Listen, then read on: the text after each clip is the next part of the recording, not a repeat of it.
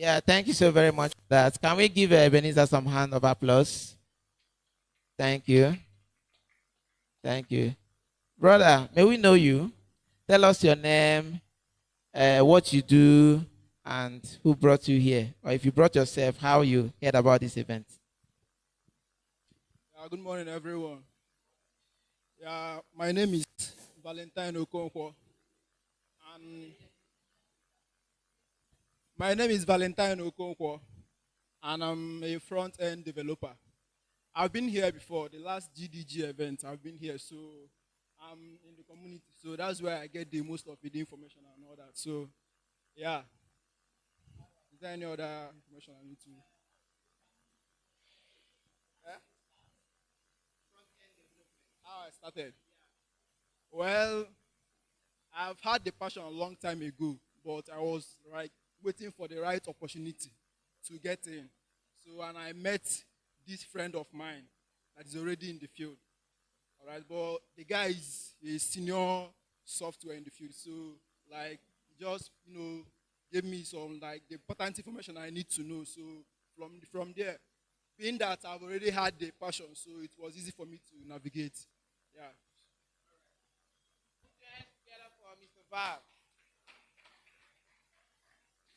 All right, maybe hear you, sir, behind Mr. Valentine.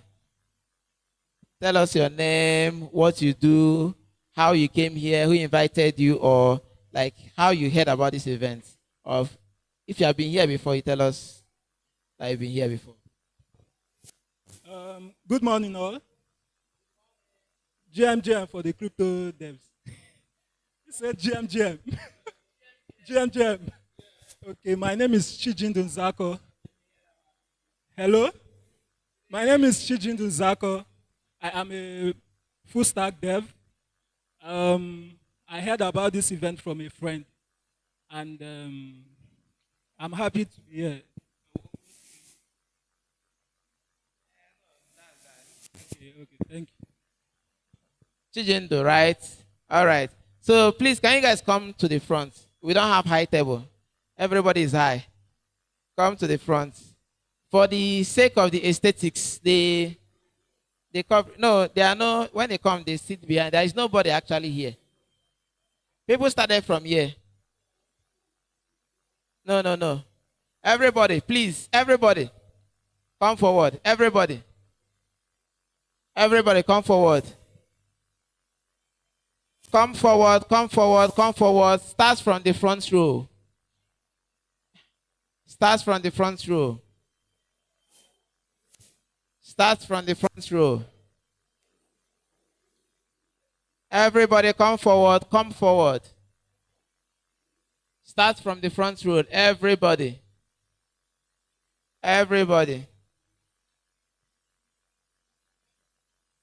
Ado girls, all of you come here. Come here. Sit in front.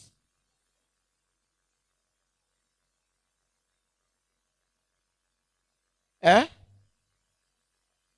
From the front seat, right? I will not get.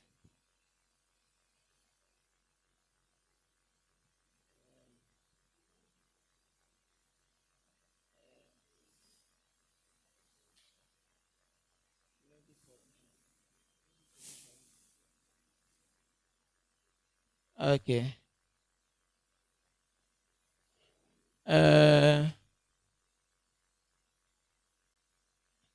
Can we put them?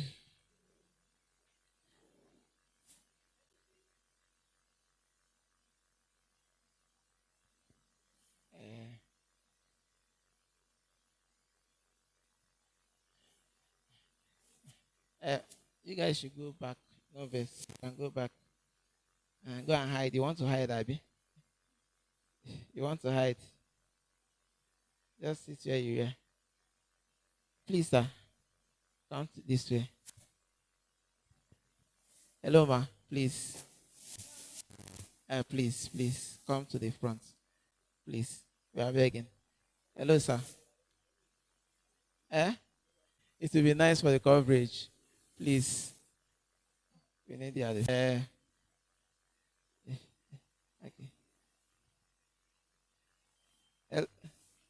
Are you part of the students? You are not. You are part of. You are not. Are you serious? Okay, you are. You are. But all right. Thank you. It's better this way. Hello, ma. Please come this way. Please come this way. Hello, sir. Please. Eh? You guys are trying. Just do a little better. Your faces are so nice on camera. They say they like your face, that they want to be seeing it in 4D. In 4D, please. Just step a little forward. They are coming up. It's just students that are behind you now. Please move forward, please, please. For the sake of what you are doing, let it look so nice.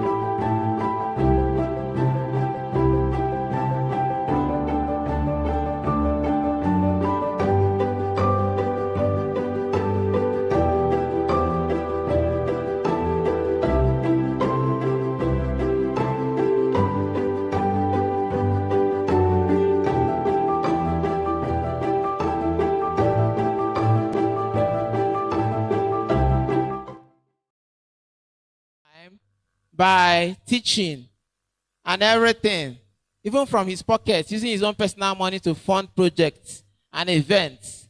So I would like us to give him a very resounding round of applause as he comes up to give us the opening remarks.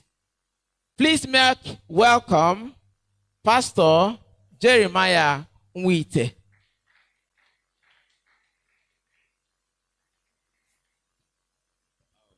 All right. Good morning, everybody. The house is so. Good morning, everybody. Okay, it's such an awesome privilege to stand before us this morning.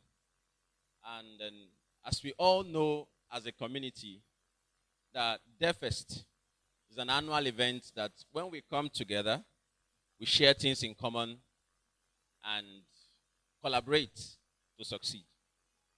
And I want to thank our leads and everybody here today. But before I give my speech, I would like you to bring out your phone. Bring out your phone. Let's be fast about it, just in the next 2 or 3 minutes. I know everybody here is on Facebook. We are all on Twitter. We are all on Instagram. So take a selfie of yourself, then hashtag GDG Onitsha, Devfest 2024. Share it. Just take a selfie of yourself. I'm waiting for you. Once we can do that, we can now proceed. Take a selfie of yourself. Go to your WhatsApp status. Post it. GDG Onitsha, Devfest 2024.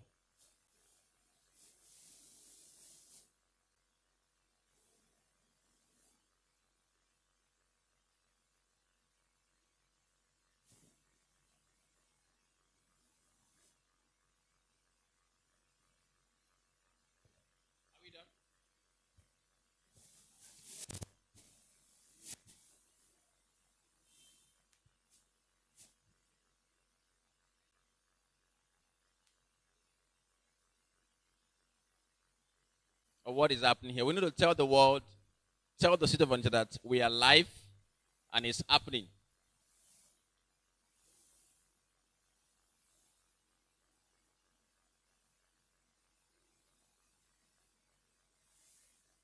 I'm waiting for you.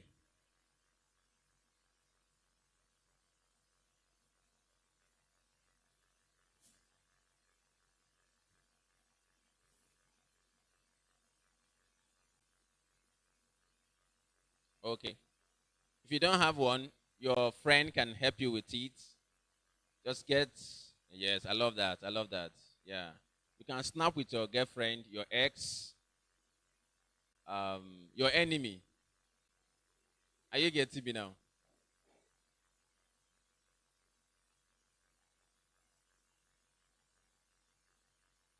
Are we done? Can we proceed?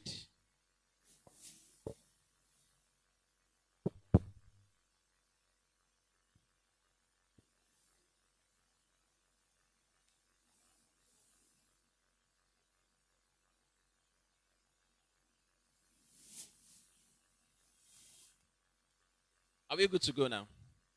All right. Good morning, trailblazers of innovations, architects of digital future.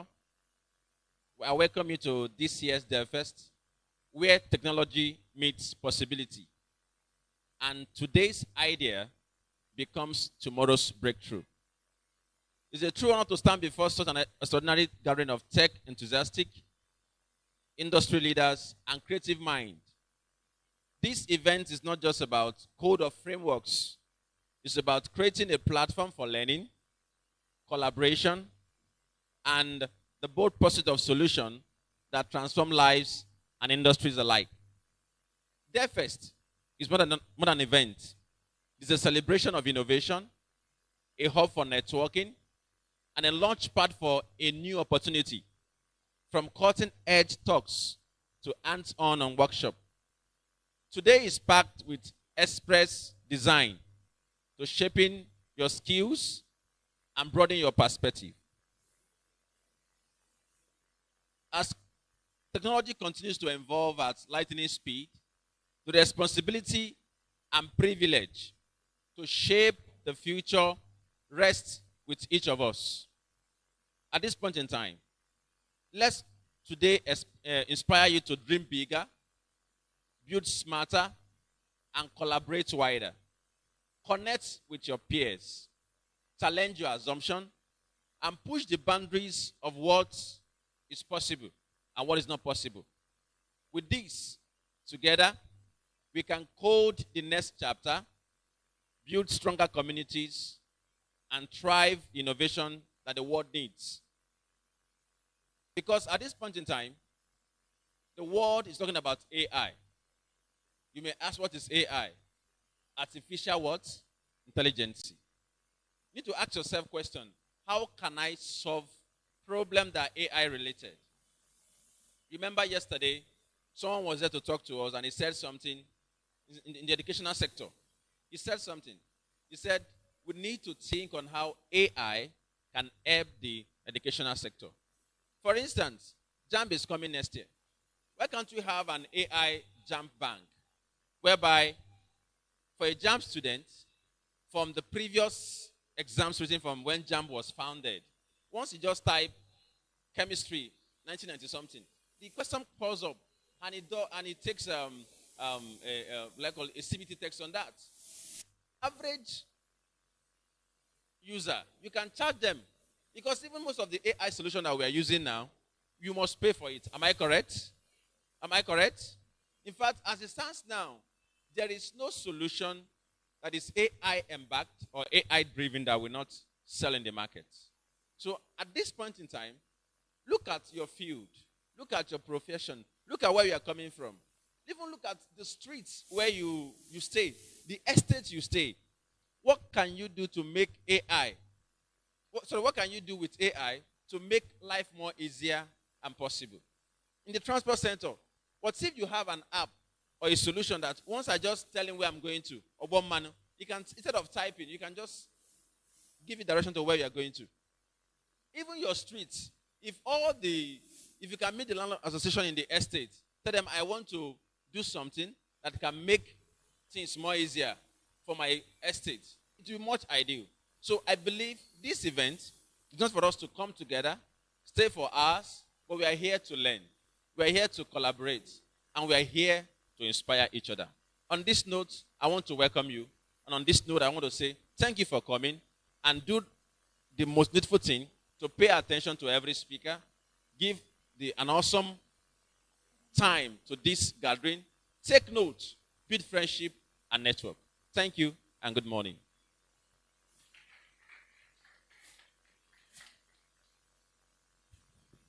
Please, another round of applause for Mr. Wite. All right. I would like to inquire the organizers, is the keynote speaker around? Not at all. Okay. Is there Slido available or Kahoot or something like that? I'm not. Okay. All right. Okay, so let's continue while we wait for others. Is there any speaker around? I can see some speakers here. Okay, can we have their names and let's quickly jump in without wasting time.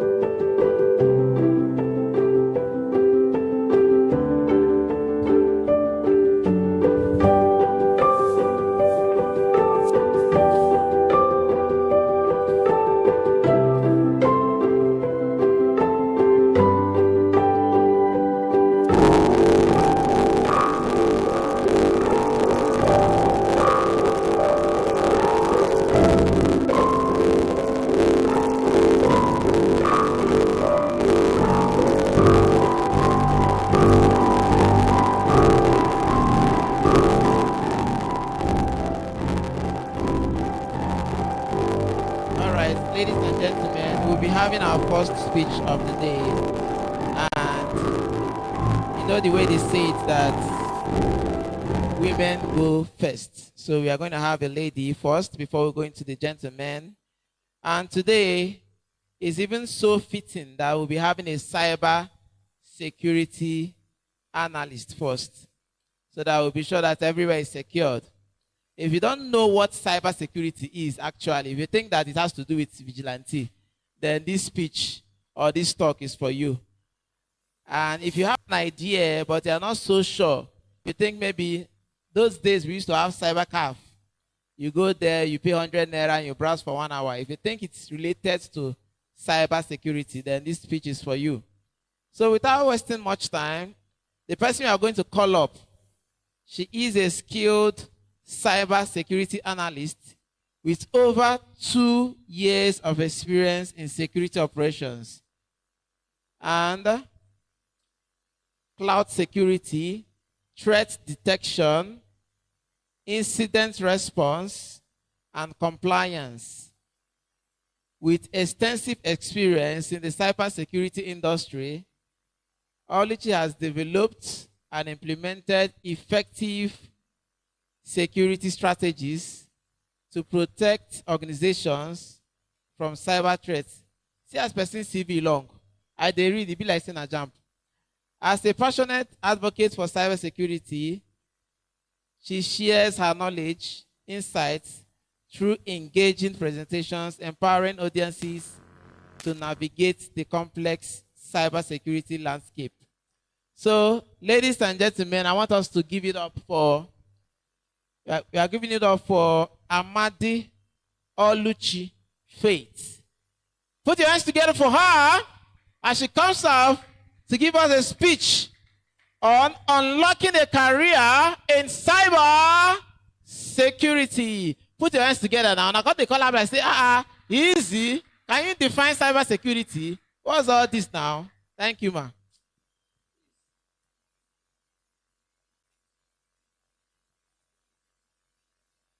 Hi everyone. Why are you guys signing like that? Hi everyone.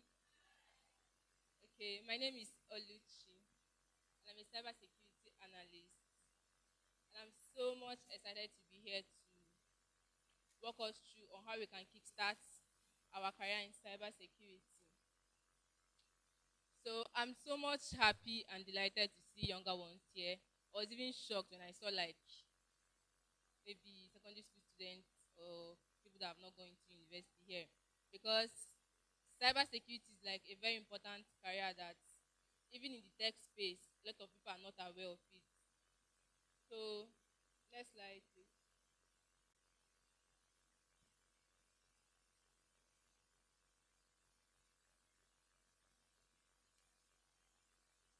So we'll be discussing the foundations of cybersecurity and how to get started.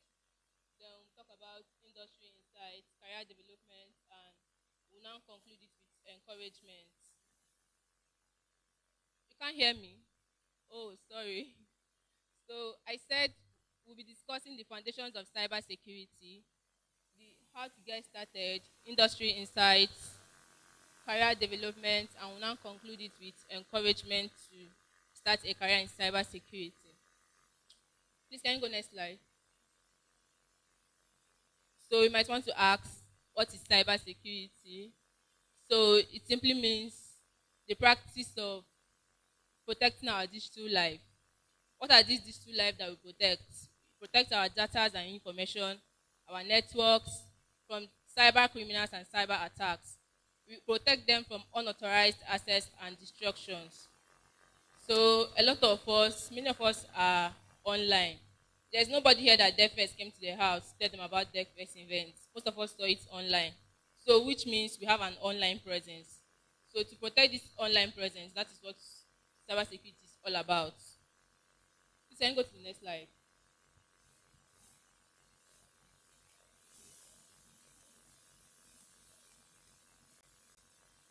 So you might want to ask, what are the reasons for cybersecurity? To protect sensitive data. There's nobody that doesn't have phone.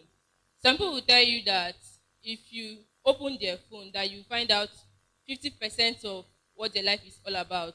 So those data and information that is in our phone are what we are protecting. It helps us to prevent financial loss. A lot of people lose money online now than even in the physical world. So helps us safeguard our privacy, prevent identity thieves. Just like I've said before, there's nobody that doesn't have an online presence. There's a lot of impersonations online now. So cybersecurity helps us to prevent against all those things. Then it ensures business continuity. A lot of people are moving their business online because there are a lot of presence, there are a lot of people online. So people are moving their businesses. To protect these businesses, that is why cybersecurity is very, very important.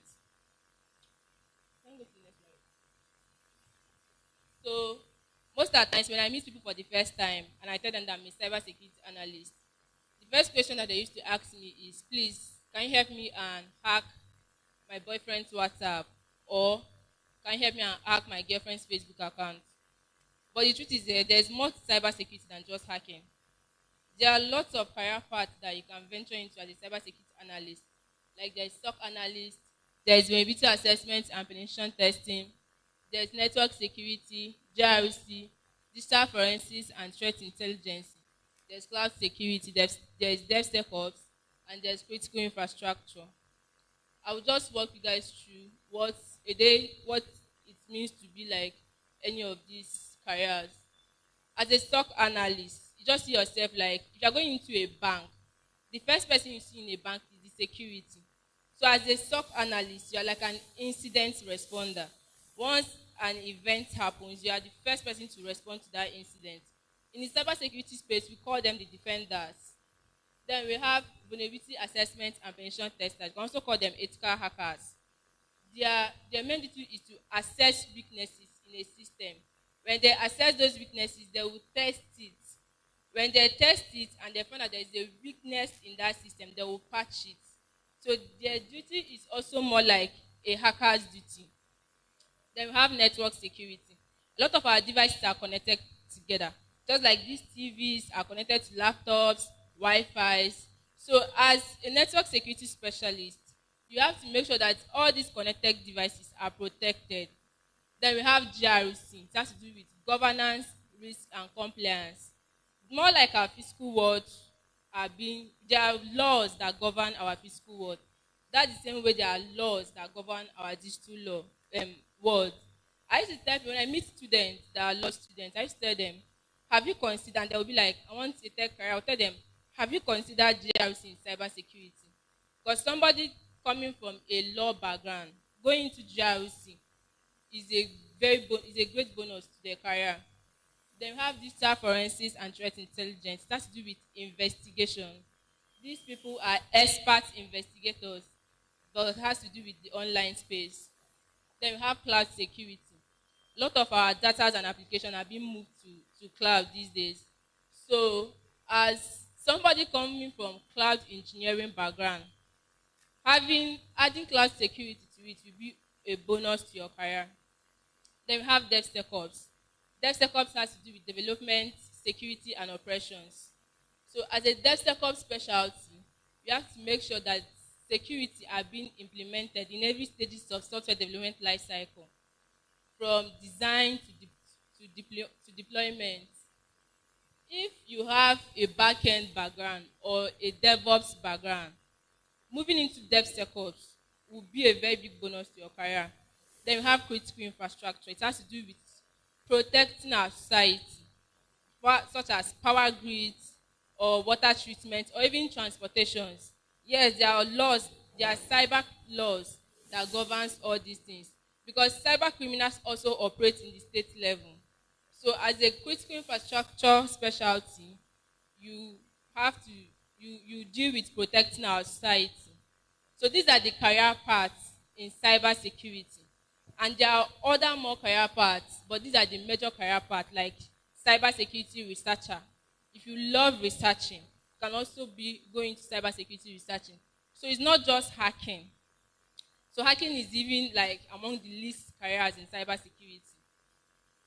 Please, can you go to the next slide?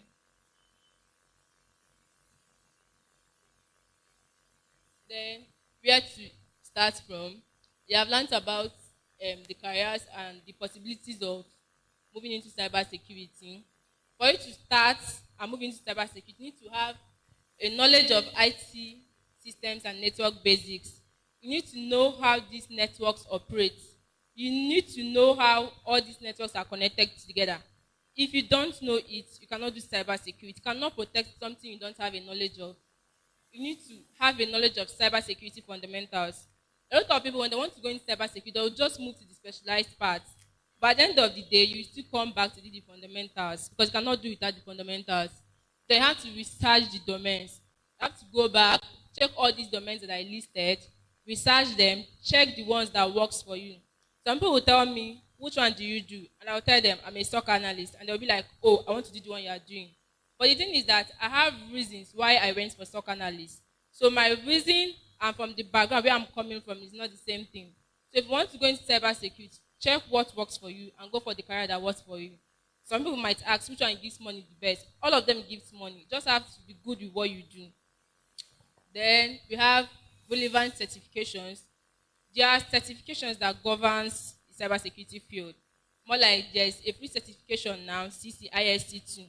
This certification will take you through the fundamentals of cybersecurity. And when you get that certification, it will be your first professional cybersecurity certificate, and it's very free.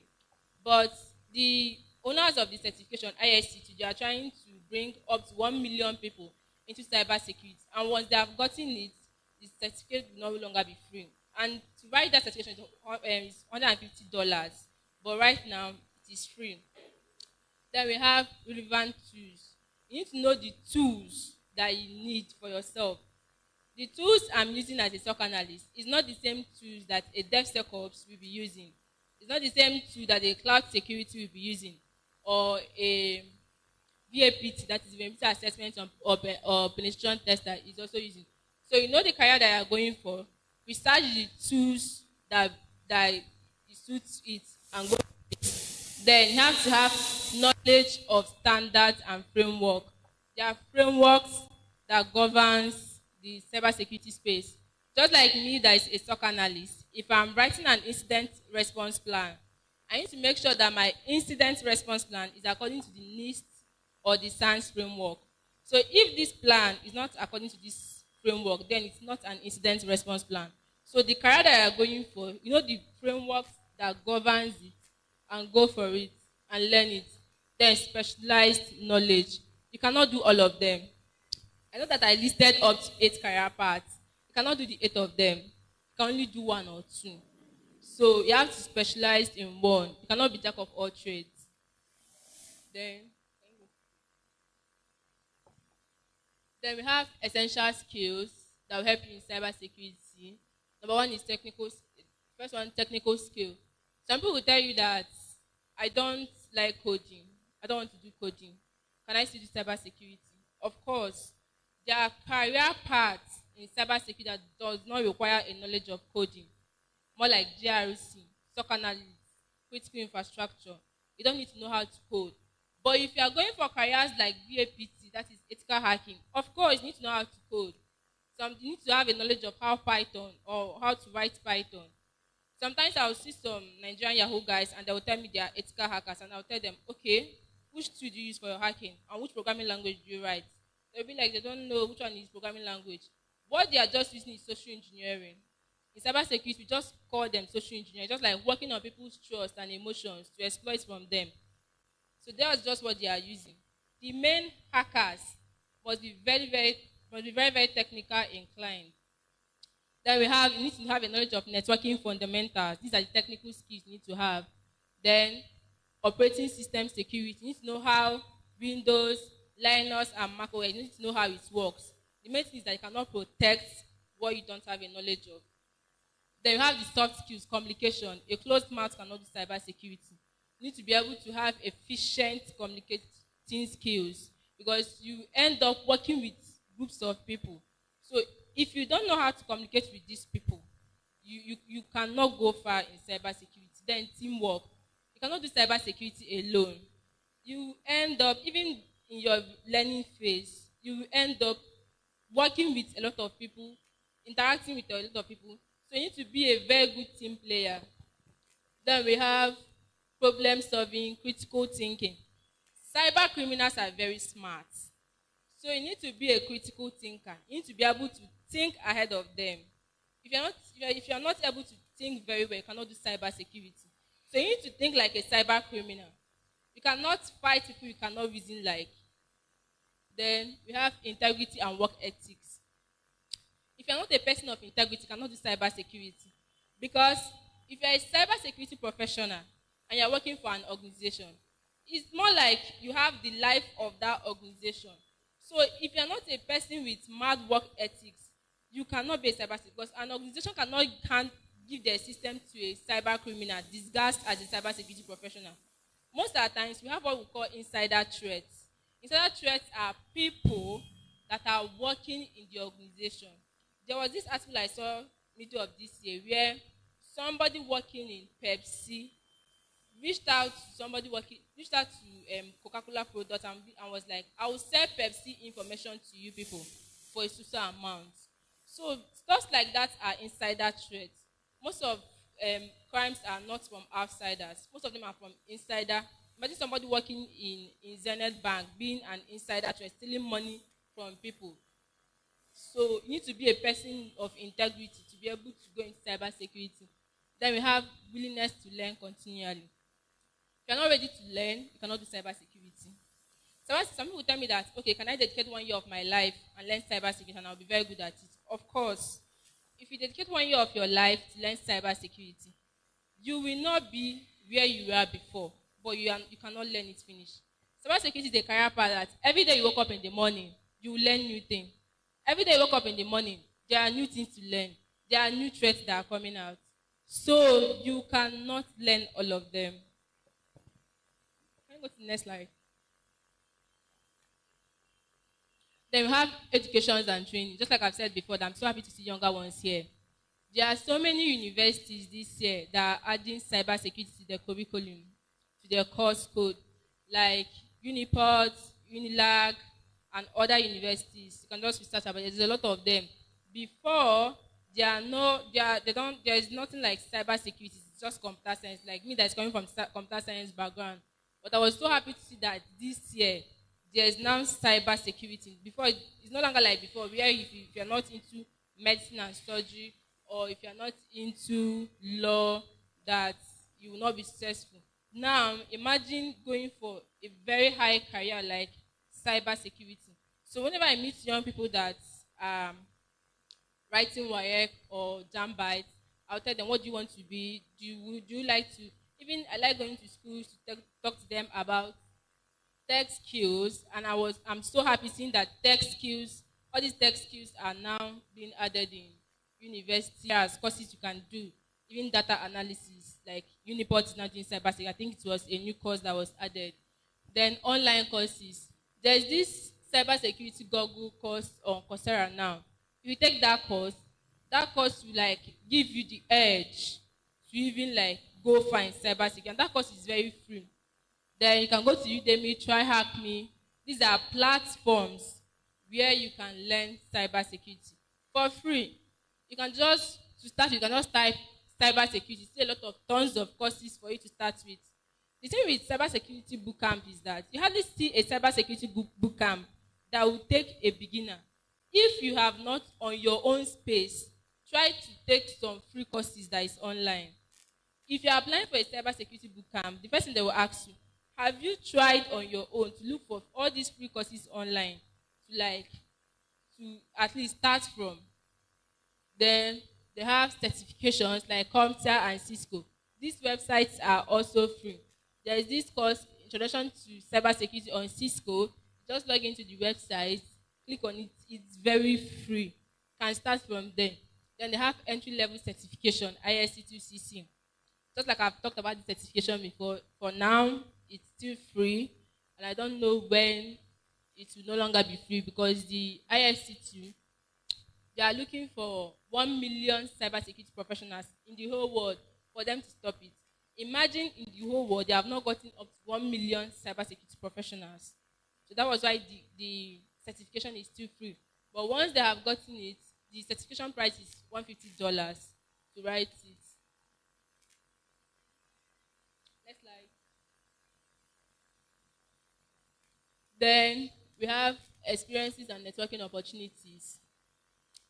If some people ask, okay, after learning this cybersecurity or getting, even if it's 1 year of experience, what next?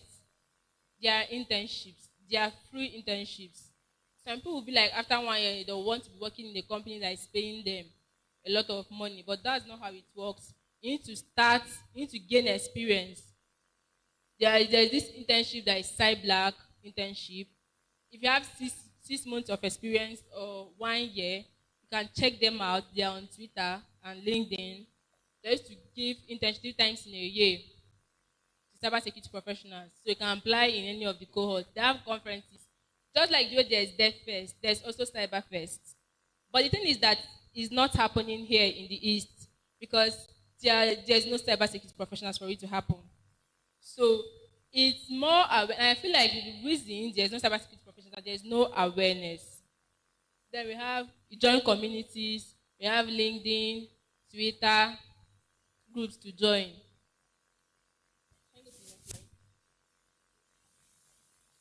Then creating a personal brand. The reason why I did not talk about Twitter and LinkedIn in the other slide is that I added it here. For cybersecurity professionals, LinkedIn is like your personal CV.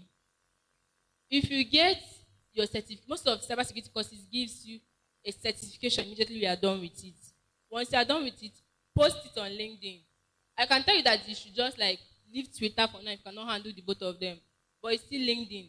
LinkedIn is like a personal CV to cybersecurity professional, because it's not like development or design that there's Figma and there's GitHub, store our work. So this certification is what speaks for you. And also, if you do some personal project, post it. 99% of cybersecurity jobs are not being advertised. If you come online, you can see someone that will tell you product designer at money point, but you hardly see a SOC analyst at money point. Because if an attack, if a cyber criminal wants to exploit a company, they will first of all start from those people that are these professionals. If a cyber criminal wants to exploit money point, if they want to attack money point, they will look for a SOC analyst in money point. And a SOC analyst is an incident responder to money point. Once an incident happens, it's a SOC analyst that responds to it. So imagine them entering money points through the SOC analyst. So that's why you hardly see cybersecurity professionals tell you that they are working in a SOC company. And most of these jobs are not advertised. So that is why you need to put yourself out there. People are watching, recruiters are watching. Then showcase your project and certification. As I've said, it's posted on LinkedIn, especially LinkedIn. Then network and engage with your peers and industry professionals. A lot of people, when it comes to networking, they will only focus on networking with these industry professionals, leaving their peers behind. But I can tell you that in the next 5 years to come, the person sitting beside you will be in a great position to refer you to opportunities. A lot of opportunities that I've gotten today were referred to me by my friends. I'm not saying that I should not network with these professionals, but network 20% with them and 80% with your peers. I can tell you that 2 years ago, when me and my friends were still starting in this cybersecurity space, what we used to do is I saw an internship on Twitter and I got the link, I shared it to them, and I applied. I did not get the internship. All of us that applied, only one person got the internship. When she got it, she did well in that internship, and from there she became a volunteer for that company. And the next year, when I applied, I easily got the internship because my friend is already there to accept me. But if I've gotten that link, I applied alone, I'll still not get it then. And next year, all of us will still be struggling to get it again. But she getting it made it very easy for me to get it the next year. So that is why I don't joke with networking with my peers. And another thing is that what we used to do these days is, if there is a job application, or if I go for an interview in a company, I did not get the job, I'll come back and tell my friend, go and apply for this job. And these are the questions that I was asked in the interview. So that's just the power of networking with your peers. This thing is not something a mentor or a cybersecurity professional come and start doing for you. So networking with your peers I can tell you that networking with your peers is more better than networking with industry professionals. Because industry professionals will not have your time. And most of the times you end up lying to get their attention. But with your peers, you don't need to lie about it. You just need to put yourself out there. This is the way it is. This is my capability. And they don't have to judge you about it. So,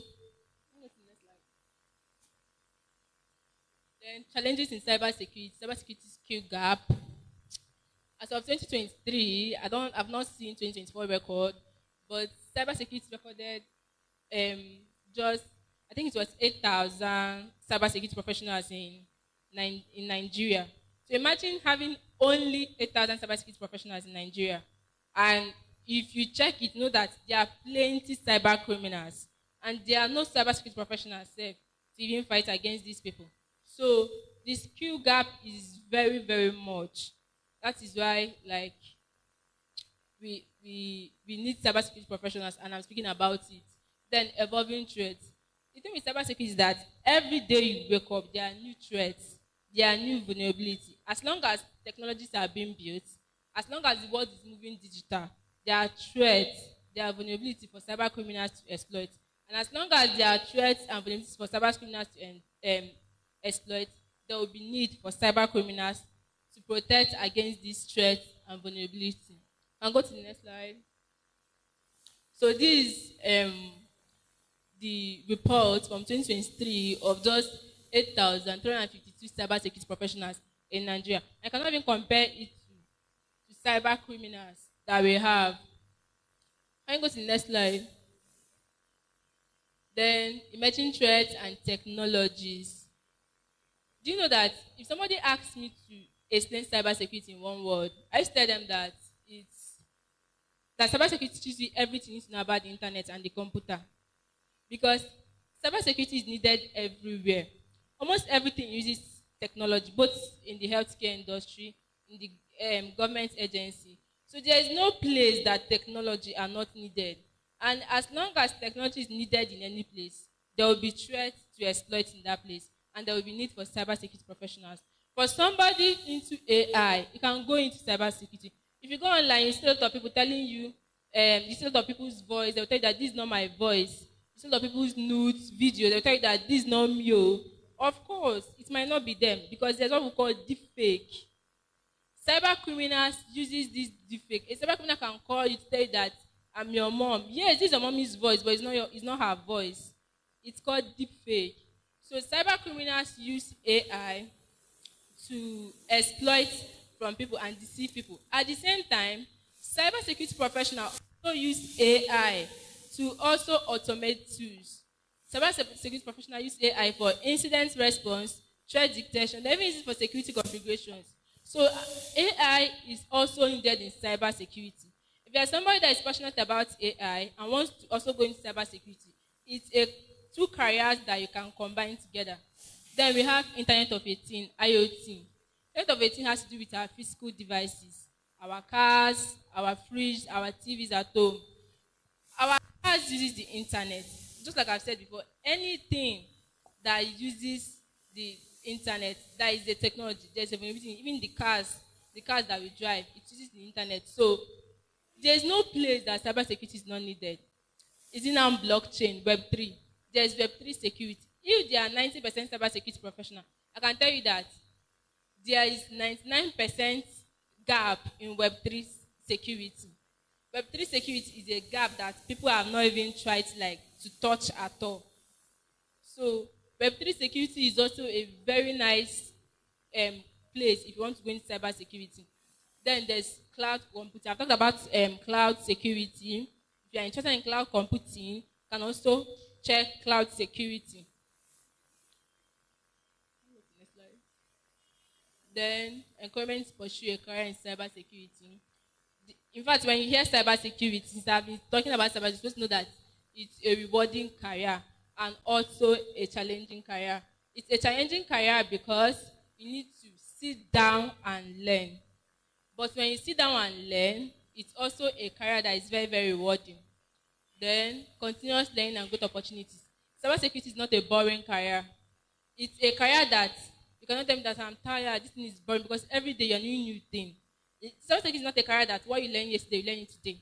Every day you wake up, you're learning new things because there are new things to learn. There are new articles. In fact, you even learn and get tired.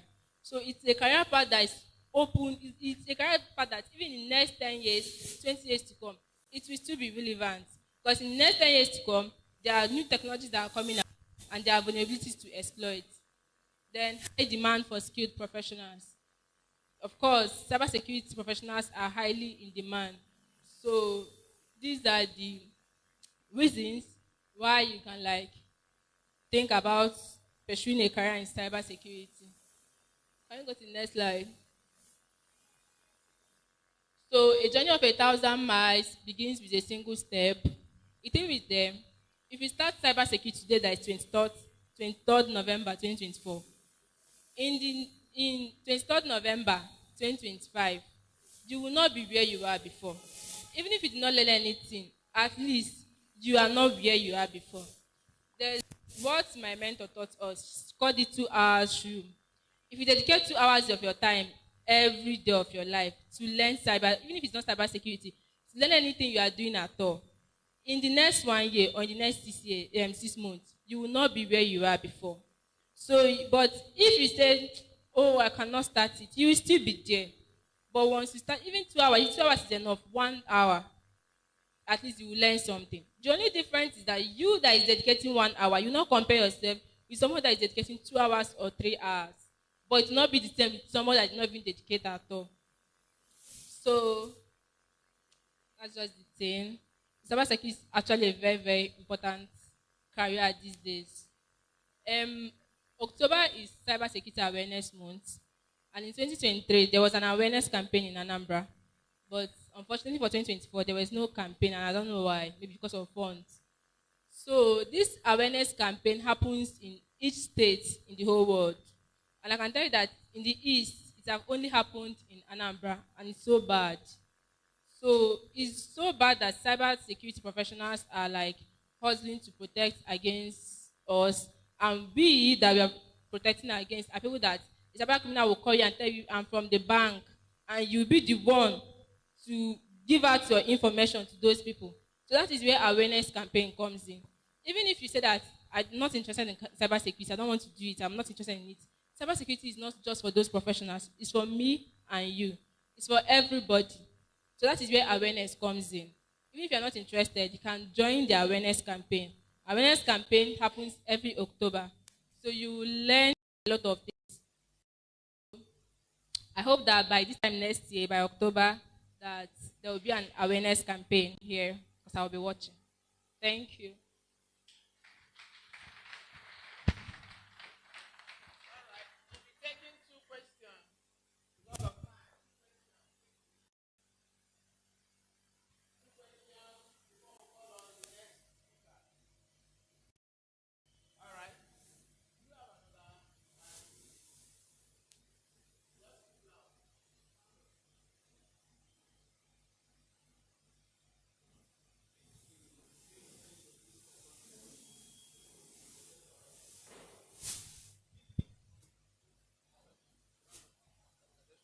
Protection.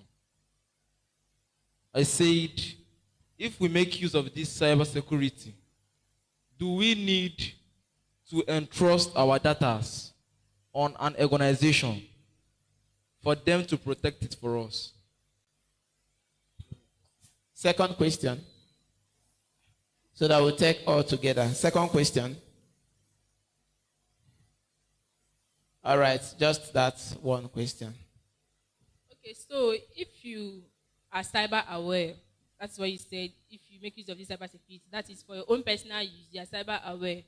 That is for you. Then for you trusting this organization, of course, more like everything you use, more like your Facebook account, you're not the owner of it. Facebook is an organization and they hire cyber security professional. So it's now left for you to not give out your password. When somebody sends you an email to tell you, this from Facebook, you set your password. For you to be cyber or making use of cyber security, you will not. Do you understand? But if you send it out, so you are not being cyber aware. So if you are cyber aware, you will not send it out. So it's just like you doing your own part and allowing organizations to do their own part. If it's like a company, there's what we call third-party cybersecurity firms. You can hire a cybersecurity firm to like protect against your organization. Do you understand?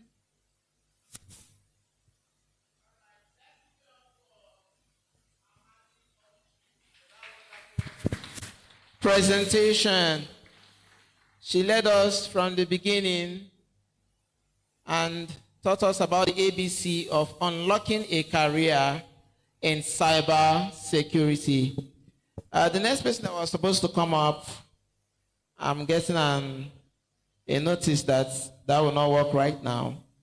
So let's go over to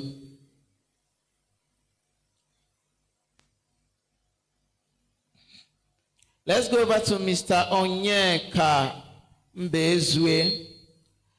He will be taking us on the topic landing clients and managing multiple projects.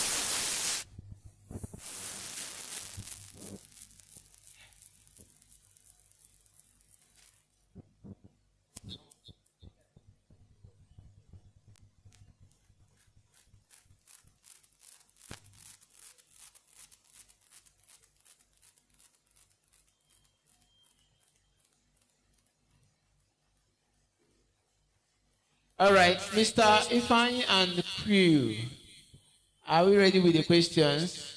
Slido. Let's have it.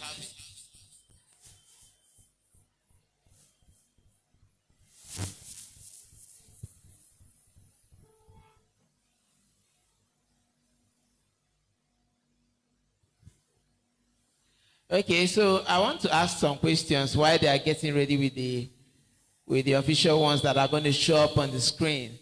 My questions, I will give you a gift, but I will not announce the gift now. It's after you answer. When we are done, I will give you the gift. So while he's walking up, how many of us here are developers? Like you've written one line of code before? If you have written one line of code before, okay. Not so much. Not so much. Okay. Which other career paths? How many of us here are UI UX designers? You have used Corel Draw, graphic design too. Graphic design. You have used Corel Draw, Figma, Photoshop. All right. So what's the rest? We are marketers. What's the rest? Which other? I don't know what else to mention. Cyber security. Okay. How many of us here are into cyber security? All right. So, Mama, you were catching everything she was saying because I was just bumping my head left and right. Which other career? Which other career do we have here?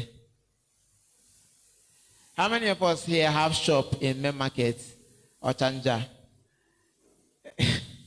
Building material, businessmen, anywhere. All right, we have one. So which other? I've not, there are some hands that are not raised. Okay, we have students. We have students too from Ado Girls. Which other school is here? Guinea? Washington, D.C. Or A.D. Eh? Oh. All right. I don't have you guys debate on my program. Oh. I don't know when you guys are going to have it. But if are you ready with this lead though? I'm just buying time. All right. So in case you don't know, Mazi, a former Mazi Uchenna, but now just Mazi because we are not doing radio anymore. We are trying to write our way to the dining table. Like you write codes and they give you small money and you chop. Make you no go die.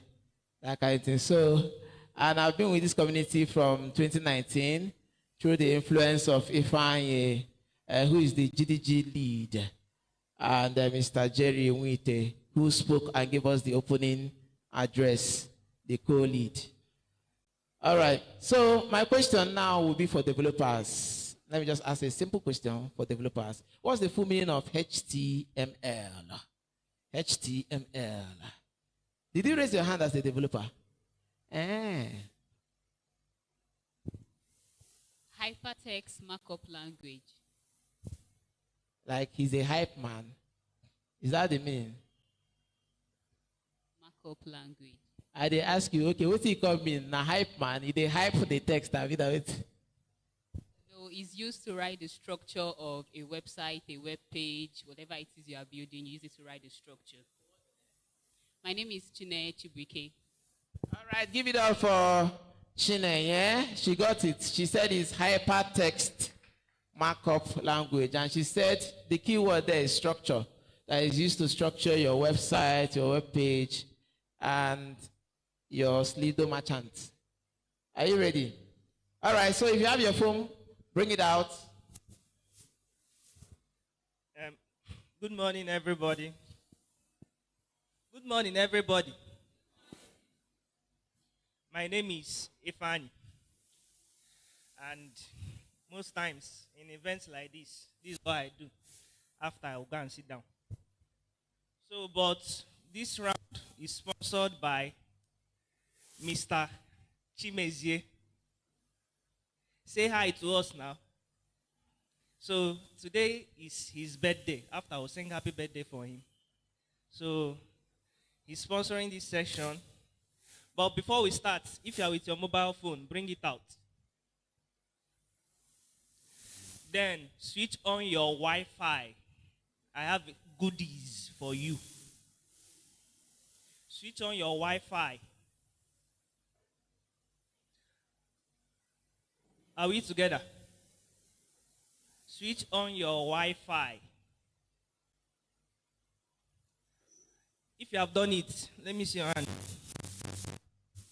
All right. Look for the network called IG Hub.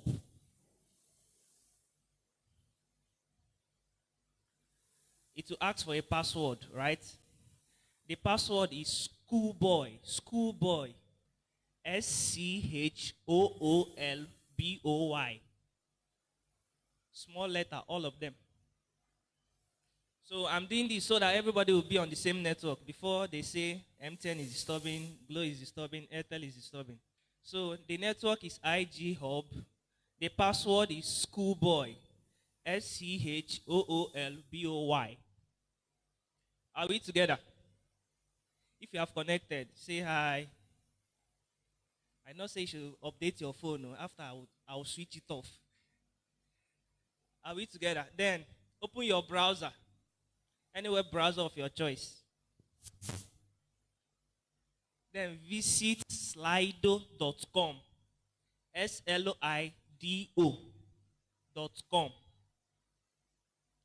If you are there, show me the first prompt you see. So I will walk you through.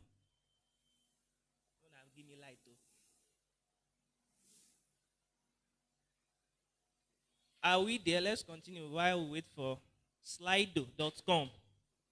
It will show something like join as participants, something. Slido, in the mere English, I don't know, but I call it Slido. Are we there?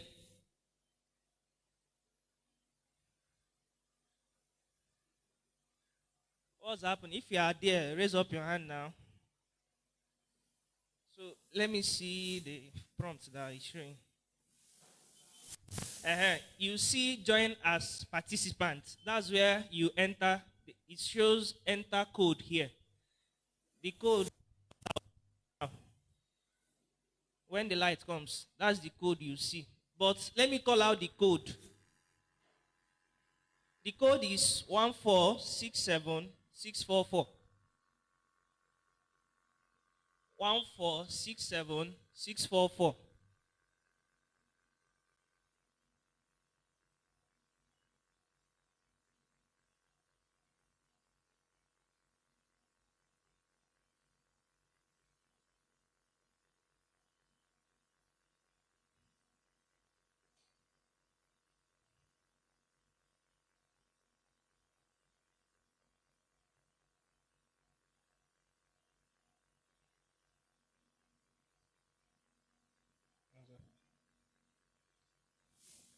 What's happening? Anybody? What's happening? It's supposed to bring you into something.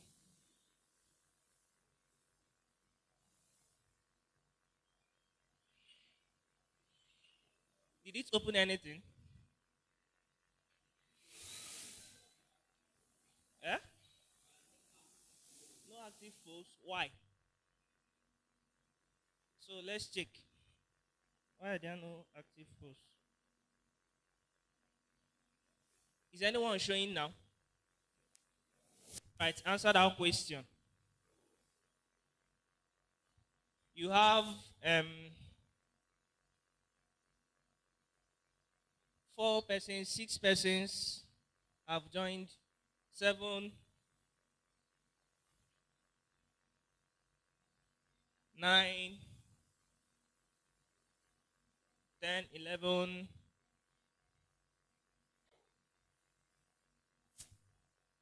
Let's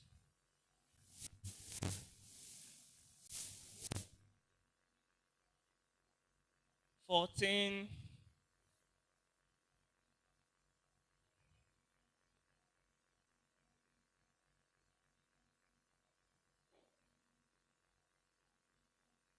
15 persons.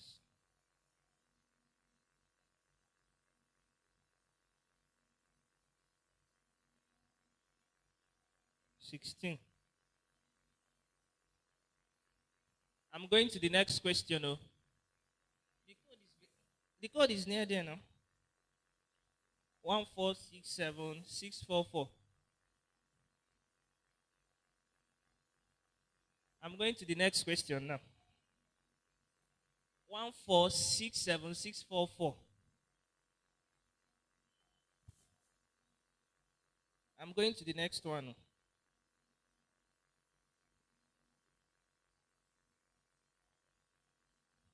This is the second one.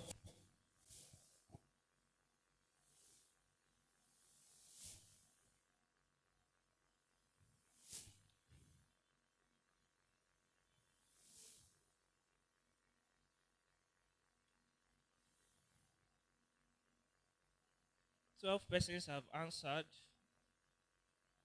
Wahala.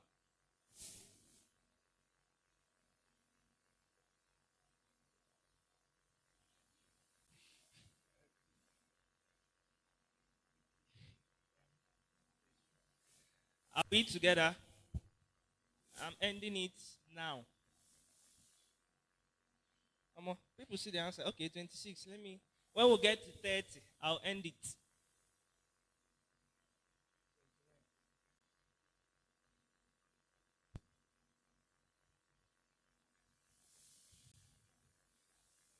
All right, so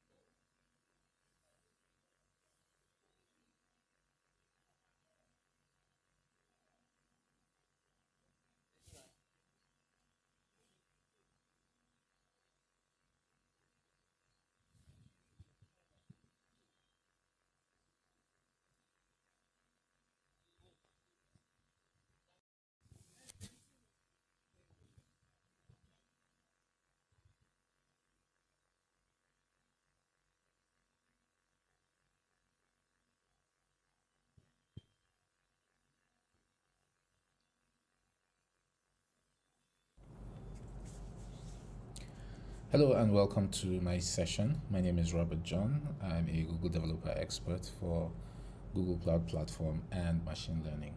And today I'll be talking about Cloud Run and containers.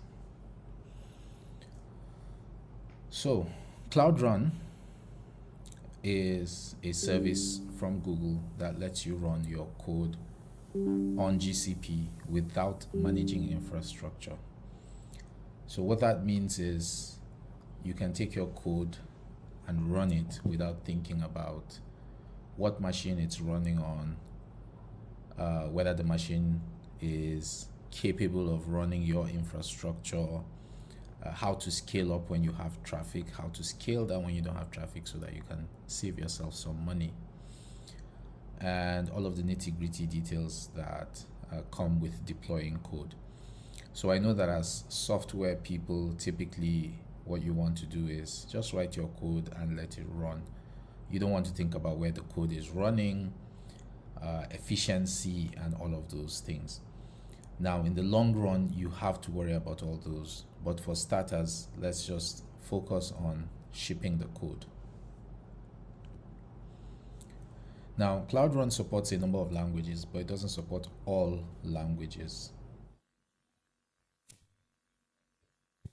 All right. Thank you, everybody, for participating in that session.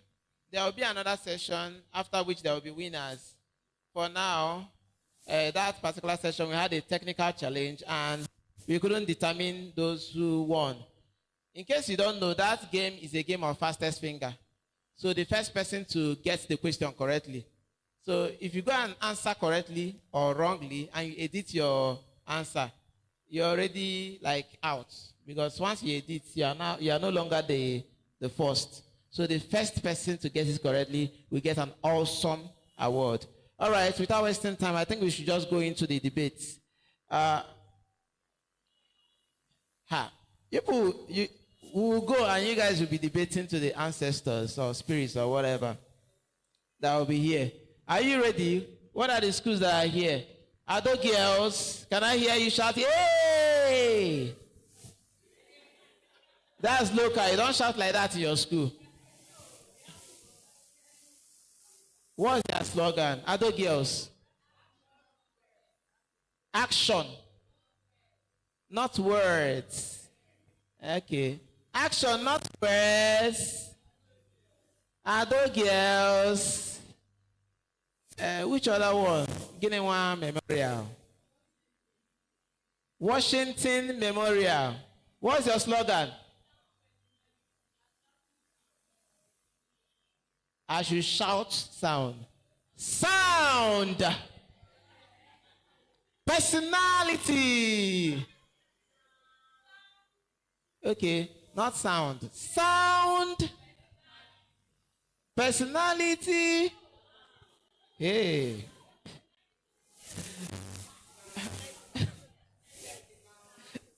I need to enter SS3 to let you post this thing. Oh. All right. Sound. Sound. Washington. Love Washington. See bass voice. Give it up for Washington. Give it up for Washington. On a shout like that when I did secondary school. Eh? On a side of that south. Yeah, you guys sound. Which other school is here? Just that. So, we are calling up Ado girls. Ado girls, as we are calling you up, we'll not call you up one by one. We'll just call you up and you guys will your student work. They are not yet complete. I think you should just make do with what you have. Mberede, Keja Amande Ado. Eh? But does it tell nice that somebody is not coming to debate early? And the person is going to, what's the person now going to say? Eh? He wants to come tomorrow to be leader of tomorrow for an event happening today. All right. So let's not just, Mr.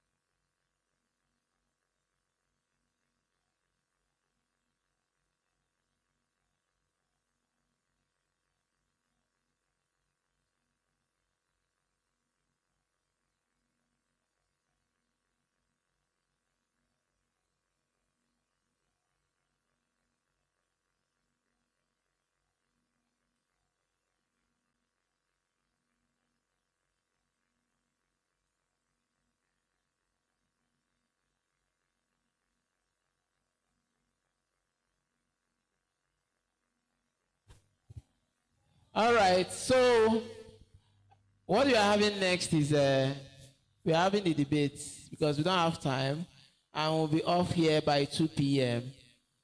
By 2 p.m. we'll be out of this place. And if you don't get anything, you are going to get something.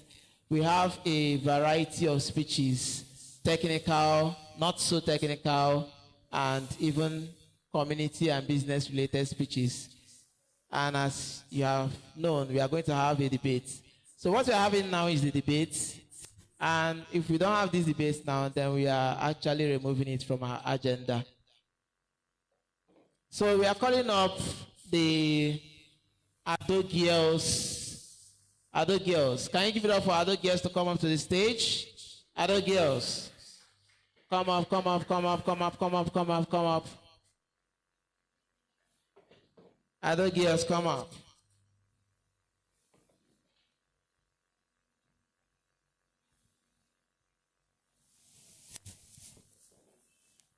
So Washington Memorial, can you walk up? Washington Memorial. Sound. Sound. I did try to remember. Okay, Washington. Thank you so very much. All right, give it up for Washington. I love their spirit. All right.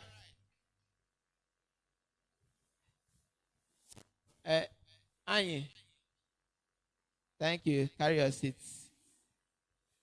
Carry your seats and go up there.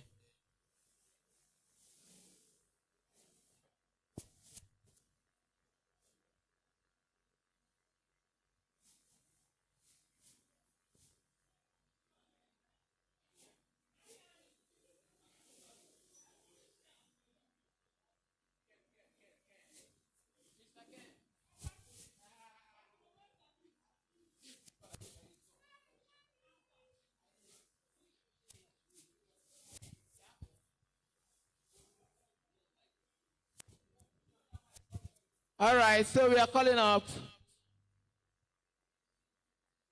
All right, Mr. Mechi, as the judge of this contest, is AI good or bad? Ama, we are going to know today. Why do you have only one person for Ado girl? I thought it's Ado girls. Or is it girl? Is it Ado girl? Are you Ado Guinea? Ado boy. Ado boy. You are not a debater. What are you? A spectator. Eh? Ah. It's going to be about 1-4. Interesting. Where is the one? Where is the one?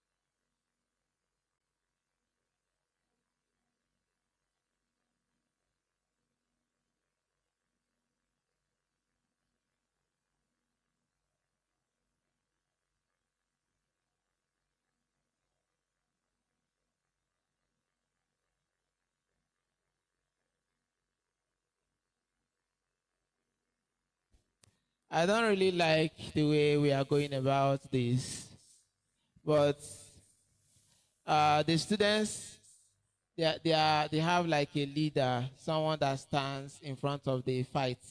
Now no n'iru ọgụ maka mgbọ amatu onye ọ na-ekwesịrị ịtụ. So ndị ado girls, they have a girl that is standing in front of them, and all of them have run away to go and wait for that girl. So let's see how it goes.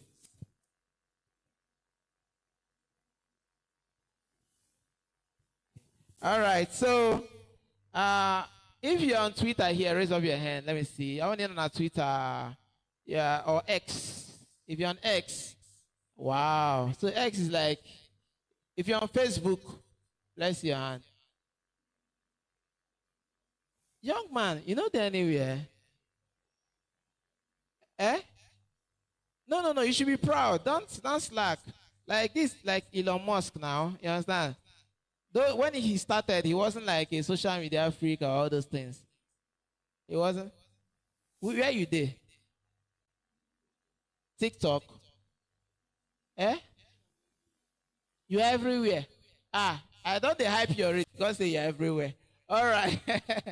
All right. So if you're on X or Twitter and you like follow Nigerian accounts, you probably have followed this account, or you see him tweet, or you have liked his tweet or something like that, because he's very active on Twitter.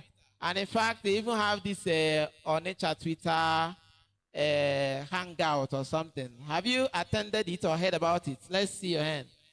If you have heard about Onitsha Twitter hangout, only you. On Twitter, Mother 4, have heard about Twitter hangout, only one person. Yeah, so we need to be like more active on these platforms, especially Twitter, so that we know what's happening around the world. And you can also meet opportunities. So without wasting much time, I'm going to introduce the next speaker. He's going to talk to us about community. There are people that arrive to the places they are currently, not because of their technical talent per se, but because they were active in the community. That means they were actively helping people become better, and they were showing up for events, and they were networking, and they were just impacting through that way. So this guy, he is a passionate entrepreneur.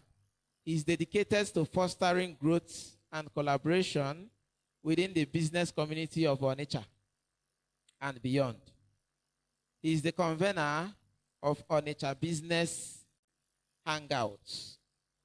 He aims to create a platform where established business owners, industry experts, and successful professionals, through experience, educate aspiring entrepreneurs. So he mentors aspiring entrepreneurs. He has a whole lot going on for him. Like if I start reading this, we'll go tomorrow. But ladies and gentlemen, join me to make welcome Mr. Ogbaji Ifeanyi Chukwu. He'll be talking to us on AI and community building. Put your hands together. If your hands are not busy, can you clap for Mr. Ifeanyi Chukwu? Good afternoon, everybody. Good afternoon, everybody. Kekaime. I'm an Igbo person. Abum Onyi Igbo. And anywhere I'm put, I always love to identify myself as an Igbo person. Afambo Obaji Ifeanyi Chukwu.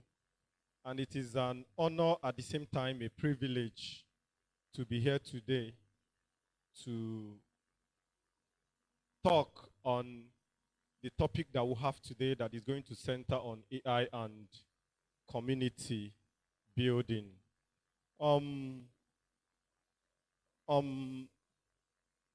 Before I go any further, please, then we'll play video that will form the basis of our discussion.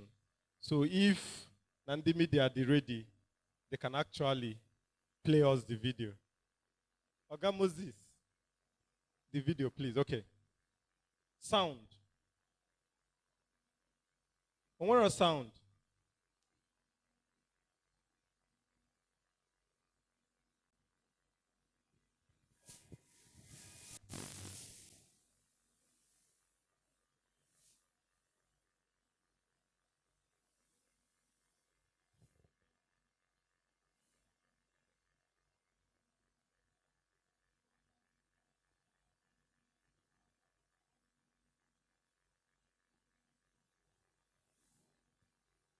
If we cannot get sound, can we read what is going on there?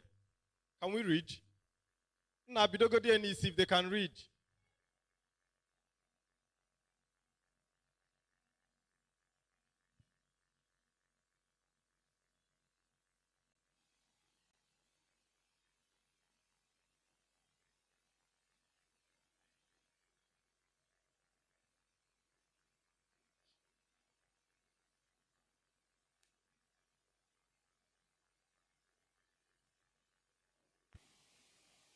These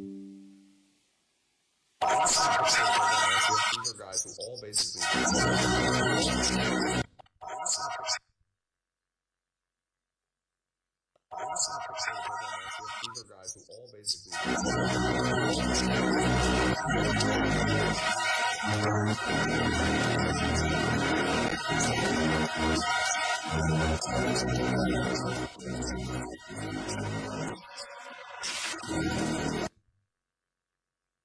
I think when we grab anything from what just happened, did you grab anything here? Okay, I say, can you slow it down so that I read it out for them? Slow it down so I can read it out for them.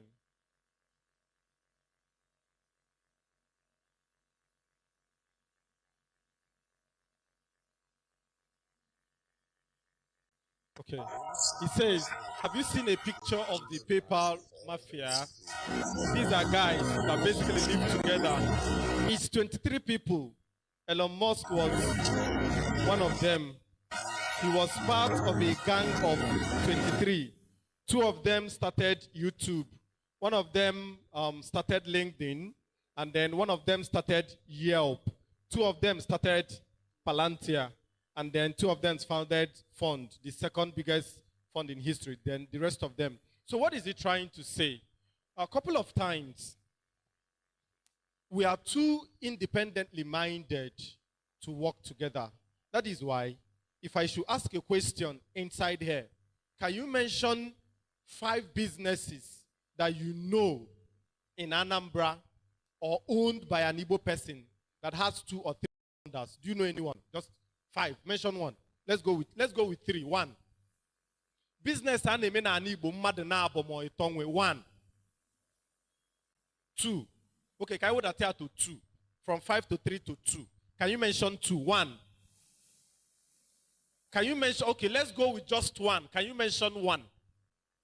Then I will ask, why is it like that? Kedihe Koso, yeah? I want us to have a conversation.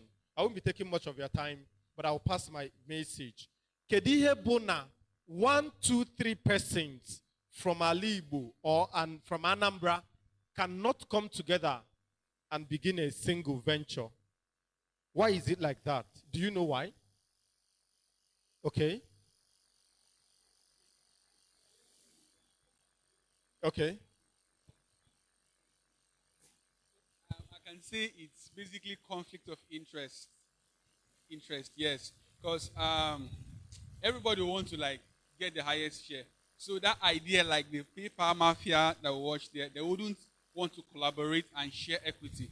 Everybody wants to take it all. So it's kind of challenging to get 2 or 3 able persons to collaborate and then have a single venture.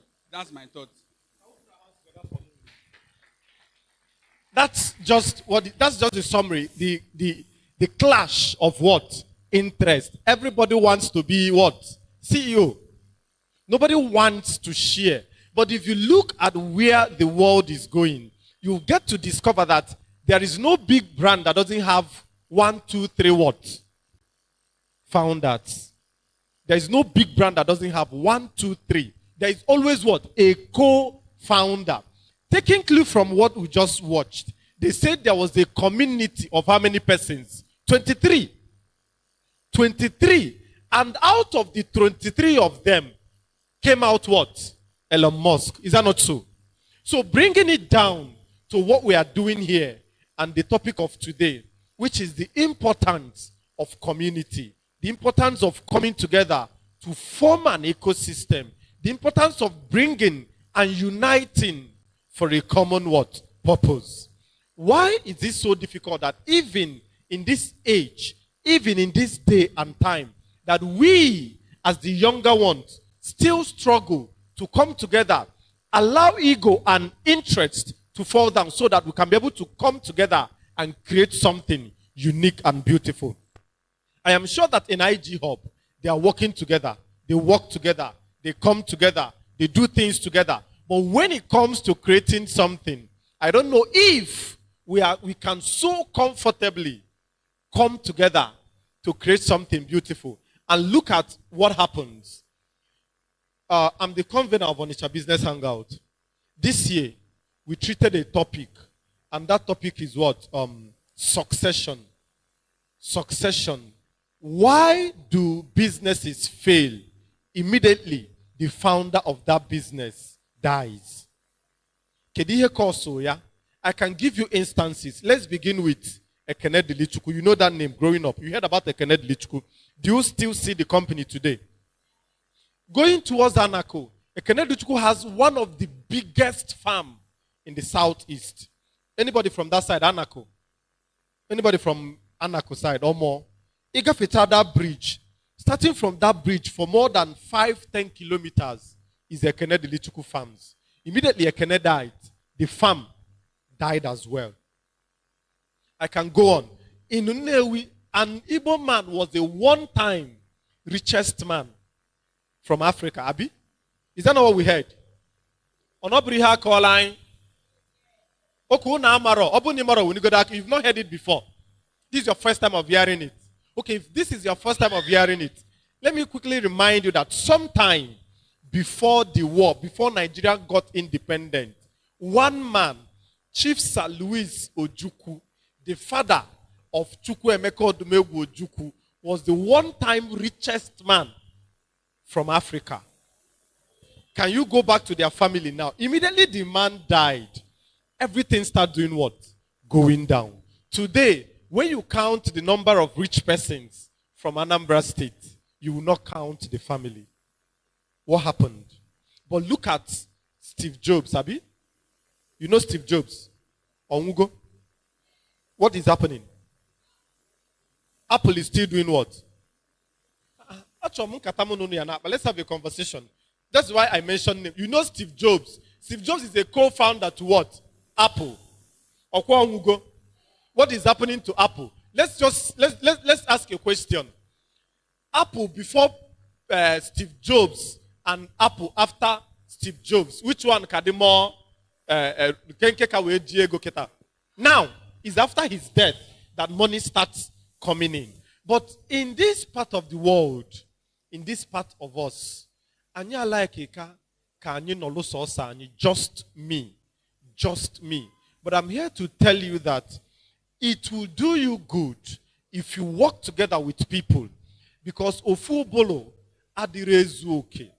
There are things that you know that I don't know. There are things that I know that you also don't know. And where do we identify those skills and those talents? Is only when we can be able to form a community, an ecosystem. Maybe just like the PayPal Mafia, we have 100 persons full of ideas, coming together, working together, doing things together, trying to solve problems, shifting it from basically tech. If we go to politics, let me give you an instance. In Lagos State, there are a group of smart young boys. They don't do anything. Lagos State government, once you are smart enough, they will pick you up. What are they doing? 50, 100, 500, 1,000 of them will just lodge up in a room, in a hotel for 1 year. They are not doing anything. What they are trying to do is to think creativity. What can we do to make sure that Lagos is always ahead of others? And they are collecting salaries in the region of 2 to 3 million every month. doing nothing but but what? Creative thinking. They are working together. And that is why you see, you look at Lagos, you look at other states, you discover that Lagos is miles ahead of others. Because nasai de bani, ihanyi buying and selling mentality. Do this for me. Next thing do this for me. Egone. You are not yet where you are supposed to be. You look at baba na tech. Mani megogini iburuge ego. They've been at the front because all what you are saying and while you are doing what you are doing is because of what? Money. You are not even thinking about the value you are going to create. You've not even thought about customer satisfaction. What you are looking at is what? Profit. Between gain and profit. Do you know that? Emma. There is a huge difference between gain and what? Profit. Profit is on agafe. You just make that profit, it goes inside your pocket. But gain is what will force another person to refer you to another client. Because of the value that you created in a job that you did for another person. So today, basically, what I want us to say, or what I want to say, is to encourage all of us to form cluster communities wherever you are, wherever you find yourself. Try to form a community. Begin to work on it. Begin to work on yourselves. Begin to work and develop on yourself. Through Onitsha Business Hangout, we are trying to build a business ecosystem whereby any money that drops into that community is what goes round and everybody benefits. Just like onya na akwa, onya na akwa, onya na dede, onya na alo dry cleaning. When that money drops there, onye na ele material emegini, ele material jide gonkie. Onye na akwa does what? Sews and does what? Jide gonkie. Iye di akwa. The next person is what? The dry cleaner. So that ecosystem, any money that drops in there, retains in the community, is being recycled in the community. Just like in the tech field. I'm not much about tech, but I know name with front-end developer, with back-end, with graphics designer, with digital marketer. Can we create a community? Can we create an ecosystem that when Ifeanyi Chukwu steps out and somebody approaches me, I want to do this. Immediately I turn to the community. I bring in the money into the community. All of us, in one way or the other, benefit from it. That should be our primary target. Somebody can approach you. You are a back-end developer. He's looking for a front-end developer. Get me the thing. You work with the front-end developer because you already have a community. It makes it easier for us to grow because all of us will be growing at the same time. And before you know what's happening, there is every tendency that all of us can bring up a good idea and that idea sells. And before you know it, you get investors. For an instance, when we started Onitsha Business Hangout in 2022, yes, 2022, we did the first edition in July 3rd, 2022. That very day, we are not up to 100 in the hall, not minding the publicity. And we started with calling it Onitsha Twitter Business Hangout. But before then, we already created what we call Onitsha Twitter community. Who are they? They're a group of young people who name Twitter. They came together. We eat, we drink, we do sort of things. Suddenly, I decided, why not we do a business hangout? Because we did the first edition on Onitsha Twitter Business Hangout. People turned up. There wasn't much crowd. We allowed it to slide. Last year, which was 2023, we did the second edition on Onitsha Twitter Business Hangout 2.0. People turned up. At least this time around, we are up to 300. We are clocking to 400. The second edition. The hall was filled up. We had more sponsors. Then fast forward to 2024, which is this year. We did Onitsha. We now removed, because we are growing, because of the community. We now said, what if we include Facebook, Instagram, TikTok, and YouTubers. Let us not do it Twitter again, exclusive, because when people see the name Onitsha Twitter Business Hangout, it makes it seem as if it is just for Twitter persons. So we removed the Twitter and named it Onitsha Business Hangout. We invited people. This year, we had over 1,000 persons attending because we're already building that community. And not just that, we had more sponsors. Our budget the previous year was around, hall was 200, everything was around 500,000, 600,000, 2022. Then last year, our budget went up. It shot up to around 1 million, 1,500,000, and we struggled. This year, our budget went over the roof. We spent 11.5 million to host a business hangout in Onitsha. How are we able to do that? Because we have that community. If it were to be me alone trying to host a business hangout, it would be very difficult for me to pull up such numbers and then bring up such money alone because of how Onitsha is. But because we already have a community, people working together for a common purpose, it becomes easier because one man links me to the other person. That was how one person was able to link me to GUO through that community. I was able to meet GUO for the first time. We spoke. He was able to attend. Another person linked me up to Ikem Mazeli because what we discussed was succession. And if you look at the transport sector, it's only GO that has been able to hand over to his children. The children of GO are the ones managing his transport company now. He said he has handed over 90% to them. That's when we are talking about succession.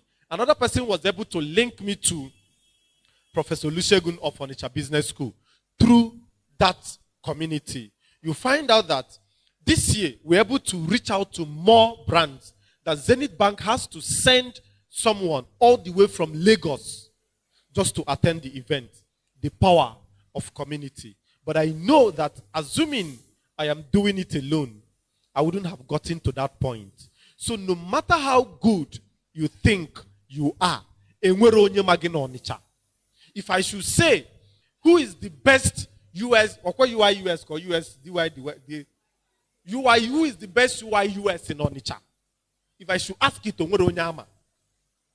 it's the simple truth. Who is the best graphics designer we have in Onitsha? Why? Because we are still running it independently. Nobody knows you. But imagine where you have that community, where we are looking at someone who is the best. Everybody recommends you because of that community. Let me tell you something. Next year, we're going to do a tech competition. And Oge Wutem is still on the pipeline, and I must give me. Oge Wutem made that tech competition. Somebody outside Onitsha, a bit in Onitsha. So start thinking of something, and the prize money is going to run into millions. It is being sponsored by Tiger Food. It has been finalized to be hosted by Onitsha Business Hangout by February, March next year. Tech Solution. We did Fashion Fest in October. People went home with over 1 million in fashion. Next February, tech. What solution are you providing using tech? Can you think of something you do? Can IG Hub come together as a community and present one tech solution? The prize money is huge. How are they going to do that if all of us don't come together, unite for a common purpose? We can only achieve that when we start working together as a community. When you leave your interest. J. Paul Getty said something.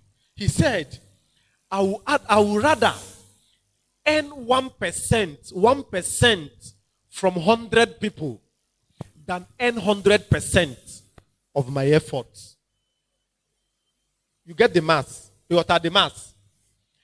I would rather earn 1% from 100 people's efforts. Mad 100, or not 1%, 1%, 1% into 100 than when he is earning 100% from his own effort. What does it say?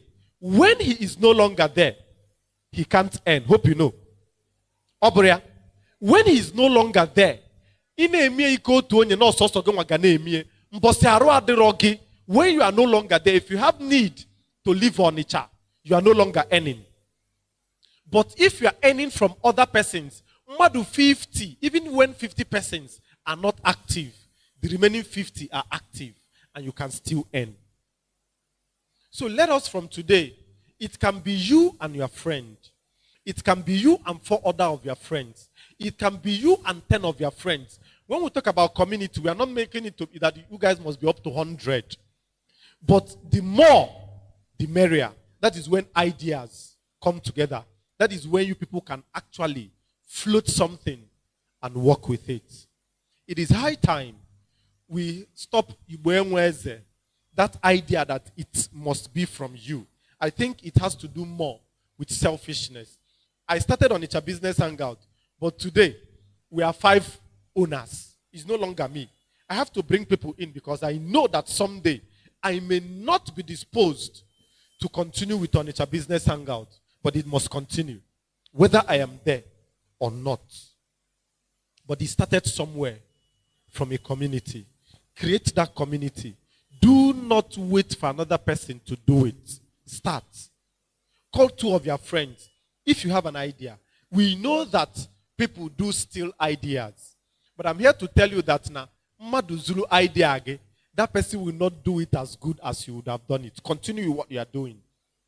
We know in a tech space, some time ago, I read somewhere that Bill Gates is not the original owner of Microsoft. Did anybody see that news? No Zuje from somebody. I don't really know. I don't know whether it's the truth or whether it's a lie. But I want to say that if that person, that original owner of that Microsoft is smart enough, there are some things that is still in his brain that he can still use to topple that Bill Gates. That's why when the issue of who sang or who wrote African Queen was coming up, Blackface was saying that he wrote African Queen. I don't know how many of us that know that music, African Queen by Two-Face. They were once the Plantation Boys. Do you know Plantation Boys?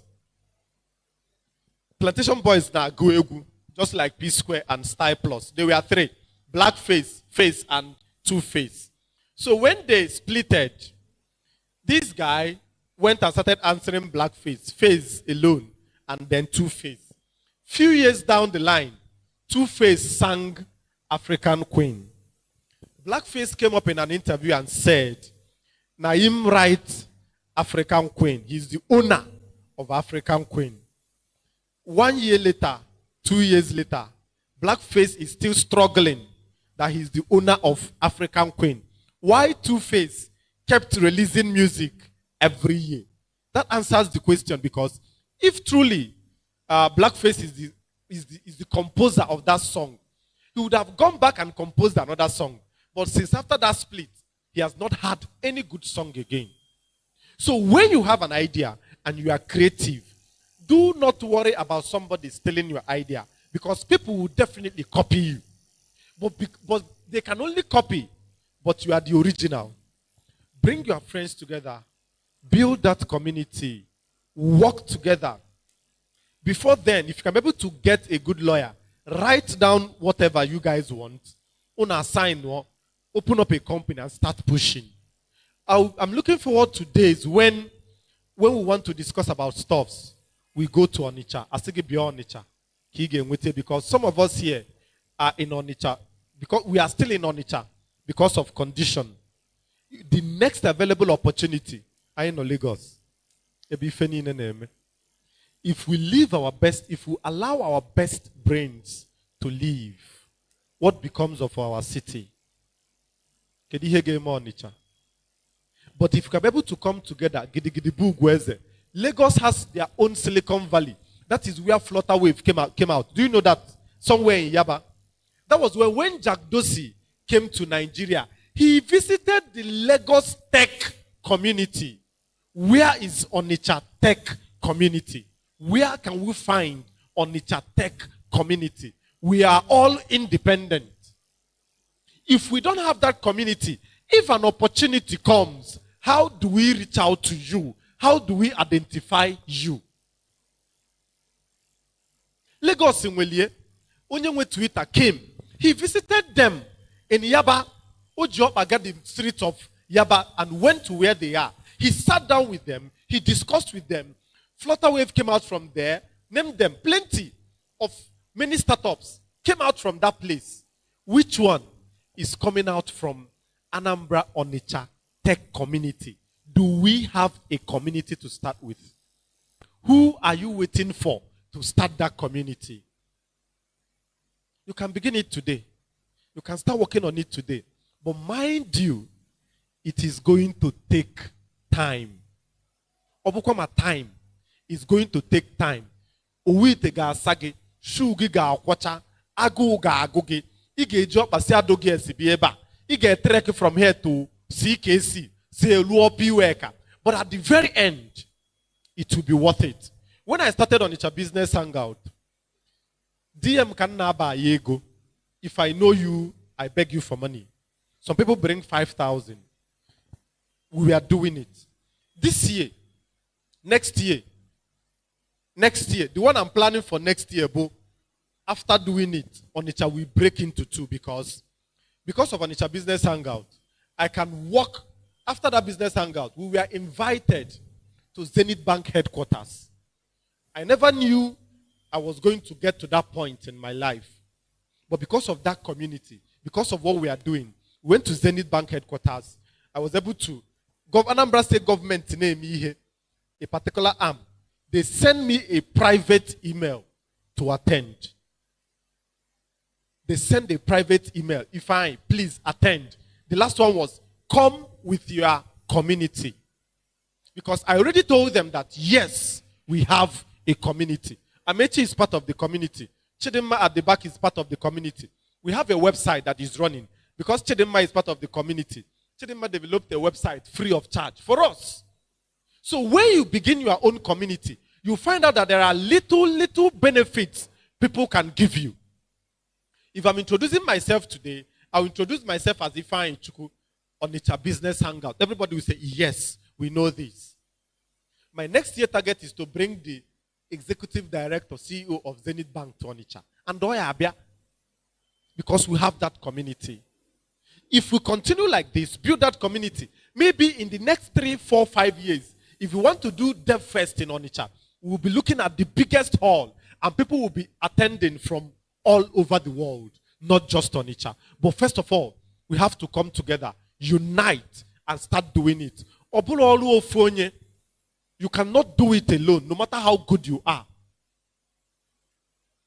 No matter how good you are, you cannot do it alone. In a limit, ebi ikege kwusi ka another person's strength megini bidolu.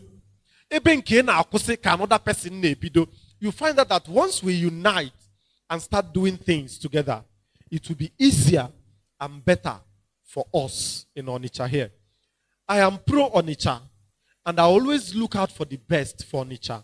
So if you are a developer, if you are into tech, if you are into anything, just keep looking out. By February next year, we'll be launching a place whereby you can come and pitch what you have. If you succeed, I want Onitsha to win it too. I'm not going to be the judge. I will bring people together. You come, you pitch. Lagos people are going to come. Abuja people are going to come. The whole of Nigeria will be in attendance. So do not think, makane ngwelu ihe ja monitor kuri kuri, money ngwe ihe ja monitor chin chin. Ko ha pega 5 kg. You think you have broken the world record. No. And we also need to have that community to enable us to do what we call follow up. Sometime, some girls from Kedafa Schooler, Regina Patches, went to US and won an award. They came back. Where are they today? Where are they? Kebehano. Kedebehano. What happened after? So you might think getting that big win will guarantee you success. It may not. Because Richard Diego, They will give you money. You'll be celebrated. Which community do you come back to so you can be able to develop yourself further? Just like Enwebulu Windows 1, where Windows 2, Lona Windows 8. Abi? Every day, the world is what? Moving forward. And we may be in Onitsha, stuck in Windows 1, where the rest of the world on a Windows 11.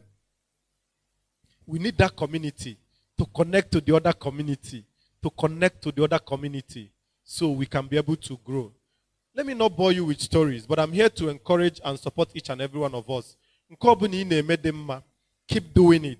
But remember that there is need for 1, 2, 3, 4, 5 persons of your likes to come together so you can be able to achieve more. But we see those things as what? Competition.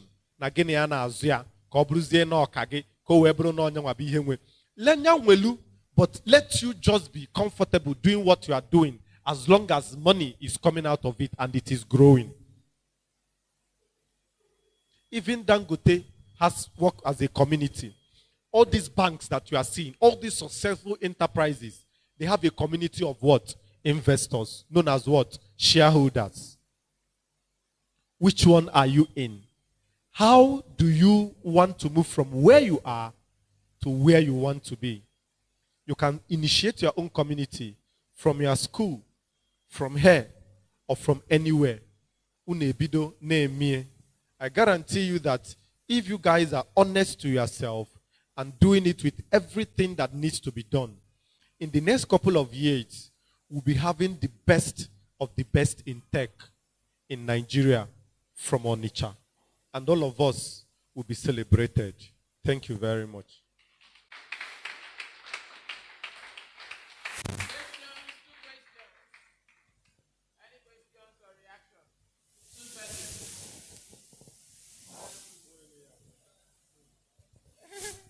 All right, give it up again for your question. Okay, briefly.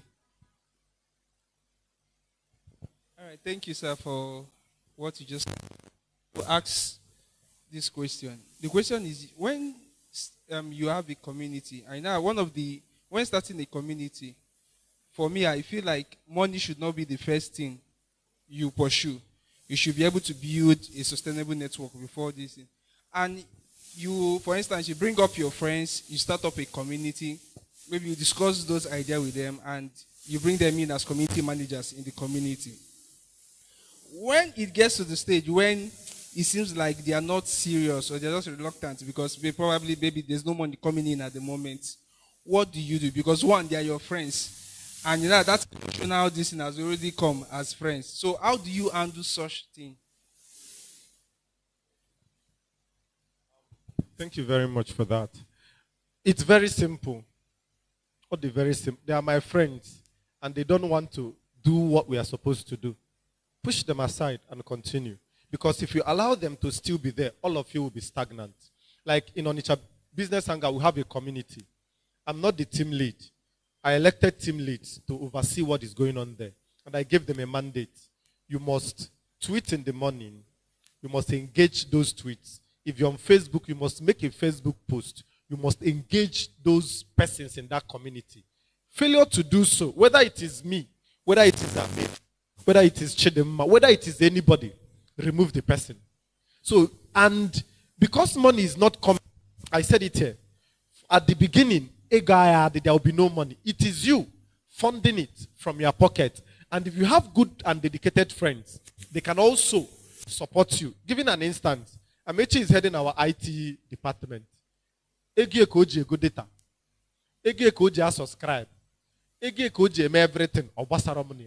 It's not my business. He can wear up or join right. But because he sees where we are going and he believes in what we are doing, because he has attended some events, and if he introduced himself as a mate from Onitsha Business Hangout, they shake him with two hands. He has now started seeing the benefits of what we are trying to do. It made him to stay put, and he's giving in his best. So, first of all, is to define what you are doing. Why are we here? And that is where the why. There's this thing I do. Why? If I should ask all of us, why are you here? Of us not are here.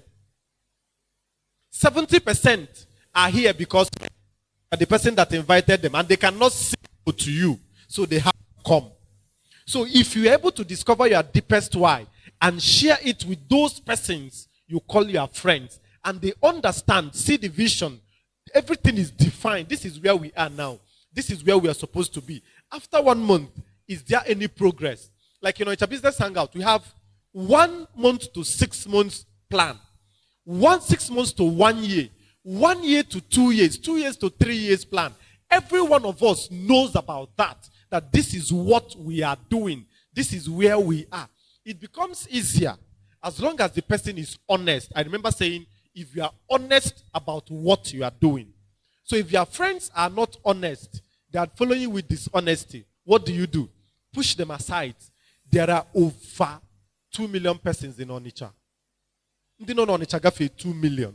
So you won't just stress yourself because of Madu 4 or 5.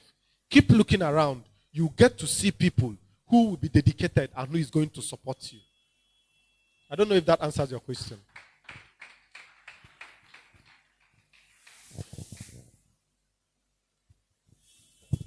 So how do you get to join the Onitsha business community? And must you be present, like living in Onitsha, to be able to join? No, you must not. It's open and free. You can meet Amechi. Amechi can add you. Look at what we are doing. We have Onitsha Twitter community. We have Onitsha business hangout community. Onitsha Twitter community is just there for people who are into Twitter, that stayed in Onitsha before. They are no longer staying in Onitsha, or they are still staying in Onitsha. We meet there at the WhatsApp group. Everybody talks and jokes, and everybody is happy. Then we have the Onitsha business hangout community, which is one, you must have something you are doing. If not, you market yourself. Which social media platform are you comfortable with? Some are comfortable with Twitter, some are comfortable with Facebook, others are comfortable with TikTok, another person is comfortable with Instagram, and then we just added LinkedIn. So what you do is every morning you make a post about yourself or your business, not me. Assuming you need a phone every morning and a weekly task about your business. So each morning, a task is show what you are selling. You go to your timeline and write about yourself or your product, that thing in LA, and push it out. Drop the link in the community. Add them to 10 on a Facebook community. They should engage that your post. When we started, we were more than 100. We are more than 150. Now, we are not up to 30. Because people are not meeting up to what we are doing. And we keep removing them every weekend. Because we want the best for ourselves and our businesses. And this is a social media age. People are getting breakthrough from social media. There was a time someone gave me a land to sell. I posted the land today. The next morning I sold it from Twitter. Somebody called me from Russia. My brother is coming to see it. I posted on Saturday. By Sunday evening, a land of 20 million was sold. So the social media space offers us the opportunity to sell and market ourselves so that we are not limited to shopping. You are not limited to what you are doing within your space. So to join, it is free. As long as you are ready, every morning you make your tweet or you make your Facebook post or you make your Instagram post, you say what you are doing, but say you make video, then you keep encouraging every other person or you keep engaging other persons. It can be started here. We can decide to be the tech community of Onitsha. Onitsha tech community. Everybody should come up and join and become one of us. We keep pushing so that when somebody wants to approach, okay, like Don was asking me, Don is the owner of Tiger Foods, CEO of Tiger Foods. He was telling me, do you have somebody that can design one of the best websites and at the same time, the website that the person now gets a personal web page inside that website.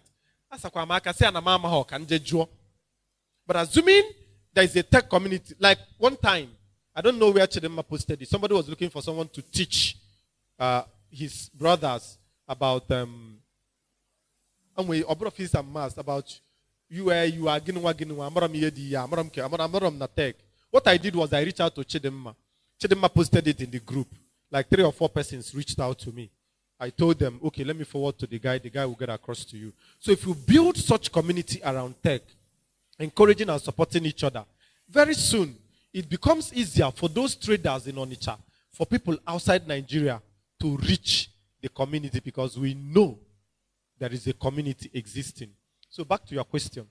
To join the community, bring your WhatsApp number, add it on Onitsha Business Hangout, you start advertising your products and what you are doing. It's very simple.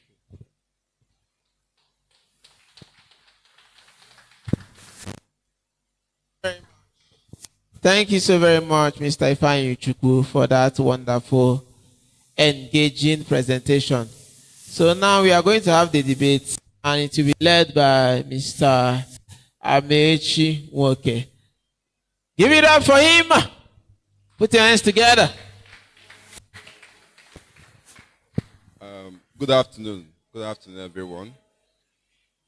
My name is Woke Amechi, and I'll be the coordinator of this debate.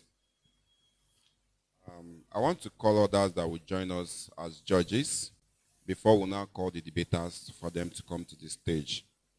So I want us to clap for Mr. Abba and Mr. Chimeze as they are coming up, please.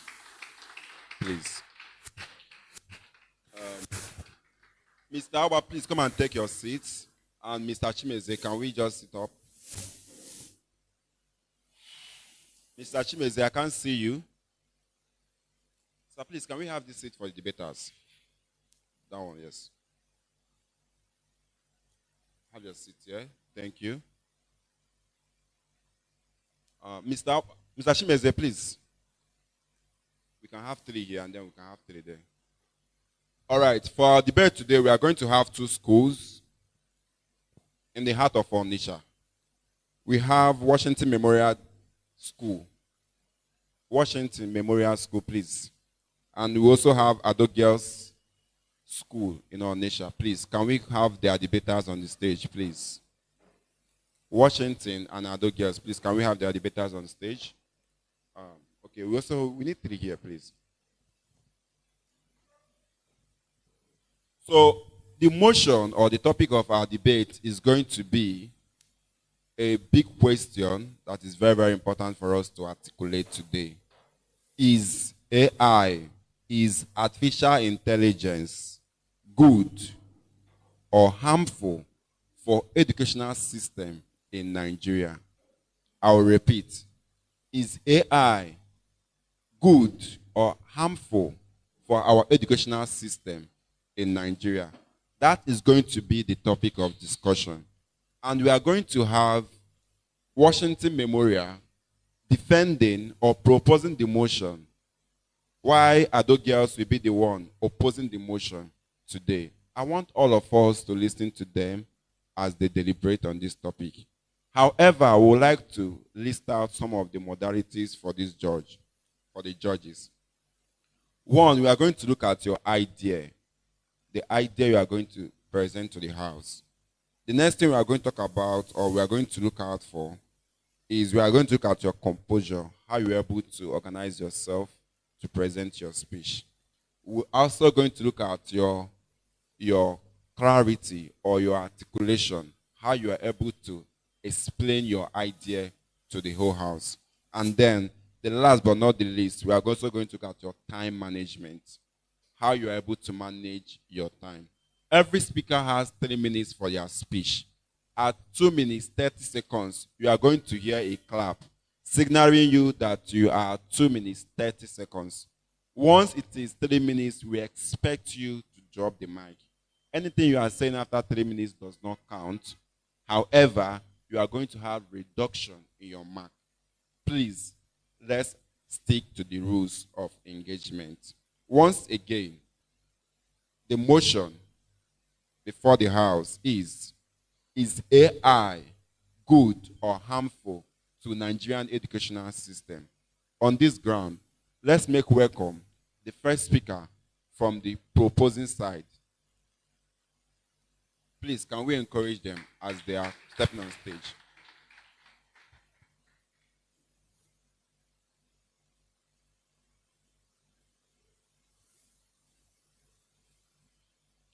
Good afternoon, the panel of judges, the moderator, the accurate timekeepers, and my co-debater.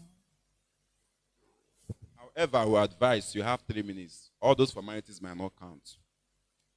Once we have it from the first speakers, other person, please use your time to articulate your point. Leave all formalities. Thank you. I'm here to propose the motion which says, is AI good or bad for Nigerian education? As the lead speaker, I'm going to give out some few points. Then my first supporting speaker will say more on that with my second supporting speaker. What is AI? An AI, simply called artificial intelligence, is a machine or computer built in simultaneous of human intelligence. So, in proposing the motion, I can say that AI is good for the Nigerian educational system because we are in the age of digital era.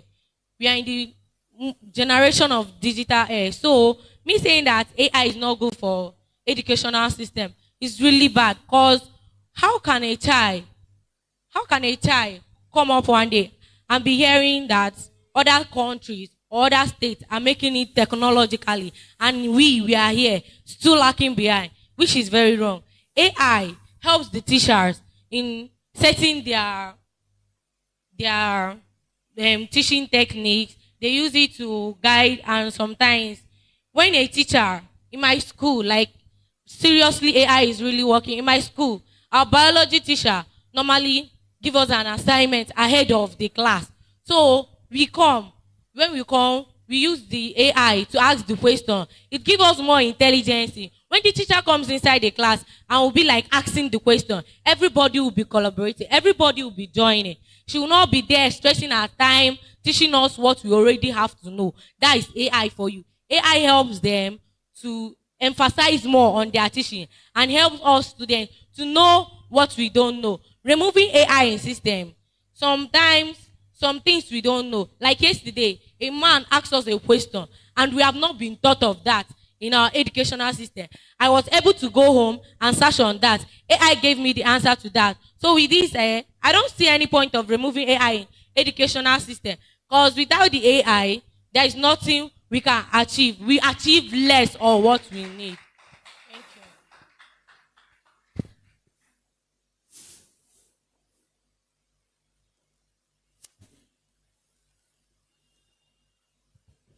We thank the first speaker from the proposing side. For from the judges, we would prefer you don't clap, please. We would prefer you don't clap, please. Let's welcome the first speaker from the opposing side for her to explain the idea of their team. All protocols duly observed. All protocol duly observed. As the lead speaker from the proposition side, I will be doing the job allocation, definition of terms, and I will be giving out 2 points on today's debate motion. My first supporting speaker is going to rebuttal, give out 3 points on today's debate motion, and reaffirm our stand. While my third supporting speaker is going to totally rebuttal and reaffirm our stand. But before I proceed, I am going to explain and elaborate more on the key points because the lead speaker from the proposition side didn't explain it to my own satisfaction. AI is a field of computer science and technology that focuses on creating machines, systems, and software programs capable of performing tasks that typically require intelligence. And education is the process of receiving and giving out systematic institutions, especially in schools or universities. Good is something that is well organized, while bad is something that is lowly organized. Panel. AI has become a transformative force in numerous sectors, including education. However, despite its significant potentials, the the deployment of AI in the education system comes with its own set of challenges and the potential drawdown in education. Panel, in place, involvement of AI in education will reduce human interaction. The introduction of AI in the classroom might minimize human interaction, which is a crucial part of the learning process. The reduction of face-to-face communication can negatively affect a child development of social skills of the student. The absence of human touch. The absence of human touch can make it challenging to grasp complex concepts as AI lacks the ability to comprehend and respond empathetically to students' emotional and cultural nuisance. Also, AI can also lead to unemployment. When AI is being implemented in education, you will find out that the teachers will not be able to teach because AI has replaced the place of teachers, making the teachers to be unemployed, and there will be a lot of job losses. Also, over independence in AI can decrease critical thinking, and also for someone to work on their own.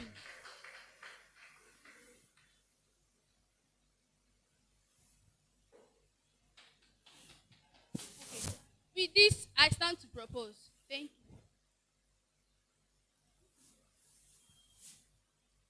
Thank the first speaker from the opposing side. Let's make welcome for the second speaker from the proposing side. Thank you very much for giving me an opportunity to make my own point. Just like my chief speaker said, AI is used in educational system in order for the systematic or intelligence of students to be developed.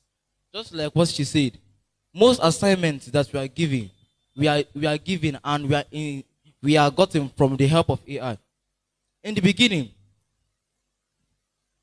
technology was implemented and brought out by the white men. And we that are Nigerians, we are lagging behind. Why? Because they are flying in developed technologies. Now that this AI have been brought into a Nigerian sector, and the government have seen it and deemed it wise in order for it to be implemented in educational system. Why? Because we need this. Because we are in the digital age. We are in the age where technology is mostly used. We cannot, because as days goes by, more things have been developed.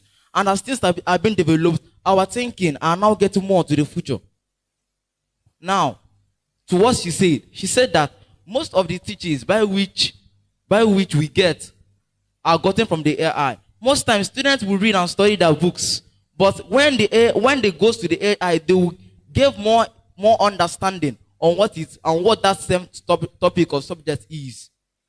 Most teachings whereby teachers teaches, maybe because of the decreases in the loss of their salaries, they might not be able to give the students formal education. But because of the presence of AI, it will be able to be broken down into the understanding, and they can be able to do well during their examinations. Now, back to the process where we are now. This tech of AI have made us to develop many inspiring ideas. Like with this kind of AI, we have been able to develop more machines which can be used to ease human life and human jobs. Now, in educational sectors, especially in technical schools, there are most schools where the implementation of AI have developed to the breadth skill of students, whereby they can now do things with ease without any blasting of memory. Why? Because the assistant is there. They have everything to need in order to actualize their dreams. Why? Because it is not an easygoing form of learning. Now, as days go by, the form of learning is now getting increased, and it seems as if the more technology is going high, the more the understanding and intelligence of humans are getting more in rapid. But with these few points of mine, I'm able to drop my case here for my second supporting speaker to continue from where I stopped. Thank you very much.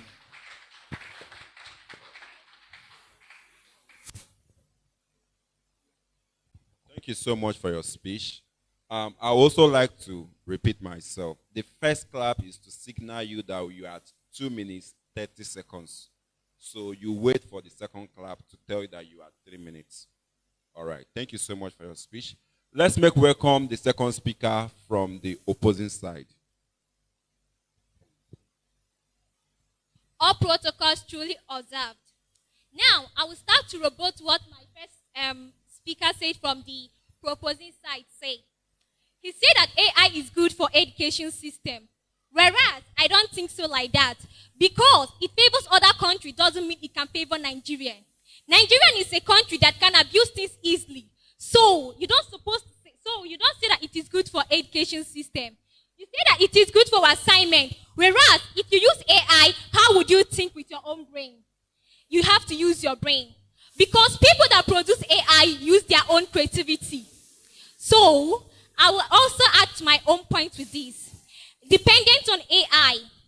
Regarding the impact of AI, depends on mental health. Those who use less of AI have higher social capital than those who use more of AI. Which is not beneficial for human health. I'll also explain this. If you use AI, how would you communicate with people? You will be addicted to it. You understand? Then, I'll go back to my second point, which is teachers' job displacement. It reduces employment, such as innovation, ultimate tax robots, and also other things. Then, you say that AI reduces employment. Yes. If you depend on AI, how would you study? You will always argue with the teacher saying that AI is correct. It will also cause hatred to the teachers. Because the teacher might not support AI, saying that our own ability is more of AI, whereas causing hatred to it too. Then, in conclusion to everything I said, risk of cheating with AI. Significantly, 53% of students say that 53% of students say that there is more cheating this year more than last year, with 23% of them significantly saying more.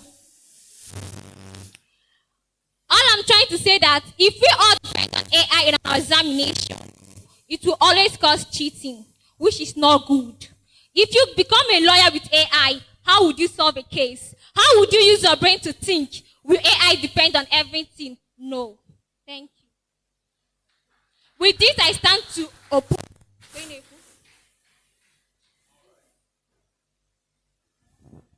We appreciate the speech of the second speaker of the opposing side. Let's welcome the final speaker. Okay. Let's start from you. Just tell us your name so that the judges will need. I'm a Joy Former. Wadieguchi Emerie. Oba Victor, come see Yojuku. Oba Victor. Chidelwe Chinaza. Chidelwe Chinaza. Chidekwe Chinaza. Okay, Chidokwe. Omenka Onyebuchi. Madueke Mary Cynthia. Thank you for giving me this opportunity. First of all, let me add to what my colleague have said. AI is a website or software built on how to research on information. It is a website built for students or other individuals to search to get more information. Positive contribution of AI in Nigeria educational system. 1. AI is an aid in which information is passed to other parts of the world. AI detects breast cancer for 5 years before it develops. AI imitates some information because of privacy policy. AI creates eventual courage for every user. AI is used for solving problems on subjects like mathematics and other subjects. AI can write a proposal for you. AI can complete a book for you. Let me add to what she said. She said that AI, it creates unemployment, but it's wrong. AI, it can adapt with a skill. It can give you money. You can be an editor or a publisher through AI. You can write and edit your book. You don't need to use your own money and edit. You can use through AI and edit and publish your book. Thank you.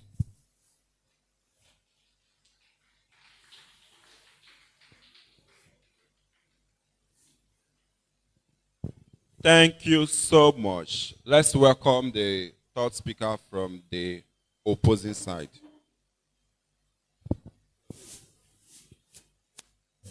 All protocols truly observed. My name is Immadueke Cynthia. I'm from Madugel Secondary School, and I'm from the opposing team. Firstly, I would like to rebut what my friends in arguments said. The lead speaker from the proposition team said that the lead speaker from the opposition team first failed to list out her points before explaining them, and that is a big flop in their side. The first opposing speaker from the proposition team said that we are in the digital era, and that he also said that because we are in the digital era that children use AI to do their assignments. Oh no. You're trying to encourage us to cheat. You are trying to encourage us to use AI and not think critically while doing our assignments. You're trying to make us to use computer to do everything that we are doing in life. And doing that is going to disturb us, really, because graduating with AI, we are not going to be able to defend our results. The first and the second speaker from the proposition team failed to rebut before giving out their points. And the second supporting speaker from the opposition team, he went ahead listing that you can use AI to design, you can use AI to edit, you can use AI to dictate breast cancer for 5 years before it develops. But he failed to rebut any of the points of my teammates. He was even contradicting our points, helping us to back up our point, because he said that you can use AI to dictate cancer. That's exactly what you're saying. Using AI to do everything is going to be a big failure to the students and to every other graduate and everyone in Nigeria. And with these points of mine, I stand to oppose. Thank you. All right, thank you so much. We're going to have like 1 minute break for them to articulate their idea, and then we are going to have a reply speech from each side before we now wrap up the debate. So you have like 60 seconds to put your heads together to galvanize your idea for the last time. The same goes to you. After 60 seconds, we are going to have our reply speech, and we are going to close the debate.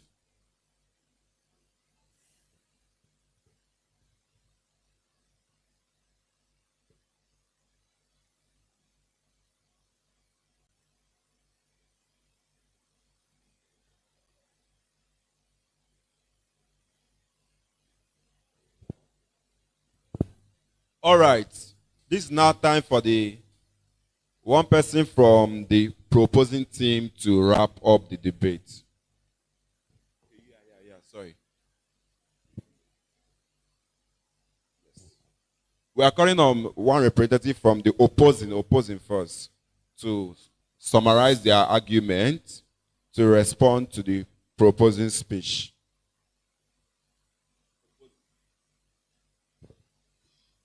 Thank you so much for giving me this wonderful privilege to conclude. But firstly, the second supporting speaker has been saying a lot. His job is to stand up and counter our point. But he went on explaining something. Yet, I couldn't even find something meaningful in what he said. But how? We are not saying that AI is definitely bad in the education system. But as it is said, everything that has advantage has disadvantage. And AI has its disadvantage, like reduced human interaction, unemployment, overdependence in technology, risk of cheating, and teachers' job displacement, as my friends in argument, as my team have listed below. So, with this, we still stand unshakably that the implementation of AI in education system is not advisable, because as a young child, as a teenager, as an adult, and as a human that invented AI, we have to use our intelligence quotient, which is the IQ. Thank you.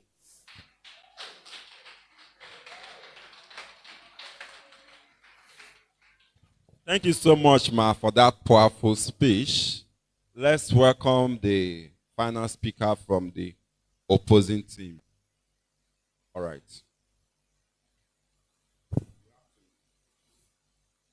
Also, thank you for the privilege. I'm here to dictate something about the unemployment stuff. She was like, I said that teachers give assignments, it will make us lazy. That I said. Teacher gives ahead assignment. So in the next class, the student will understand more on what she's saying, so that she will not be like stressing herself. Normal. When you come to the class, and AI cannot replace the teacher's position, because the teacher is already there. I had a speech from somebody yesterday. He said that you are directing your AI on what to do, and not your AI telling you what to do. You cannot just come to your AI. Your AI will say, oh yeah, I give you this. You will be the one to ask your AI a question, and the AI will give you the answer. What you expected is what your AI gives you. If it's not what you want, you ask more questions on that. Your AI answer according to what you want. Then, social capital, as in the first supporting speaker she said that it reduced less of interaction. AI is not a human being. AI does not know feelings. AI cannot come up one day and tell you, oh, you are feeling something like this. AI cannot stop you from interacting with your fellow human being. Your fellow human being, when you are moody, he or she will tell you that you are moody, that you should explain. So the problem will be solved. And AI cannot tell you that.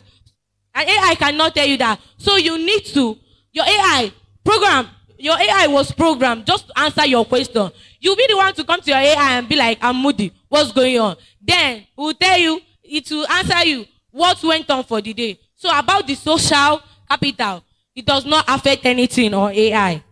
Then assignment aspect, please, I'm talking about ahead class. I'm not a child on a normal need to know what the teacher taught. So the teacher is doing that in his own aspect for the child to know more on what they are saying. With this, I'm sure that I can convince you guys that AI is good for this.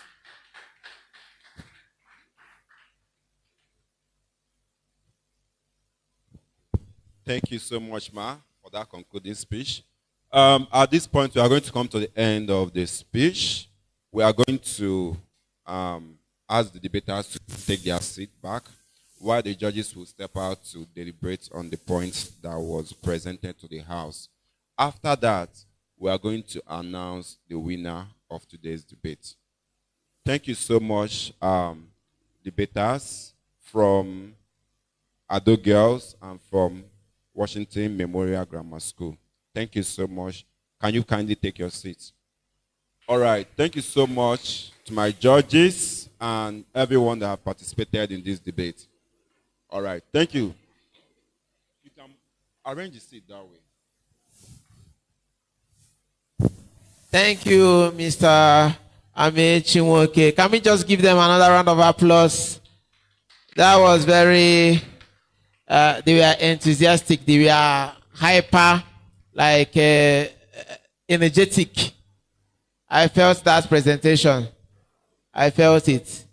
All right, without wasting much time, we are going into the next lecture. Not really lecture, it's going to be interesting. A presentation. And the CV of this young man is actually very long. If I start reading it, we'll leave here tomorrow. But in order not to waste time, we just go straight and call him up. We are talking about, if you have the program, speaker number 7, Mr. Onwa Oscar.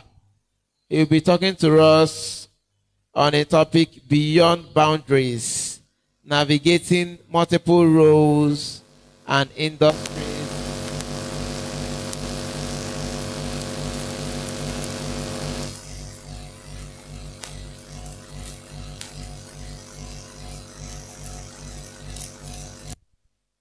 Navigating multiple roles and industries in technology, Mr. Onoha Oscar. Give it up for him.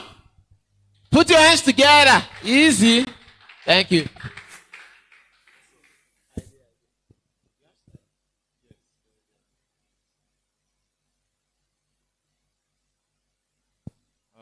Good afternoon, everyone. I'm delighted to be here. My name is Onoha Oscar Osinachi, and I'll be taking you on a very short session that says Beyond Boundaries, how to navigate multiple roles and industries in tech. The next slide. Now, I will give a very brief background on what led me to this topic. Over the years of my experience in tech, about 6 to 7 years in tech, I've been privileged to work in a lot of industries, from edtech to even being a university lecturer, to working in a manufacturing company, to teaching in a primary school, and even running my own startup. And in all of this experience, it's not been quite easy. It's been a lot of learning and experiments and failures and success. So I am here to share from my experience. Hello? Hello, are you with me? I am here to share from my experience. The experience will not be perfect. What I'm sharing is not 100%, but it's from my own learning. And I believe that someone here would benefit from it today or use it tomorrow in his or her own career. Thank you. So, the previous slide. All right, so there will be about 4 things we look at. The number one is leading from the trenches. Leading from the what? You all know what trenches mean. If you don't know what trenches mean in Nigerian slang, raise your hand up. If you know what trenches is, raise your hand up. You know what trench is? Sorry, what do you mean when you hear the word trenches? What comes to your mind?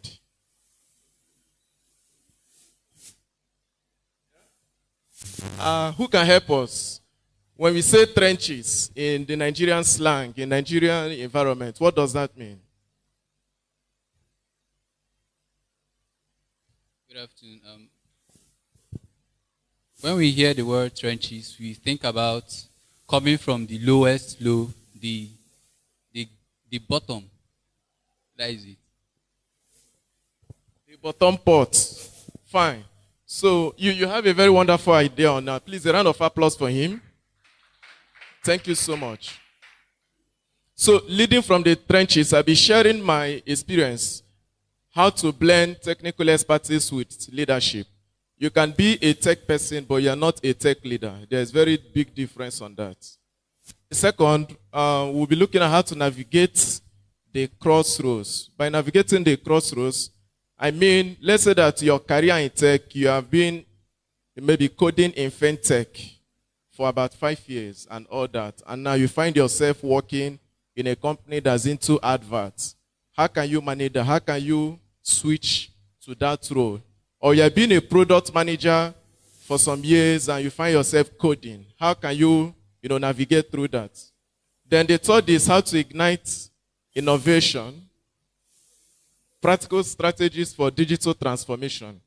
Because most of the organizations that I work, okay, we get there. Most of the organizations that I work with, they are not really after your skills. Rather, they are after the outcome that you are bringing for them. That is why I'm keen on this digital transformation. It's not enough that you can do this, or you know that. But what is the impact to that organization that you are in? Then finally, we look at finding balance. By finding balance, it means You are involved in a lot of things as a professional. Possibly you have your academics, you have your work. Some of us, we are freelancing, doing full-time work, a lot of things. How can you balance this with some other engagements? Personal engagement, family engagement, for the married people, for those that are in relationship. That's what we look at finally. Then we call it a wrap. Thank you. The next slide. Okay, so we'll be looking at leading from the trenches. The next slide, please. All right. Now, as a leader, not to waste so much time, we already know who a leader is. Someone that sets the pace. Someone that is ahead of others. Right? Now, if for whatever reason you find yourself in a leadership position, wherever you are, personally, I don't look at leadership, I don't see leadership as a position. I see leadership as a mindset. You can be in your team, you are the junior digital marketer. But if you have that leadership mindset, you can grow in that position that you are in. Having the leadership mindset, you don't need to wait till you have the title senior product manager before you start thinking as a leader. Are you with me? Hello? You don't need to wait till you have the title founder, CEO, chief operations officer. All those are wonderful titles. Before you start thinking as a leader, you start learning how to, pick up leadership skills. Even while from the trenches, you can be a leader. And one of the key attributes from my experience that separates leaders from followers is communication. If you are able to communicate and pass across your idea, you're able to communicate, and because idea is something abstract. You want to do something, you want to design a website, whatever you want to do is within you. And you want to share with others, for others to understand what you are, what you want to bring into reality. That has to be communication. Communication has to come in there. Now, where I'm working currently, I'm their IT manager, and over there is quite a lot of activities going on there. We have Windows Server. I manage their Windows Server for over 100 computers with some people that are working with me. Doing that, communication is very, very important. You have to learn how to talk to people, when to talk to people, how to pass across your message.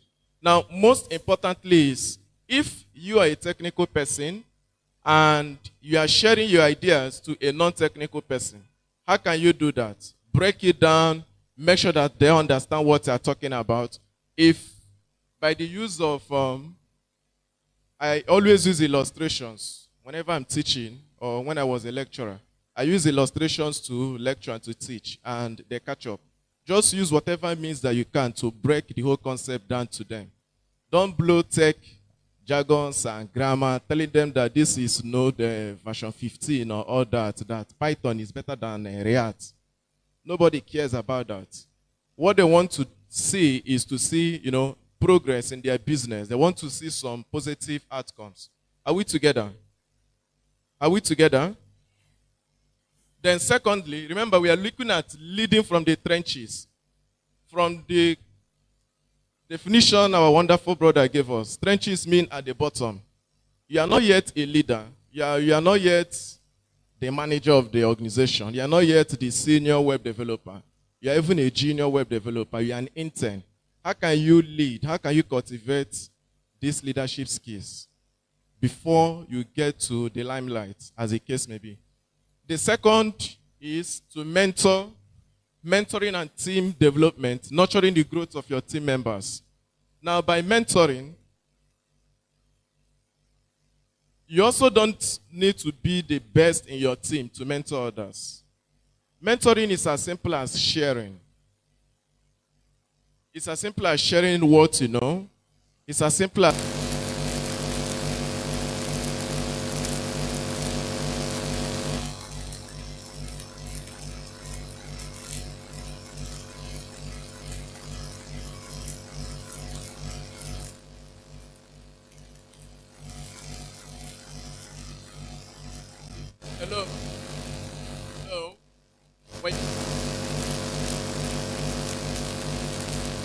on your team.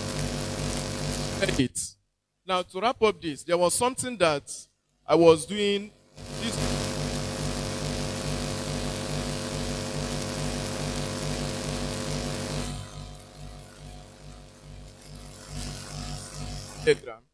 And they share a lot of opportunities, job, internships, and all that. In fact, some of them, they are way higher than me. Let me just use that word. They're not really in your field.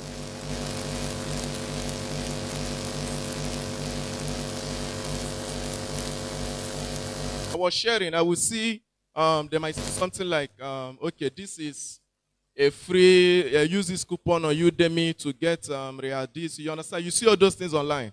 Just share to people. You don't hold it. It's part of mentoring. You see something about how to write clean code. You share to people. That's mentoring. You don't need to have bears like was Pet Doche and be huge before you mentor anybody. Are you with me? Even from the trenches, you can do this. Mentoring is all about giving assistance and support to someone's journey. That is clear. Please, the next slide. All right, now, the second point we look at is navigating the crossroads, how to thrive in multiple industries, roles, and domains. Maybe you started your career as you're a web developer, and along the line, you find yourself in a company and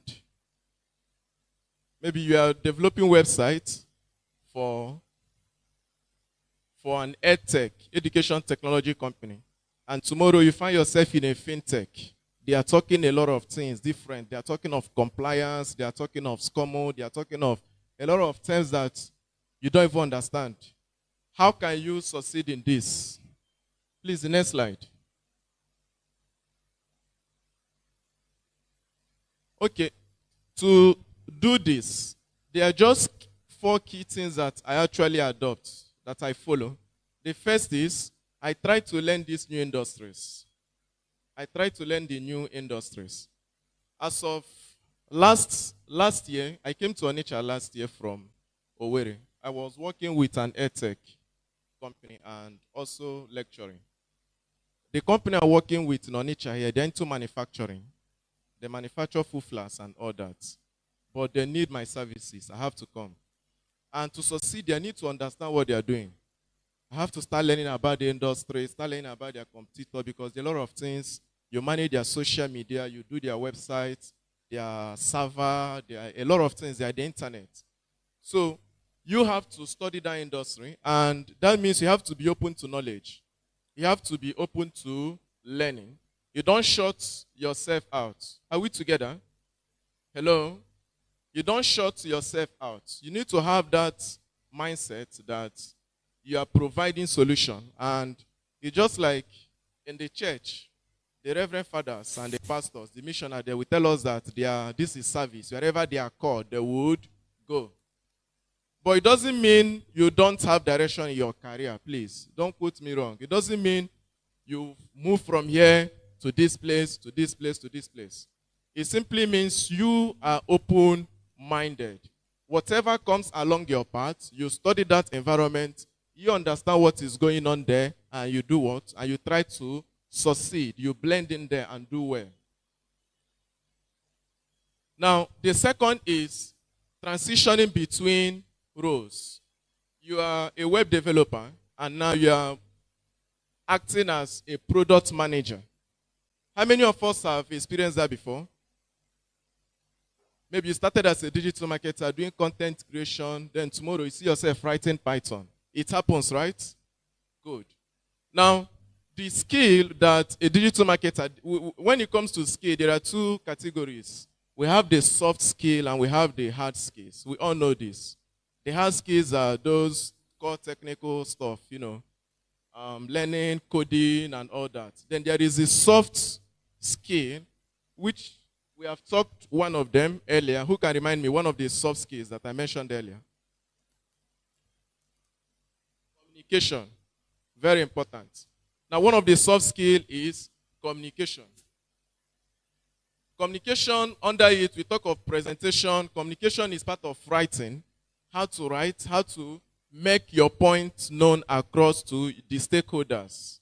Because remember, you are moving from one industry to the other.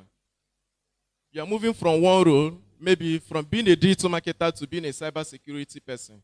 Communication is very important. So we also have some more soft skills. We have looked at communication. Another soft skill is collaboration. Collaboration is very, very important. Hello? Hello? Collaboration is very, very important in whatever we are doing, working with others. Then the third one is for you to build a strong professional network. Strong professional network is not simply by sharing your complimentary card around. You build it, you nurture it. It's a relationship. You don't get someone's contact and you start asking, give me a job, I'm looking for a job. It's not like that. You find something of interest, what that person is into. If that person or the contact is a content writer or content creator, he creates content online, you look out for their articles, maybe you share it, you comment on it, you do something that shows you are interested in their life. Because if you're interested in my life, I should put an interest in your own life. That's how it was, right? And this is how we build a strong professional network. You have people around you that can vouch for you, people that know your skills, people that can say, yes, I know this guy. Maybe you might not have worked in a bank, but someone can vouch for you that, this guy is very good. He's very skilled. He can work in the bank as an IT person. Otherwise, you won't get that job. You won't get that opportunity. Then finally, you embrace lifelong learning. Lifelong learning is always learning, always knowing what is happening in your field, always knowing what is happening in the next industry. You know what is, as this conference we attend, when I attend conferences, I learn a lot. Even in my association, Nigerian Computing Society is a parent body of computing in Nigeria. As a member, we do have a lot of conference there. And when I join, I say, now this one they solve for Nigeria now. Okay, I don't learn. No. That is lifelong learning. You improve always. Please, the next slide so we can wrap it up quickly. Hello? Igniting innovation. Because of our time, I would be cutting this short. The next slide, so I could round up. Now, igniting innovation is simply how to, when we are talking of innovation, innovation is not about creating new things. You can improve a process, and that is innovation. Are you aware? Hello? Innovation is you can improve what is existing, and that is innovation. Cars have been manufactured before. Cars have been existing even before our great-grandfathers. But we see what Tesla is doing. It's still the same car, but they're improving on what is there. And that is innovation. In your organization where you are working, whether you own it or you are employed, how can you ignite innovation? First is to foster that culture where people can share their ideas.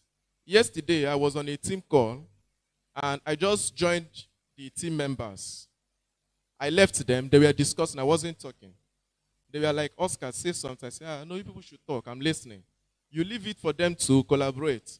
That you are the leader doesn't mean you always want to take charge. Are you with me? It's not that you want to be there to pilot what they will discuss. You leave it for them.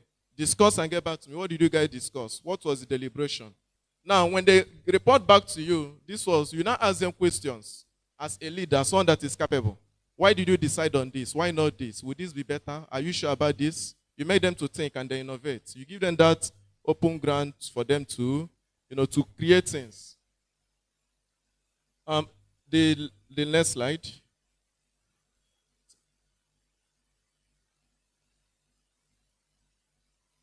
Okay, finally, we are looking at finding balance because it's not going to be easy to be doing this. You are working at this, you are moving to this environment, you are moving from education to transportation, from transport to Web3 and all that.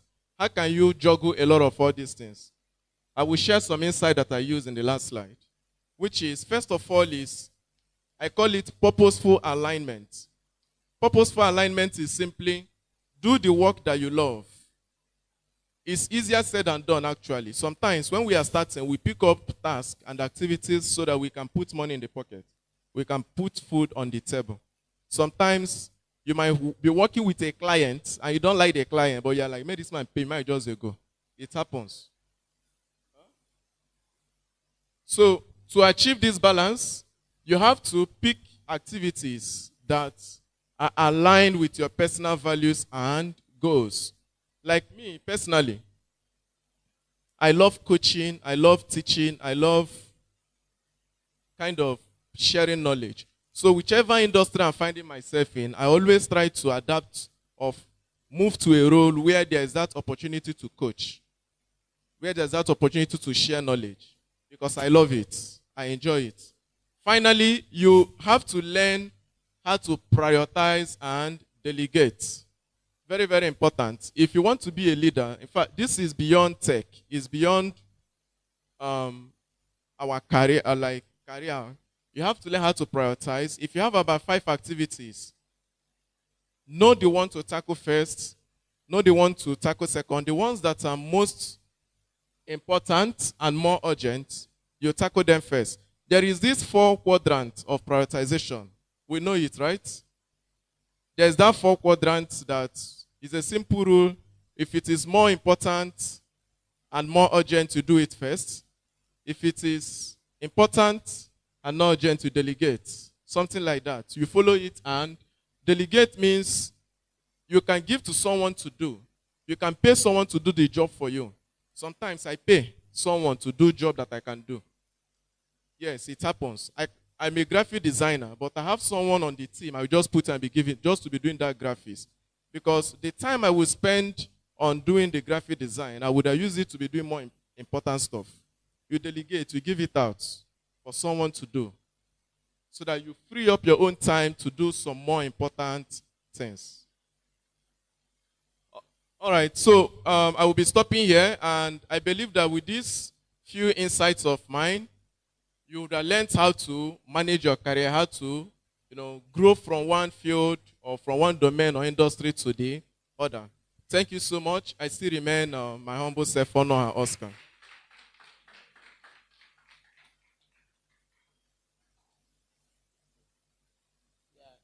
So let's have 2 questions. 2 quick questions. 2 quick questions. One. Just 1 question. All right. So my question here is it a must that someone should be a leader in their industry? I have the 2 questions. And okay. I'm trying to ask, what are examples of transferable skills? Examples of transferable skills. And also, I have a request. Can one get this slide? Listen. Yeah. Thank you.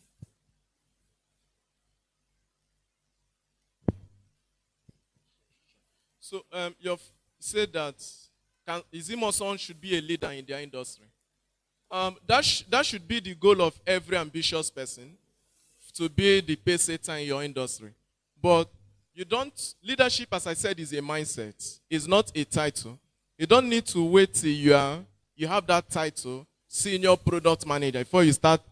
If you want to be a product manager, you start working towards that. You think like and act like one. You don't need to wait for the title. Then with time, you would grow into it. Good.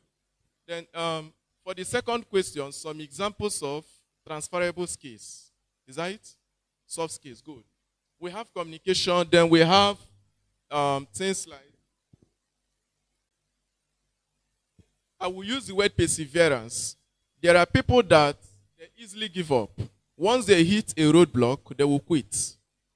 Now, if you're a person that you encounter some errors or challenges and you find a way to navigate or still continue, it is a very wonderful transferable skill, which whether you're a web developer, because we encounter those errors, to a teacher or anything, you still need to meet them. Okay?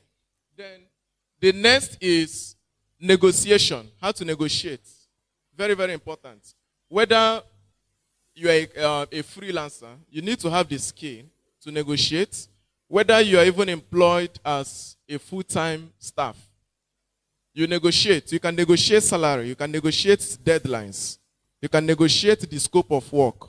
Maybe they will say, okay, can you do this thing in 2 weeks? You say, no, I can get this done in 5 weeks, and these are my reasons. You table down your point, and they buy into it. Because if you don't negotiate, you'll be boxed into a corner, and it wouldn't be quite favorable to you. Because of time, I will stop here. Then for the last, the slide, please. You can, yes, it's free. You can meet them to. Thank you, sir. Thank you so much. Honor her. Thank you so very much for that wonderful presentation. All right, without wasting much time, we have 2 more presentations, and that will be the wrap for today. But we have this game, Slido by Ifeanyi, and there will be gifts for the person, the fastest finger. Remember, it's not really answering the question. You have to be the first person to get the question right. So, without wasting much time, let's go over to Speaker 6, Oyekachi Mbezwe. He will be teaching us landing clients and managing multiple projects like a pro. If you ask yourself, say, I never even get one project. They talk multiple projects. But this is like speaking to your future self. You have to claim it right now, because if you get there and you don't really know how to do it, you are going to start disappointing people. You start behaving like a Nigerian teller during Christmas period. You collect plenty cloths, you cannot deliver. So, give it up for Mr. Oyekachi Mbezwe as he teaches us landing clients and managing multiple projects like a pro. Wanna clap now? What be this now? Easy.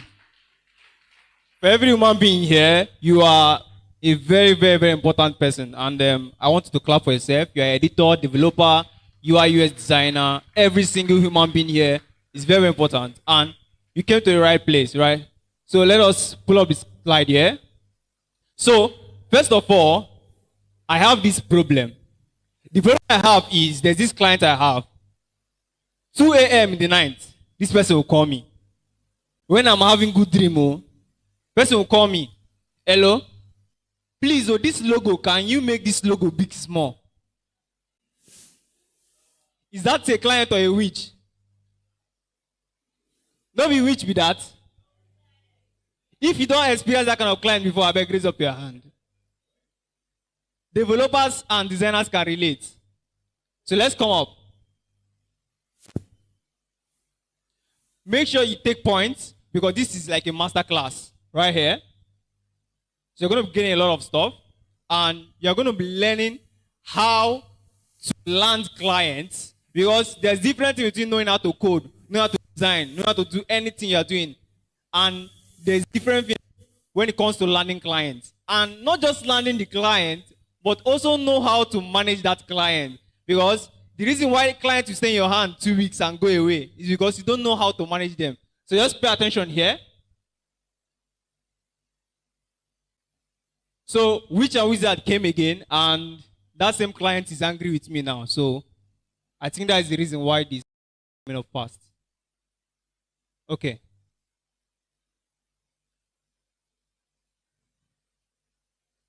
So as you're waiting for this, bring out your notes, bring out your pen, useful information dropped here. So look at this. We're going to be knowing how to land clients right here. So let's move on to the next slide. So if you look at this, 5 high-paying clients is greater than 90 low-paying work. So if you are the person that have 1 million clients and they're paying you $50 every month, you and stress is brother and sister. Are you hearing me? So how do we look at this? So look at this way.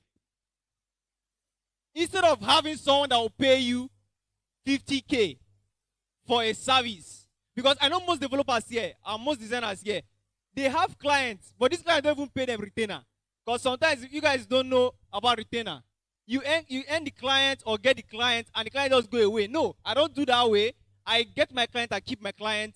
My client is also part of my business. So I don't just get them, deliver, and just let them go that way. No, I don't do that way. So I'm going to teach you some stuff here. So why did I say 5 high-paying clients here? So if what you want, so let us start from this. Who is the developer here? A developer? Okay, let's start from you. How much do you charge if madam, business you do? You're a teacher. You want to start a school now and you want a website. How much do you charge her? Developer self don't know the price they go charge. This is the problem now. Who is a developer who know price? Yes. How much do you charge if that madam now give a school and wants to build a website? How much do you charge her? Yeah. Different clients have different financial capacity. So if let's say she's rich before, I know she's rich before, and then she asks me, okay, build a website for me. I'll charge you based on the fact that you have money. And this is the reason from my experience. I've met clients who you charge them less, they think you're not professional. There are some clients that if you charge them less, they think you don't know what you are doing. You understand? That's what I'm saying. The background of the client is very important. But let's imagine it's a level playing ground. I don't know her financial capacity. It depends on what does she want. Let's say if you want a normal school website that is static, WordPress can do that for you with 300K, 400K, right? But if you want a website where, okay, you have a back end, it does something, you want to process results, 3.5M to 5 million naira is reasonable. Someone in Onitsha will pay you 5M. Okay. So let's look at this. Do not charge based on your time. Charge based on the value. Let's go this way. This is how I charge. I'm telling you only my own system. I don't know anybody else's system. So let's look at this. As, for example, if a company that sells plane comes to me and say, I want a website for my plane, will I charge this human being 300K for a website? I'm telling this guy is selling 5 billion naira, $700,000 of plane. I get to me. This is a very big amount of money. And I'm charging $300. And you're selling plane of 5 billion naira. Is that not juju? That is juju. So what do? You charge somebody based on the value you are providing, not your time. Not your what? So if it's something you take down today, don't charge based on your time. Charge based on what? Value. Now, I'm an SEO analyst. I've done pretty much well when it comes to SEO. I do SEO with international clients and local clients. So this is what happened. If someone sells $500 million from a plane, do you think you should be having commission from that? Do you know that they bought it from the website that you built? So you have to play this game this right. So let's go to the next slide here. I have 5K client, 5K people. I beg. No, men no stone me. You hear me? People that charge 5K for website. Please. So think big. Why quality beats quantity? Quality is different from quantity. Just understand that thing. Because the mindset we have here is for us to keep on getting clients. That is not the thing. It's not for you to keep on getting clients. Now, have you experienced burnout before? Who have work, and you look like the person is using you? Have you worked for somebody, you look like the person is even using you? Who is that person? You have experienced it. Only you. It looks like the person is using you. Why? Because you are prioritizing what? Quantity. You might have 10 websites. Today, you are building this e-commerce website. Another person will shout to you, hey, please, you have not added the color here. You switch tab. You go and add color. And I will ask you, say, please, oh, my form is not working. You go back there. If you go, it's working like this. Senior developer. So now, let's move on to the next slide. That's what it says. So, if you ever find yourself exhausted after chasing multiple small paying clients, it's better to have few quality clients than a ton of small ones who will drain up your what? Energy. That energy, if you use that, go chill. If you use that energy, go do better thing. And you are using it. You are no more. You are not even working 9 to 9. Do you know they have 9 to 9? Developers are working 9 to 9. It's not 9 to 5. Oh. From morning to the next, you are working. That is the cause. You have to address it. And today I'm going to address it. I'm going to show you some module on how I do my own stuff. So let's go to the next one. Okay, the high value client mindset. So let's move on. So there's some tips here I'm going to give you here. Unless, I don't know if you guys are seeing clearly, but I want all of us to read these tips one after another. What is the first one here? Say that one again. The only way you can get referral is they know you. You have to build a brand that stands out before you get referral. I'm coming to referral. Referral is another part of quiet clients. Referral. Most of my clients are even referrals. Sometimes I've not run ads that I'm building websites before. I've not run ads. What did I do? I over-deliver. I over-deliver to the first client. And when I over-deliver, this guy say, you are doing this thing just for this thing. Oh, I also, you see, now there's something you do. When you are getting those clients and you over-deliver, make a request. Make a request. Say, do you have someone in your network that you can share, that can become my own new customer? There's a way you twist it. Just find your own words. I get me. That is how you do it. And that is how you keep quality clients. That is how you keep, because people have clients but they don't have quality one. So let's see the next one. What did the second one say? Don't understand yourself. You don't fear. The person need to see your face. That you have been awake from morning to night, learning how to code, learning how to design, learning how to edit. The person need to see your face. Need to see your eye they red. Why will you undersell yourself after all those suffering you have passed through? Is that not a suffering? Is that not suffering? We don't suffer. Everybody say we don't suffer. Why you go sell websites 50K? You a build website like Jumia 50K. I'm afraid of you. Your client will say build YouTube for me. You will tell the person, bring 100K to build YouTube. It's you and your ancestors that will come and subscribe to the channel there. So let's go to the next one there. Now, this is where I want you to read something very, very carefully. Let's read what is on the description here. Let's go. Package your best work into a single offer that what the investment. High-paying clients want clear results, so make it easy for them to see the value. I'm not here to share my own secrets the way I acquire clients. I get me. I don't use 100 minutes now. Have I used too much time? So let's go to the next slide here. My client acquisition strategy. Okay, let's go. Next one. So where do you find clients? You find clients. I'm going to show you guys through code outreach. I'm going to show you guys through code DMs, industry events. Now, these are the two I'm going to focus on. I'm going to focus on code email and code DMs. I use these ones a lot. You can get them on industry events. Imagine you went to an event that are for real estate agents. If you go there, act like a real estate agent. You meet the man, say, tell me about your business. He's open because, say, if you real estate, you say, I'm doing this. Say, okay, I'm for you. I want you to sell more. Don't sell them websites. Don't try selling them websites. Don't sell them websites in any way. They will just tell you. Don't sell them websites. Sell them what? Value. When you sell them value first, they cannot resist. They cannot resist. Let them see what their business will look like if you put hands small.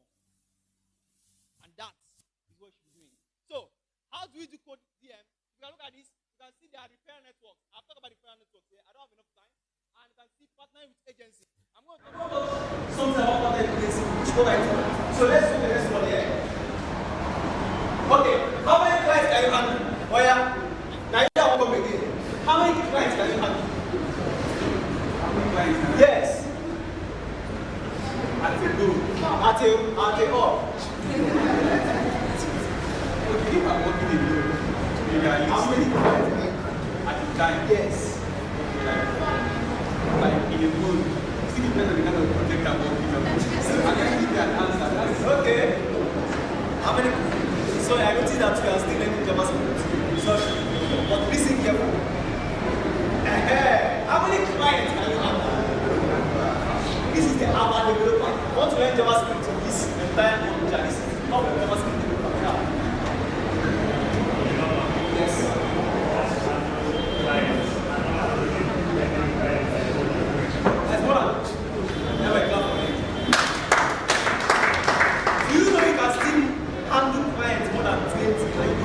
see the ball out. Let me show you how. Let me show you how. So, what I consider is this: energy level and work capacity. So, be honest with what you can what. You're not going to do senior developer. Client come for your hand. Your agency starts to do like this and like this. Please stay calm and take one you can handle. Next one is project complexity. If you cannot build that project, brother, no go say yes. You and your play people will explain that one very well. By the time you don't deliver, after that month end. Now, there's something outsource when needed. There's something I do personally. I've not been talking with Mike since. And they hear me. Everybody say praise the Lord. So now, outsource when needed. Me, I have an agency. I have Brainwave Technologies. I have Brainwave, and it's a digital marketing agency. I run my agency. I'm a dropout from secondary school, and I don't want to enter university. All my friends don't graduate finish. Now let me remain. But I'm going to teach them computer science for school. So this is what happened here.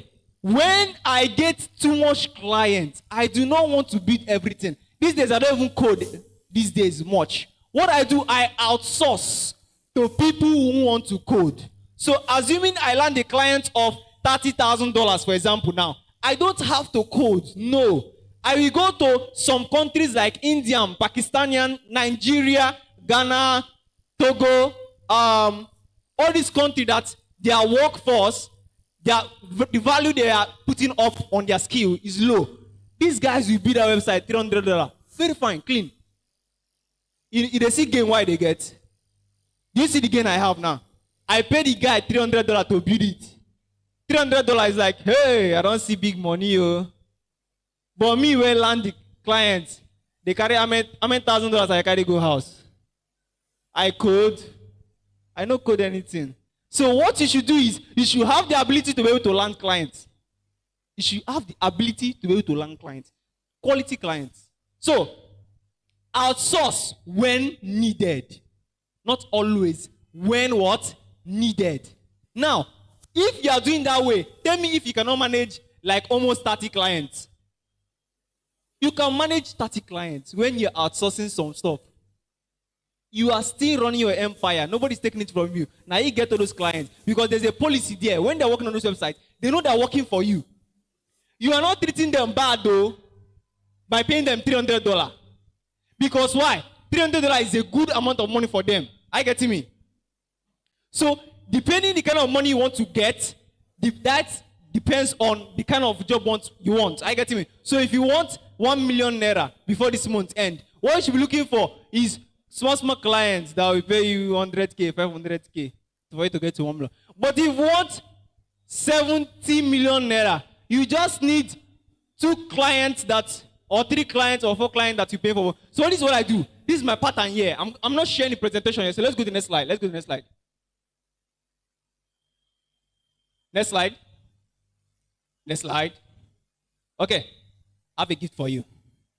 So I'm going to give you a gift after now. This gift is for clients using Code Core. I don't have enough time to teach you guys Code Core or Code DM. So please, pardon me. So maybe the next time we'll see how we go about that. Now look at this.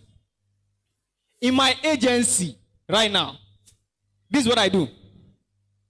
These clients are mine.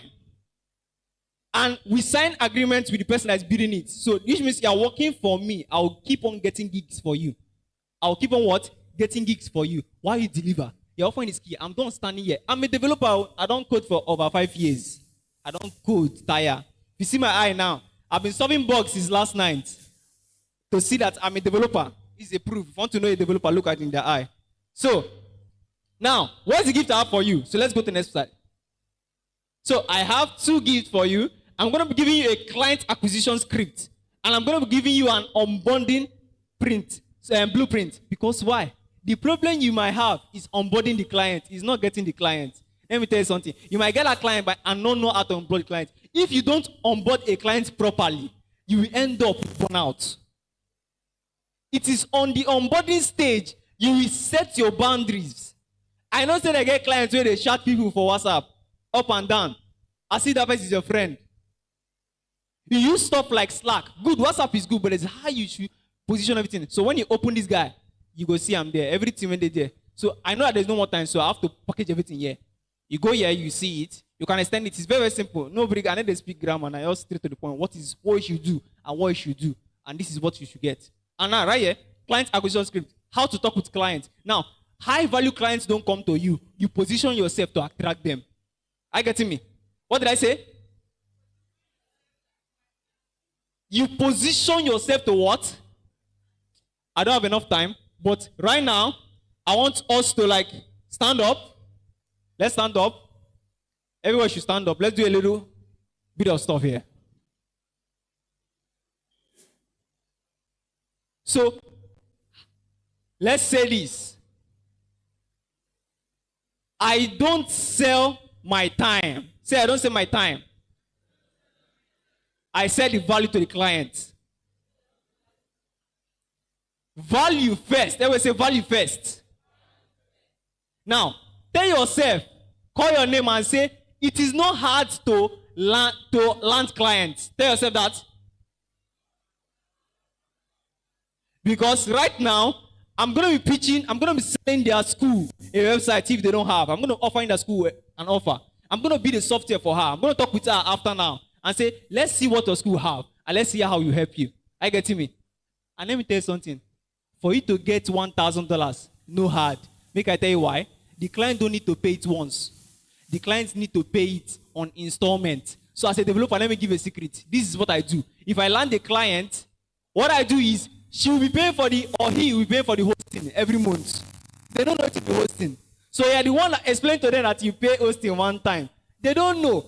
Just let them pay the hosting every month. Number one. Number two, website maintenance. Let them pay for website maintenance every month. Again, SEO, for them to keep on getting sale for the website. Let them pay for it every month. And when they keep paying like $50K or $50, $100, $1,000 every month, if you dey like this, no, they feel say money they come. Money they come every month. I get you now. You have now have a job. And do you know what? You're not doing anything. All those things you're saying, hosting, blah, blah, blah, there are people taking care of it. I get me. So everybody clap for yourself for being here. If you have gotten value today, clap for yourself. And I want everybody to succeed in any industry you are. So go in there, conquer the world. Don't accept 5K client again. Thank you very much. As you are standing, just put your hands together for Mr. Onyeka. That was a powerful rendition. At a point, I was now looking around. I can't see glory. Glory can't move around. It was like we're in the church. All right. So this is the last session. After this, we are done for the day. So if you have not been paying attention, this one, you don't need to pay the attention. The attention now go pay you. Because it's going to be practical. You understand? It's going to be like you're watching TikTok. It will be drawing you in. And I'm not mincing words.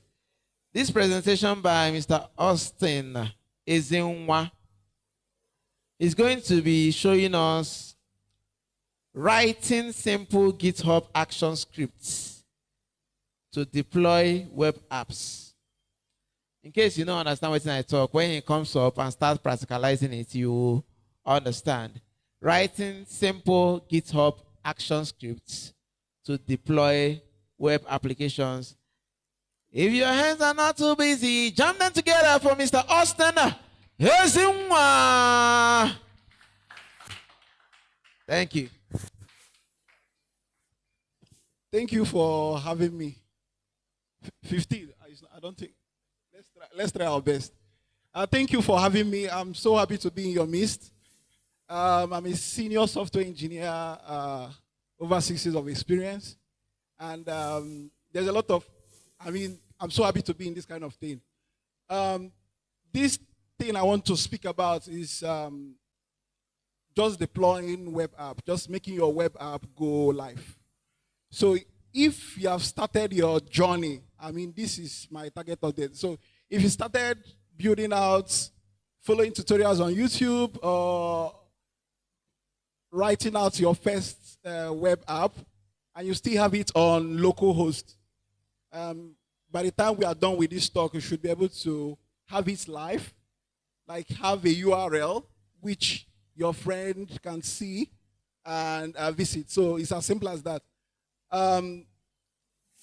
Can you connect this for me? Just to the projector. Yeah, it has this. Is it possible?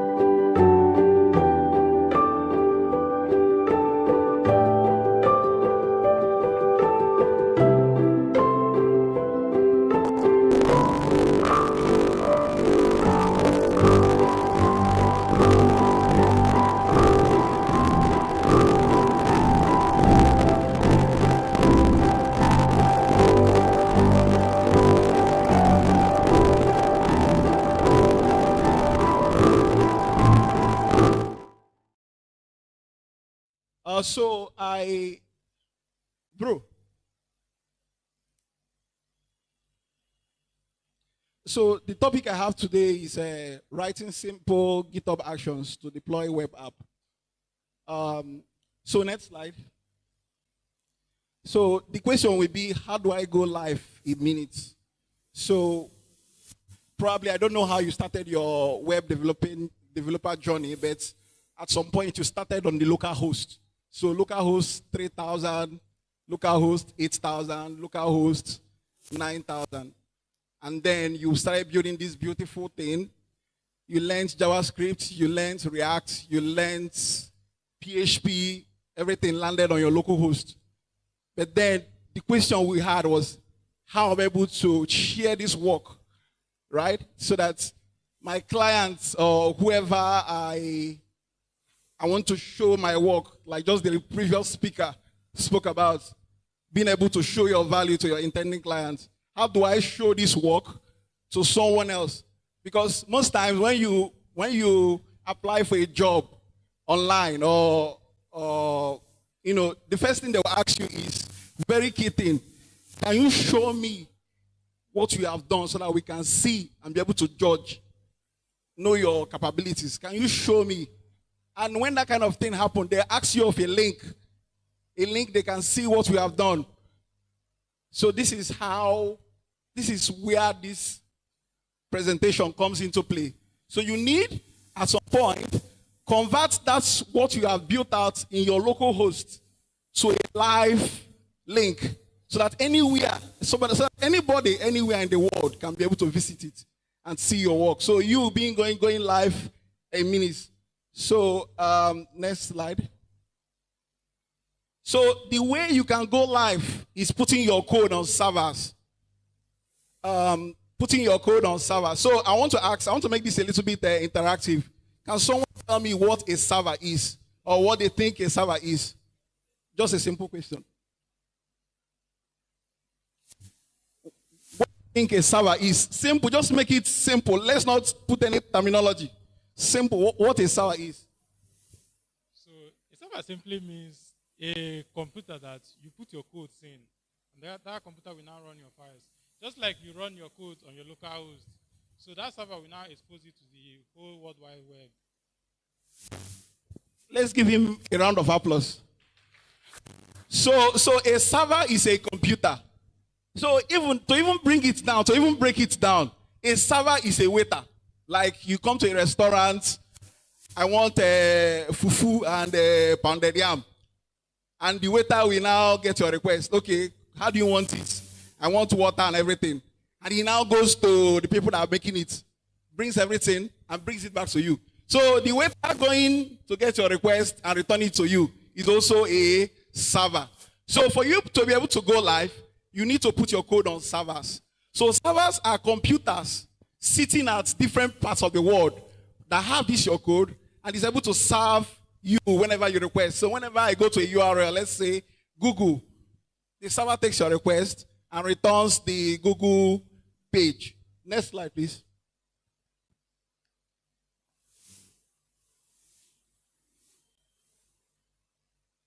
So the next question will be, how do you put your code on servers? How do I put my code on servers? Next slide. So the way you can put your code on servers is very, very simple. By uploading, just like the way you upload your pictures on Facebook. You upload your files. So all those things you have written, it normally comes as a file. Files of written codes. So you do manual file uploads. So I don't know if has anybody done something on all these XAMPP kind of uploads. And then they give you file and you now go somewhere and click upload and put everything. So it's as simple as that. So putting your files on server is as simple as uploading a profile picture. So just upload your file. The server picks it. If everything is okay, you are live. So another way of uploading your file, putting your codes on server is by writing deploy scripts. So this is the most recommended and globally best practice. So you write scripts, you automate scripts so that once you push your code, it automatically deploys. So this is where we'll be coming in. Next slide. So one way to do this is GitHub Actions. So we have this new thing that's GitHub. I don't know if anyone here knows what GitHub is, but I believe that since we are in a tech class or tech class, GitHub is the language we speak, a way of you to communicate or collaborate on code. So GitHub provided this script for you to be able to write GitHub action scripts. So with this, it gives you the script, and this GitHub action, this script, and automatically places it on the server. So all you just need to do is maybe click a play button or something, or write your code, push it, and it automatically picks everything here and places it on your server. There are other things you can use GitHub action script to do, like CI/CD, testing, but that's out of scope. So we just want to see how we're able to use GitHub action scripts to open or go live. Next item, please. Next slide. Next slide. So I was saying it's a CI/CD platform that allows you to use scripts. It has jobs. GitHub Action has jobs. It has steps and it has tasks. So the next slide will be about you just a code. So next slide, please. So it's something like this, as simple as this. So it gives you the ability to write your code. So you name your script, deploy web app. You can give it any name. Then you define the trigger. So we call this trigger. So when you see on, so it means whenever I push to the main branch, this whole thing runs. And then we have the jobs. So we have the deploy job, and we have the steps. So these are the steps. So when you see this deploy and runs on Ubuntu latest, it means that this is the latest, this is the machine, the name of the machine, right? And we have steps, checking out on, like, when you see checkout, it means checkout on the main branch. You install your dependencies, like, I know you guys must have done npm install, so you install your dependencies. You build your app, so you build, and then you deploy. Next slide.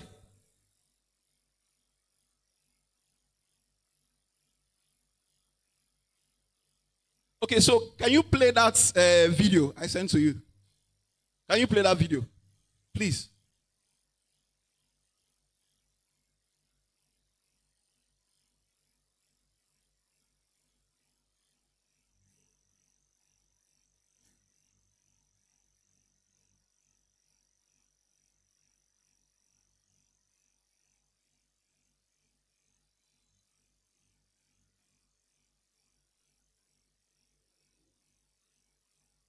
Screen rec.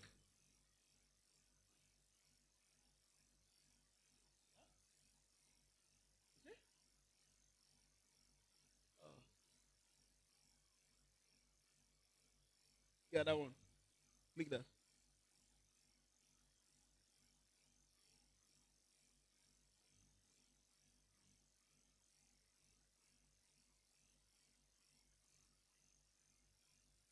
Okay, so we are about to play a video that shows how GitHub Action. I would have loved to do this on a practical, but because of the time, I want us to just play the video. So when you go home, you can just experiment to see how to use this. So please play the video. Go ahead. Okay, so this is a Nest.js application. I'm on my VS Code, right? And you could see I want to deploy this app. It's already on localhost. I want to deploy it to maybe on a live server. So first of all, I started by writing the script. So you could see I added the workflow dispatch, the permissions, the jobs. So On writing this, you can actually go to the documentation. It is highly documented. So you can always visit GitHub Actions for the documentation. So I have this written out. So the next thing is, I think it's slow on the network. Is it playing? Okay, so maybe fast forward it a bit. Okay, so I'll make it. After writing this, I write commit. After commit, I push it to my branch, like to the main branch.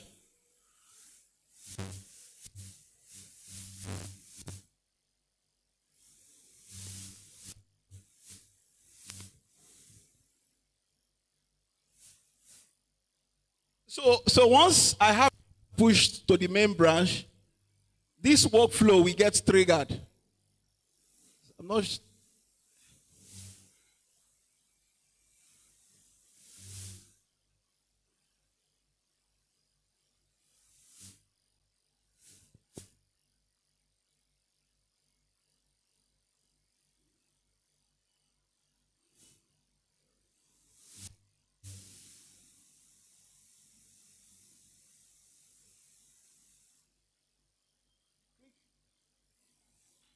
So once I have that, I think we're having a network problem. So once we have that uploaded, we are supposed to see a deploy pipeline that will start uploading your app to the servers. So once that completes, you should be able to visit the URL which was produced by the GitHub Action script. And your application is now live, right? But because of technical difficulties, I'm not able to show you this. So I think that should summarize my presentation. It's so sad that I couldn't show you this. Sorry. But if you need, you want to go deep into this topic or need further explanation on how to get this, you're always free to write me. But the point of this discussion with you is to let you know that we have something like this that you can easily use to make your code go live. So just by writing some few lines of code, and you have your application live on the server. So it's as simple as that. So I think that is where I will be closing the curtain. Thank you.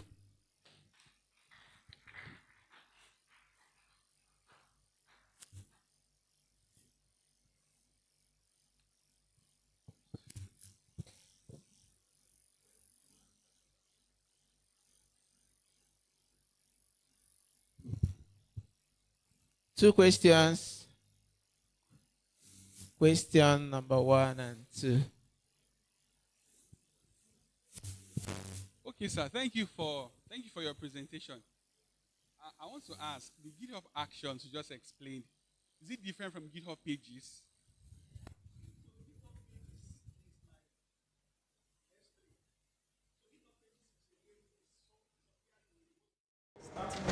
Content. So it's a service provided by GitHub. So then you can use GitHub Action to actually upload your code to GitHub Pages.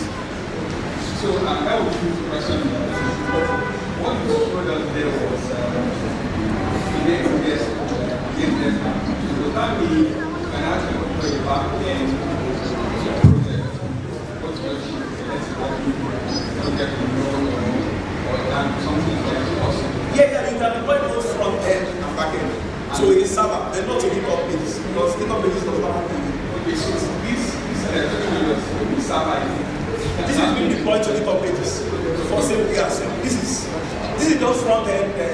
We don't have a server. So GitHub Pages. So if you have a back end, if he has a back end, then we will be looking at.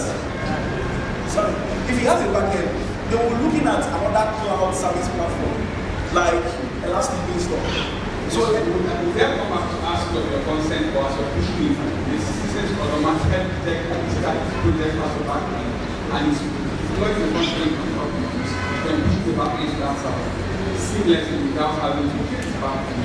I don't even understand. I understand. So all these things happens on configuration basis. right? So if I try to upload a front end and back end, for example, so just GitHub Pages, it will crash because GitHub Pages is not able to support what exactly. So but if you have a front end, a back end on SJS, and you want to deploy it, let's say on Elastic Beanstalk. Elastic Beanstalk already has a GitHub action for uploading files to it. So I think there's a GitHub action, so it has a script which anybody can use to upload. So you cannot use the script for a GitHub page. Exactly. No, it's configuration by configuration basis. Exactly.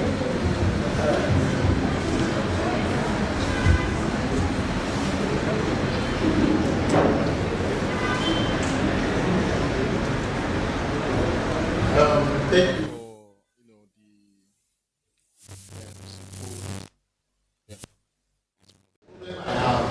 like, on your code, you teach us, like, when you are setting out as a GitHub, because I know a lot of people here don't know what is GitHub, installing it on their machine, getting to start something, right?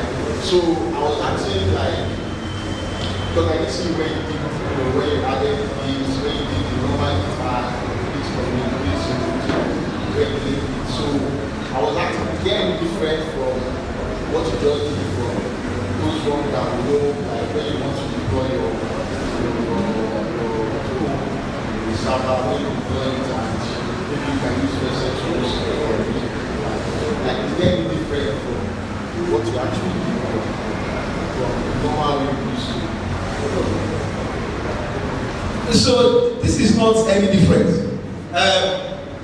I'm using the GitHub, like because the screen record was had an issue. You would have seen where I was doing the git add, the git commit, the git push.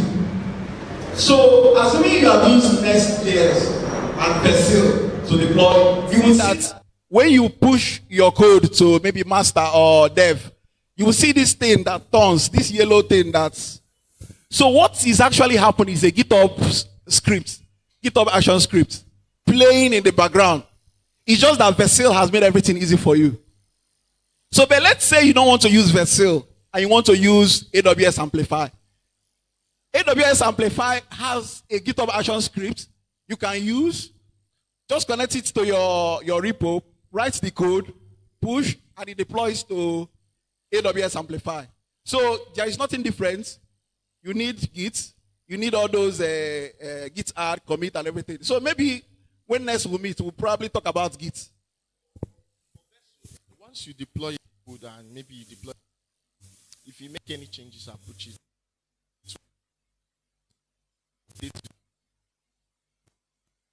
So if you had looked at that time I opened up the, can you open up that slide one more time? The slide.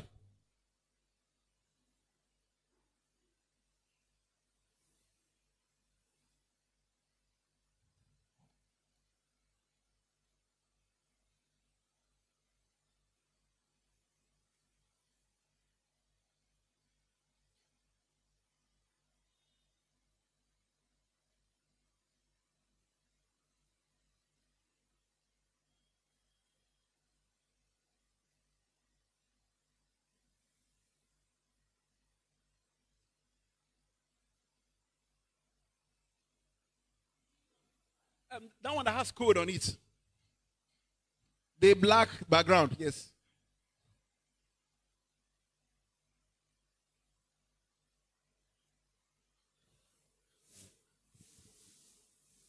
Stop. So to answer your question, the Vercel as a platform, as a service, has this script already built out for you to use. So you don't need to actually write or configure. But that part whereby when you push your code, it immediately updates your new changes is what is actually happening on this line. So whenever you push a code to the main branch, this code will run. So this means that whenever I push my code to the main branch, run everything here. So we call these triggers. So I can even change this branch to maybe dev. So whenever I push to dev, everything here runs. I can even do pull request. So I change this push to on pull request. So whenever I make a pull request, everything here runs. So this is just configuration by configuration basis. So it's very flexible. You can change it however you want. Right? So, but for the Versil, they already built this thing for you. You don't need to. So, right? So that's what I believe I answered your question. Or do you have any more questions? NPM run build. I was like, things in. Exactly. So, you know, this is a different computer. You know, this is on the server. These codes are running on the server. And it's not on your machine. So imagine that you carried your file and entered another computer. Let's say another, like your computer over there. You know, they don't have all these things. They don't have NPM already installed. They don't even have probably other things you need for your app to run. So that is why whenever you are uploading your code to a computer outside your own, you first of all check out to the branch where you have that changes. You install. So you can install to put down everything you need for your code to be able to run. And then you now build. So build is to create a production build for your app, like a zip file that you can serve, right? And then you now deploy. Right? So that is why you need to do all these things. So that if you are using GitHub Actions or some other service, they already maybe don't have this thing configured, so you don't need to waste your time. Like, just pick it, paste, and run. Any other question?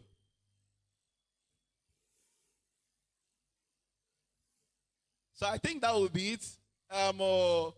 If I know this might be too high or too low, I don't know, but if you have any question, this is very simple actually. It's just that it might look somehow strange, but once you get your hands into it, you see that it's an easy way for you to go live. Thank you.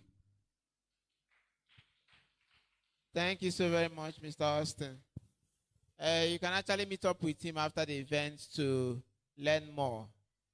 And if you want some more clarification. So we are at the end of today's event, and we just have the vote of thanks.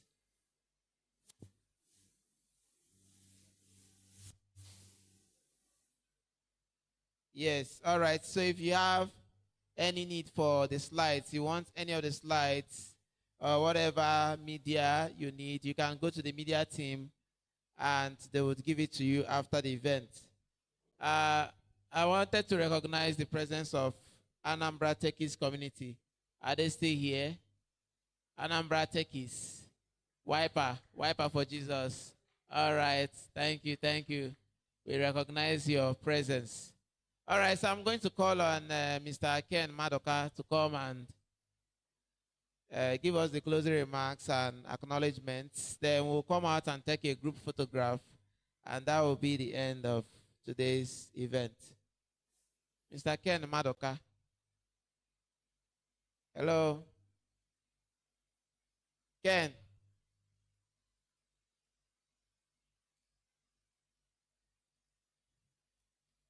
So he also talked those that won the gifts or won the award or whatever. I don't know what exactly they won. That's for the 2 schools that debated. I think you'll be saying about that. All right, thank you. So good afternoon, everybody. I want to thank you all for taking out your time to come and learn and spend some time with us and learn from us, and we also enjoy your presence and also connect with you.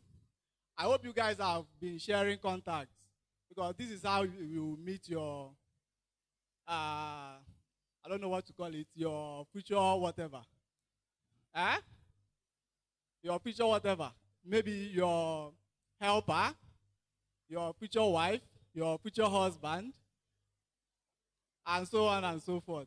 Remember when you say to God in your prayers that He should send you your destiny helper. I think He's right beside you right now. So before I proceed with my own talk, I will have to give the floor to the judges to give out to call out the results of the debate that we just witnessed now. Okay? So without further ado, I want to call Mr. Chris. Mr. Chris is the manager of IG Hub Onitsha. He's going to come here with his fellow judge. Can't remember the name again. Please come to the stage and tell us who won the debate. We have the students here, and I'm sure they are eager to know how they performed. Okay? Thank you so much. I would like to appreciate the effort of the students. I'll be honest with you. 10 years ago, when I was still at your level, I might not be that bold, or I might not have that eloquence to be able to do such presentation you guys did today. So I'm really, really impressed with your performance. However, we always believe that there is room for improvement. We want to see you guys in a bigger stage where you are going to challenge the likes of people like you in other continents. All right, but then there are a few clarifications we would like to make so that we'll all be in the same page for us to be able to understand some of the metrics that we are used to adjudicate today's debate. We don't have any issue with the definition. I think everybody's on the same page when it comes to understanding of AI. We are almost on the same page. What varies was to what extent do AI cause harm or good to our performance in the education. However, we think that the bulk of argument from the proposing side was benched on things like how AI is going to aid students in learning, how it's going to help teachers to be able to teach properly. These are arguments we found very interesting, and we bought that argument. But we don't think the argument was enough to win the debate when we start hearing things like how students can actually use AI to cheat, either to do an assignment or to even write an exam. Arguments like how AI is going to take away the job of teachers. Again, these arguments were very valid in the debate, and we never have any response from the proposing side. However, there are other points again that counted for the opposition team in the debate. Things like how human interaction is very essential for education, how they are going to be lost in social interaction, which is something that we think that will be very necessary for education to take place. And then the last but not the least was how Nigerians are going to abuse the AI. These arguments were things we never found any response from the proposing side. So, from the judges, it was not a unanimous decision. It was a 2-to-1 split decision.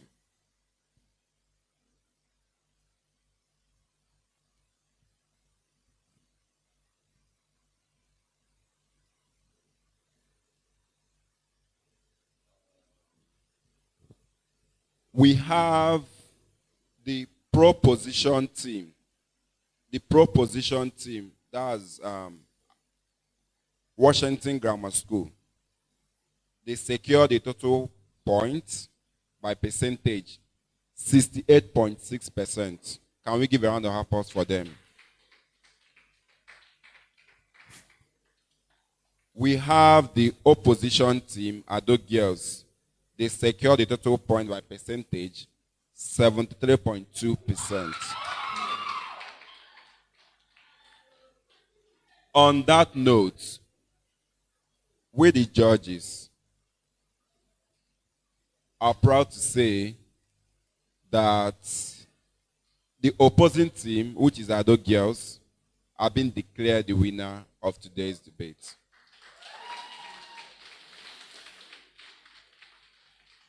However, it might be a debate for another day, but AI is not going to take away our job any day. What happened was just a debate, but in real sense, AI is not going to take away our job. AI is going to aid science, innovation, and technology. Are we going to do presentation?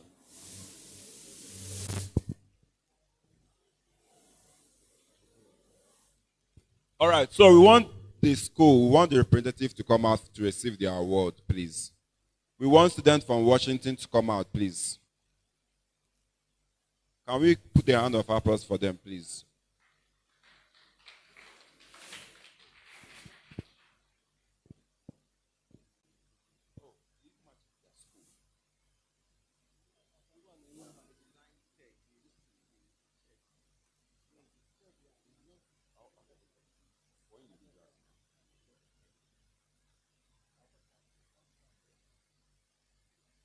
Can we have the school, please? All of you should come, please. All the students of Washington, please. Can we have you guys on the stage? All the students. Please, can we put our hands for them together once again?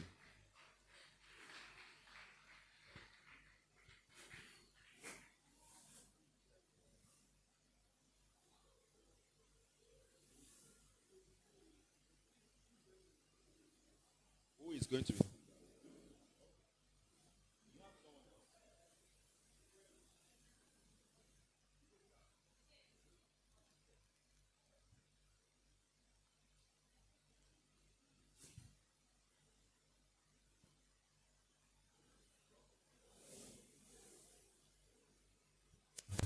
Can we also have the judges on stage, please?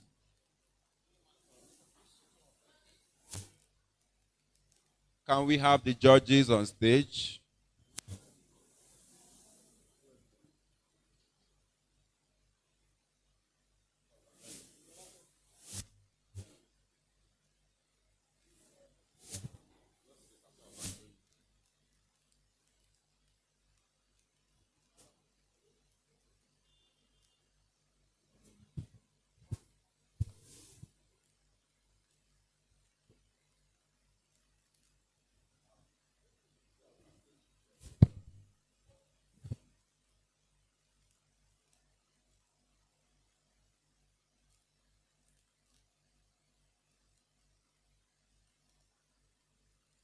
Can we now have the presentation, please?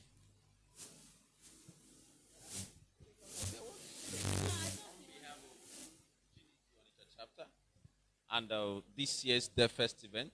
We're saying a very big congratulations to you. Thank you.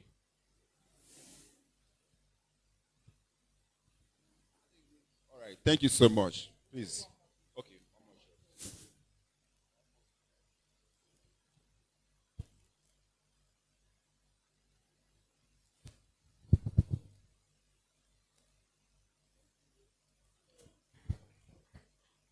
All right, can we have the students from Ado Girls, please?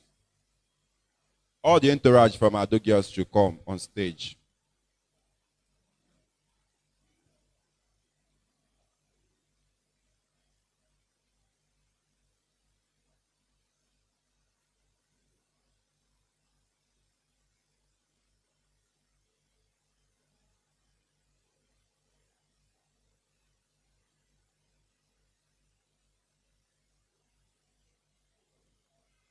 Do you have any staff with you? All right.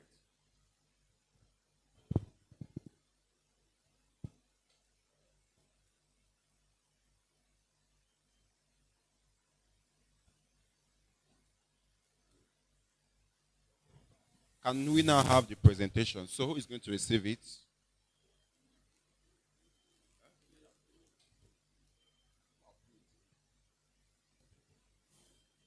I just have to give it to you. Just come forward. Okay. On behalf of GDG Onitsha, and for this year Devfest, really appreciate your coming. I want to say wonderful congratulations. Thank you.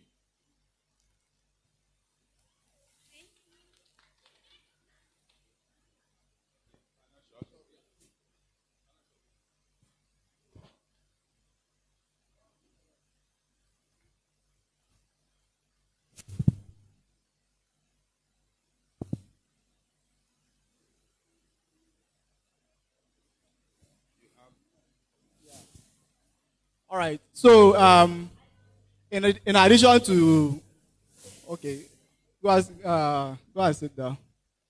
So, I think the manager of IG Hub also has some more things that he wants to say concerning this competition. So, Mr. Chimeze, can you step forward, please?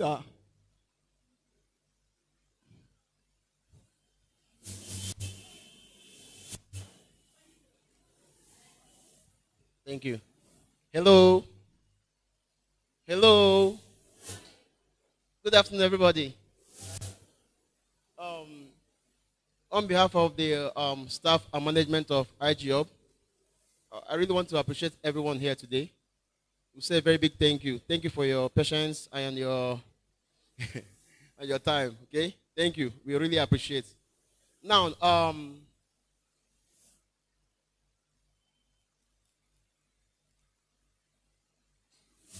hello, hello.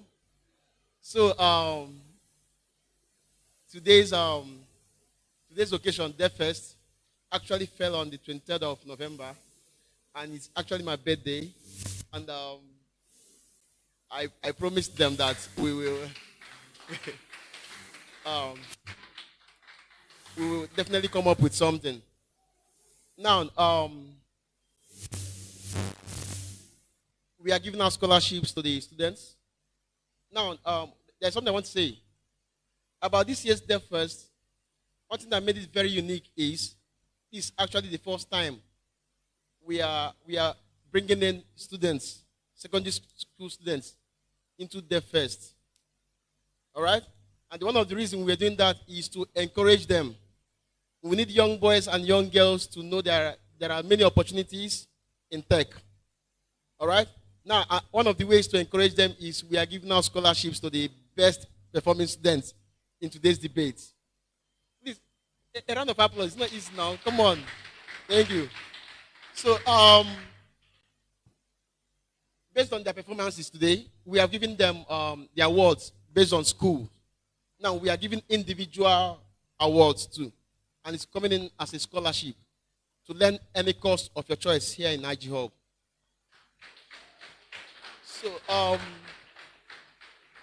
So, we actually selected 4 students from this team here.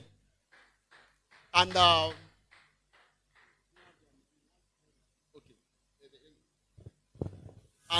want to call their names. Now, there were a total of 6 students here, right? And we want to give out scholarship to 4. And I'll be calling their names now. But I told the judges that even my brother here, I told him that what I will do will shock everyone here. But, you know, these are students and they get emotional easily. You know, when you give out gifts to some and you don't give to the rest, right? So we're giving something unique today. And I'm calling on these students, please, if you have your name, please come forward. Owadiegwu Emele.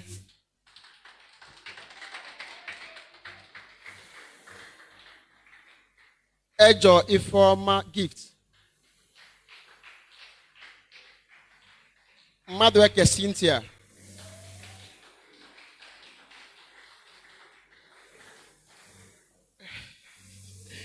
Oba Victor Kamsi, right?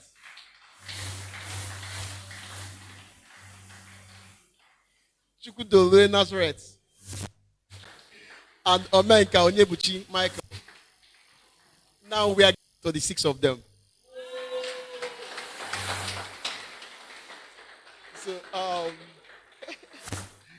So these amazing students, we are giving out scholarship of 200,000 naira each in scholarship here. Okay? For any course of your choice. All right? So you come back here next year. The year is almost done. You come back here next year. Any course of your choice you choose. Okay? I will foot the bill. Thank you.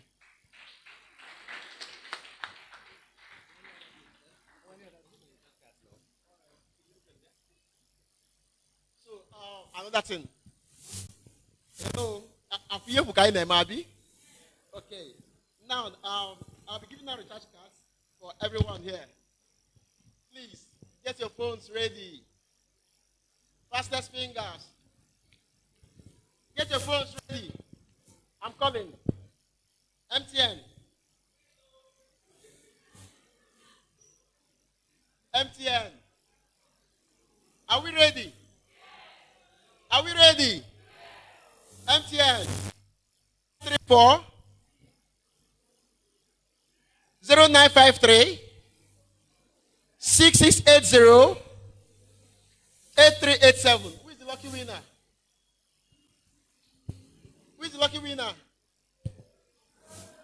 Who is the lucky winner? Come on. I should come again. Okay. Oh, sorry. I'm sorry. Okay. All right, let's go. MTN 0931 4945 1180 914 61.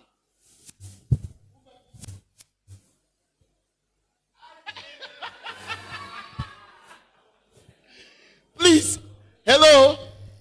See, let me tell you, I'm not participating because I'm holding the mic. Everyone here is meant to participate, including the camera people. Everyone is meant to participate. Everybody, yes. We want to be fair with everybody here. So, how many Airtel users are here? How many Airtel? How many? Airtel. 1, 2, 3, 4. You have Airtel? Are you sure? You have it there? 1, 2, 3, 4, 5, 6, 7, 8. I can't go. No. I thought you guys were below 10. How many users are here? Glow. 1, 2, 3. How many now? 1, 2, 3, 4, 5. How many again? Please come. Fish, come. Glow users, 5. No. Come. Glow users.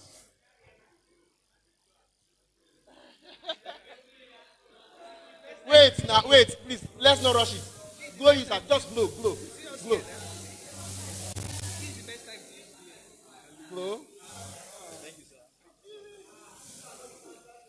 No, I'm coming. There are few.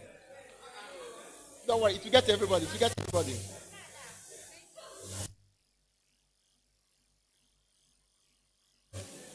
Okay. No, you recharge now. Take. Okay, I see. Don't worry, we are loaded. Relax, we are loaded. Airtel, let's go. Airtel 0934 0953 6680 8387. Who is the lucky winner?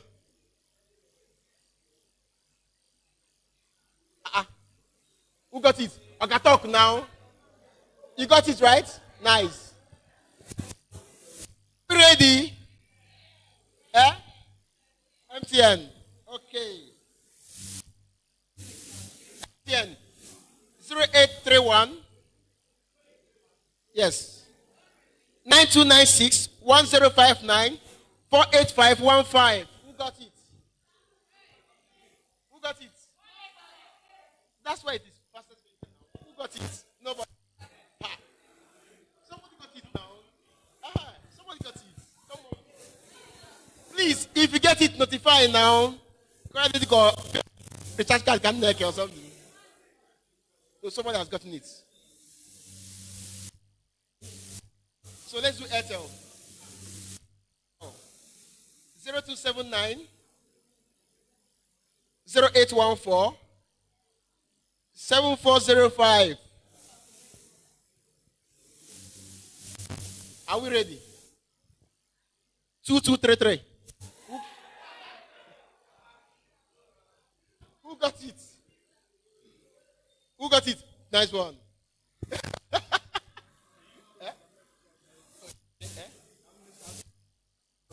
So, please give us a few minutes. I'm coming back. Don't worry, we still have plenty of cards here. I'm coming back shortly. Thank you. All right. Projector. All right. I'm going to do the final talk and the closing remark. Okay? First of all, my name is Kenis Madoka. I'm one of the organizers of this event. I have my co-organizers around here, Mr. Jeremiah Nwite, Mrs. Akabike Happiness, she's also here. Ma Okolo Igwe, she's also here, and Ifeanyi Achofose. So, I want to present my talk. Don't worry, it's not going to be very long. Well, I'm not seeing my projector yet.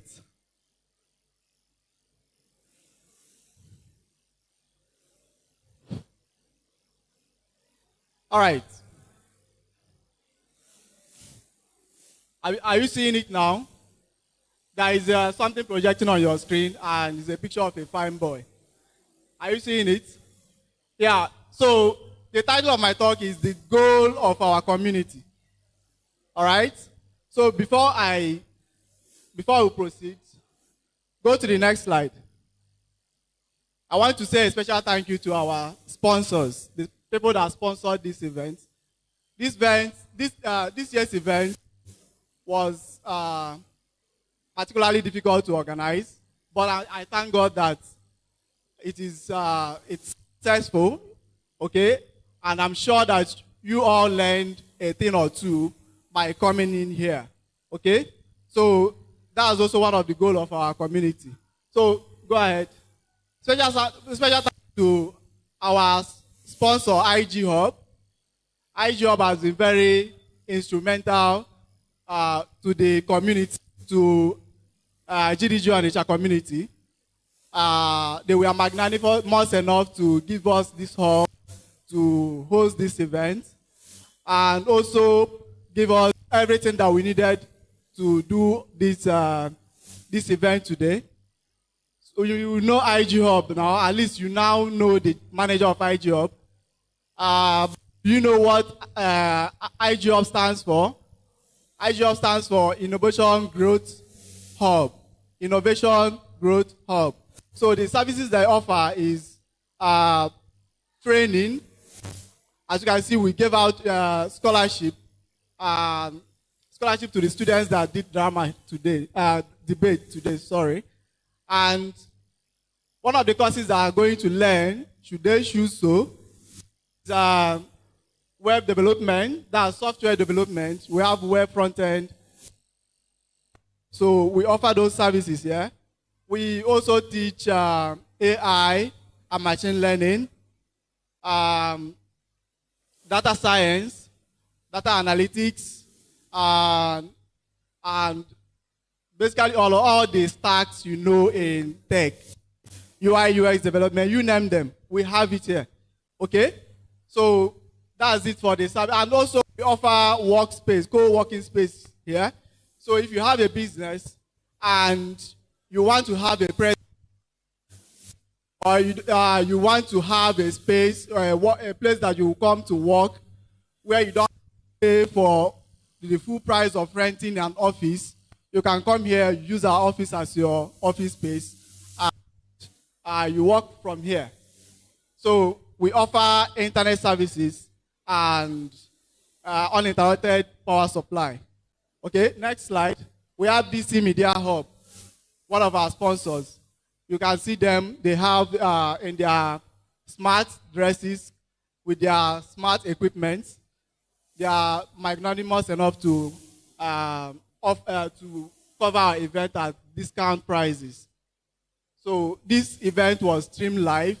It is because of them. So big round of applause for them, please. So the next slide. The Pay For Me app, one of our sponsors. Okay?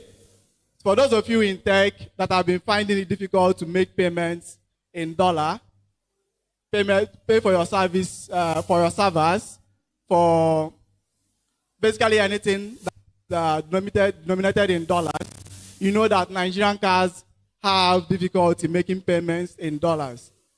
So Pay for Me app is an app that allows you, among many other services, they allow you to make payments. They give you virtual card that you can use to make virtual dollar payments to any of the services you want to buy in dollars. So if you want to do shopping in Alibaba or AWS, Amazon rather, then you use the virtual card that they offer you. You can download the app, use it to make payments. And then we have Lighthost. Lighthost is a company that offers server services, hosting services rather. So after you building your PHP app, whatever app you build, and you want to host it online, you can do that using Lighthost. Go to lighthost.com, create an account, and start hosting your website. Okay, so the next one is our partners, the Debating and Dramatic Society Onitsha. They are the ones that organize this debate, that helped us organize this debate, bring the students here, and made everything possible for us to hear the ideas. Okay, and then we have 3Gs and Onitsha Business Hangout. They are all people that we partnered with to make this event a success. So the next step, the next slide. So what is the goal of our community? Okay, this is a verse from Isaiah chapter 53, verse 11. It says, he shall see of the travail of his soul, shall be satisfied. So next slide. So this picture was taken in an Devfest event that we did here in the year 2019. Okay? You see those people that are circled, that their hair are circled, okay? So they were part of the Devfest in 2019. Okay? This guy here is called Chooks, Mr. Chooks. He's the founder of Dev Amplify Hub Oka. It was a very big hub here in Oka in 2019. Okay, they were basically the people that hosted the Devfest of 2019, and that was the first Devfest that I attended. In fact, that was the first time I was attending a tech event, Dev Amplify. You can see our lead here, Ifeanyi Amajoyi. He's our general lead. He's the one that in working together with our co-lead also, Jeremiah, Pastor Jeremiah Nwite, they brought GDG Onitsha in. They brought GDG into Onitsha. Okay? So they are the founding members of GDG Onitsha. They brought GDG to Onitsha here. Now we don't, they made it possible for us not to have to go to Lagos to have a Devfest event. Okay? And then we have this lady here, Amadikwa Joy. She's the lead of GDG Owerri. So it was after the event that a lot of things started happening. You remember Pay Me app, the one that I talked about now, is a very big app now. It's an international app. I forgot to mention that for those of you that want to japa out of Nigeria, the app, you can also make payment for your international school fees, whichever country you are going to do further your education abroad. They will help you pay your school fees. I'm sure, I think they also offer loan services, student loan services. So one of the founders, or one of the technical founders of Pay For Me app was also in this picture. He's also in this picture. This is him here, Mr. Stephen Jude. So I will tell you that a lot of innovation started from this event, this particular event that held in 2019. Okay, something else happened. This man that I circled here was the one that facilitated my first job as a tech person. Okay, so see what happened here. After the event, I connected with him. We exchanged contact. And at the end of the day, he added me to a group, the Dev Amplify group, OKA. So it was on this group that I met someone else who got me, Ifeanyi and Mma. This is how I met Rick. You know Rick? All right. This is how I met Rick. Rick now connected me to the job I have today. Okay? So where I work for Trovotech Limited. They are a blockchain company that is based in Lagos. Okay? And also a a partner in the business. Like I have 5% share, 4% share in the company. So this is how I met him. It was just coming from Devfest 2019. So what is the goal of our community? It's for successes like this, okay? It is for coming to the events like this that you meet people that you don't know where to you in the future. I'm sure this guy here doesn't even know what he did for me. I'm not sure he remembers my face today, but it was from him that I got what I got, okay?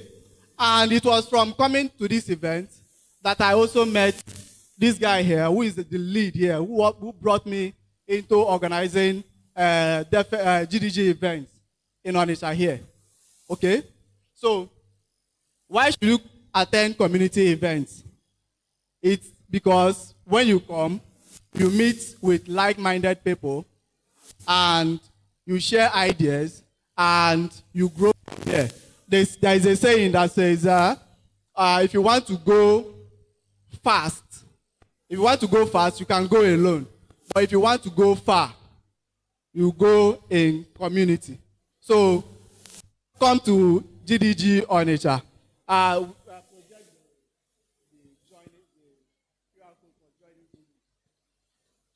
The QR code for joining GDG.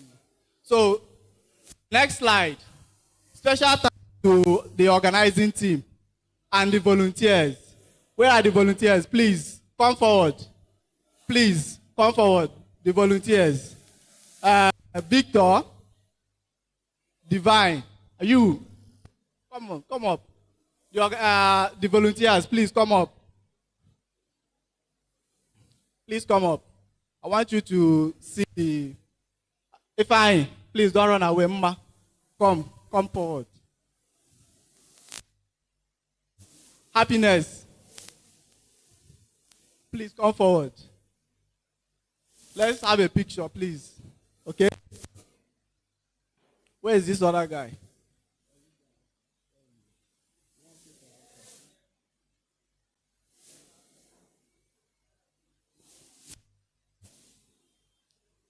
Please come forward. Come.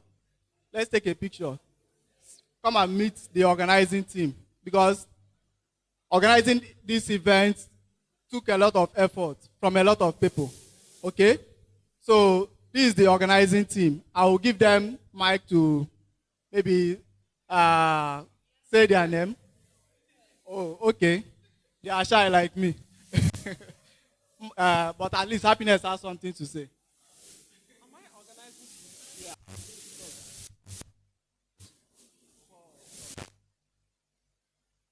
Hello, ladies and gentlemen. I want to especially thank every one of you for coming around. This is Devfest Onitsha, and it has come and gone. And I want you to connect, make friends, and learn new things. Because the essence of event like this is to learn one or new things. And join our WhatsApp group, because there's a whole lot coming up. By April next year, we are going to be having our women IW, which is International Women's Day, and we want a whole lot of you to come, because it's another super pack event where you learn, connect, and network. So, thank you, every one of you, and to our volunteers. You guys have really done amazing. They were on, as in Dex. Chidimma is always there, as in 247, posting for this event. I cannot thank all of you, Lex. Where is Annie? Annie is, as in, he did amazing stuff. every one of you who volunteer for this event, you really try. Cynthia, all of you, I don't know you by your name, but you guys did so amazing. And I believe there's one thing I want to talk about. Maybe one of the days I'll talk about the importance of volunteering. So here we are in a locality where people don't understand the importance of volunteering for events or doing voluntary roles, community service. It is only outside the world, maybe when you want to travel outside the country or you are looking for scholarship, that a white man will look at your roles. He's going to look at your experience and split it into two, your paid experience and voluntary experience. His concentration and basis for judging or selecting you is your voluntary experience. Do you know why? Because he believed that for the paid experience, you've received your reward, right? But the voluntary experience are the ones you are not rewarded.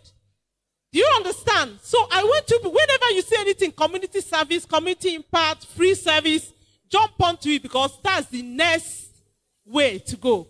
Thank you, every one of you. And to our co-lead, Ken. He's slow, steady. He'll be doing like he's not serious, but he's very, very serious. Thank you, Mr. Kane. And our daddy Gio in tech. Where is Pastor Jeremiah? The only pastor that no tech like Guru. Thank you so much, Daddy Gio. We celebrate you. Thank you, everyone, for coming. All right. Thank you very much, everyone. Can I go see? Thank you very much. Sorry, come. Picture, please. Picture. Yeah. I think we should stand. Yeah.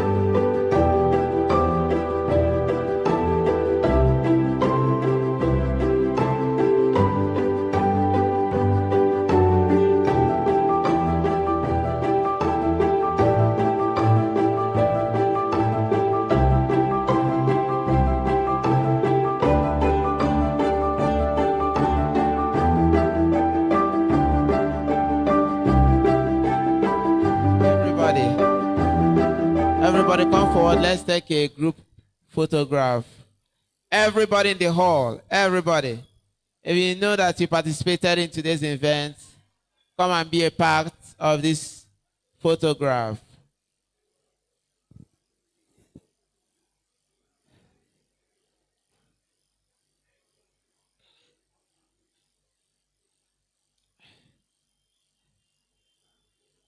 Come forward, come forward, come forward. It's quarter to go, quarter to go.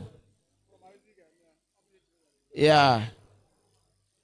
So the first person that steps out here is getting a gift, and that person is Mr. Ebenezer. They call on assist, and they do this thing. All right, so step forward, step forward. Step forward. Yeah, you're not humble, you're just so proud.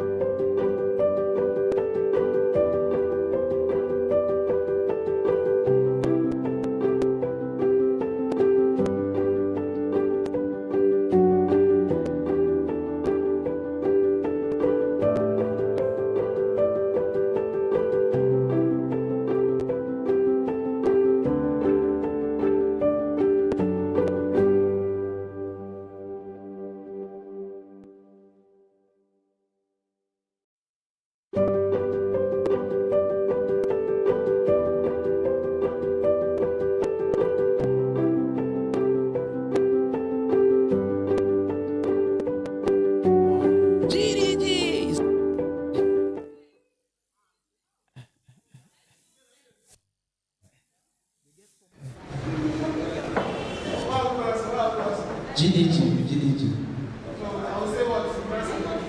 Say GE. No, what you want to say? No, say anything. Okay. In 3, 1, 2, ready, go. GDG.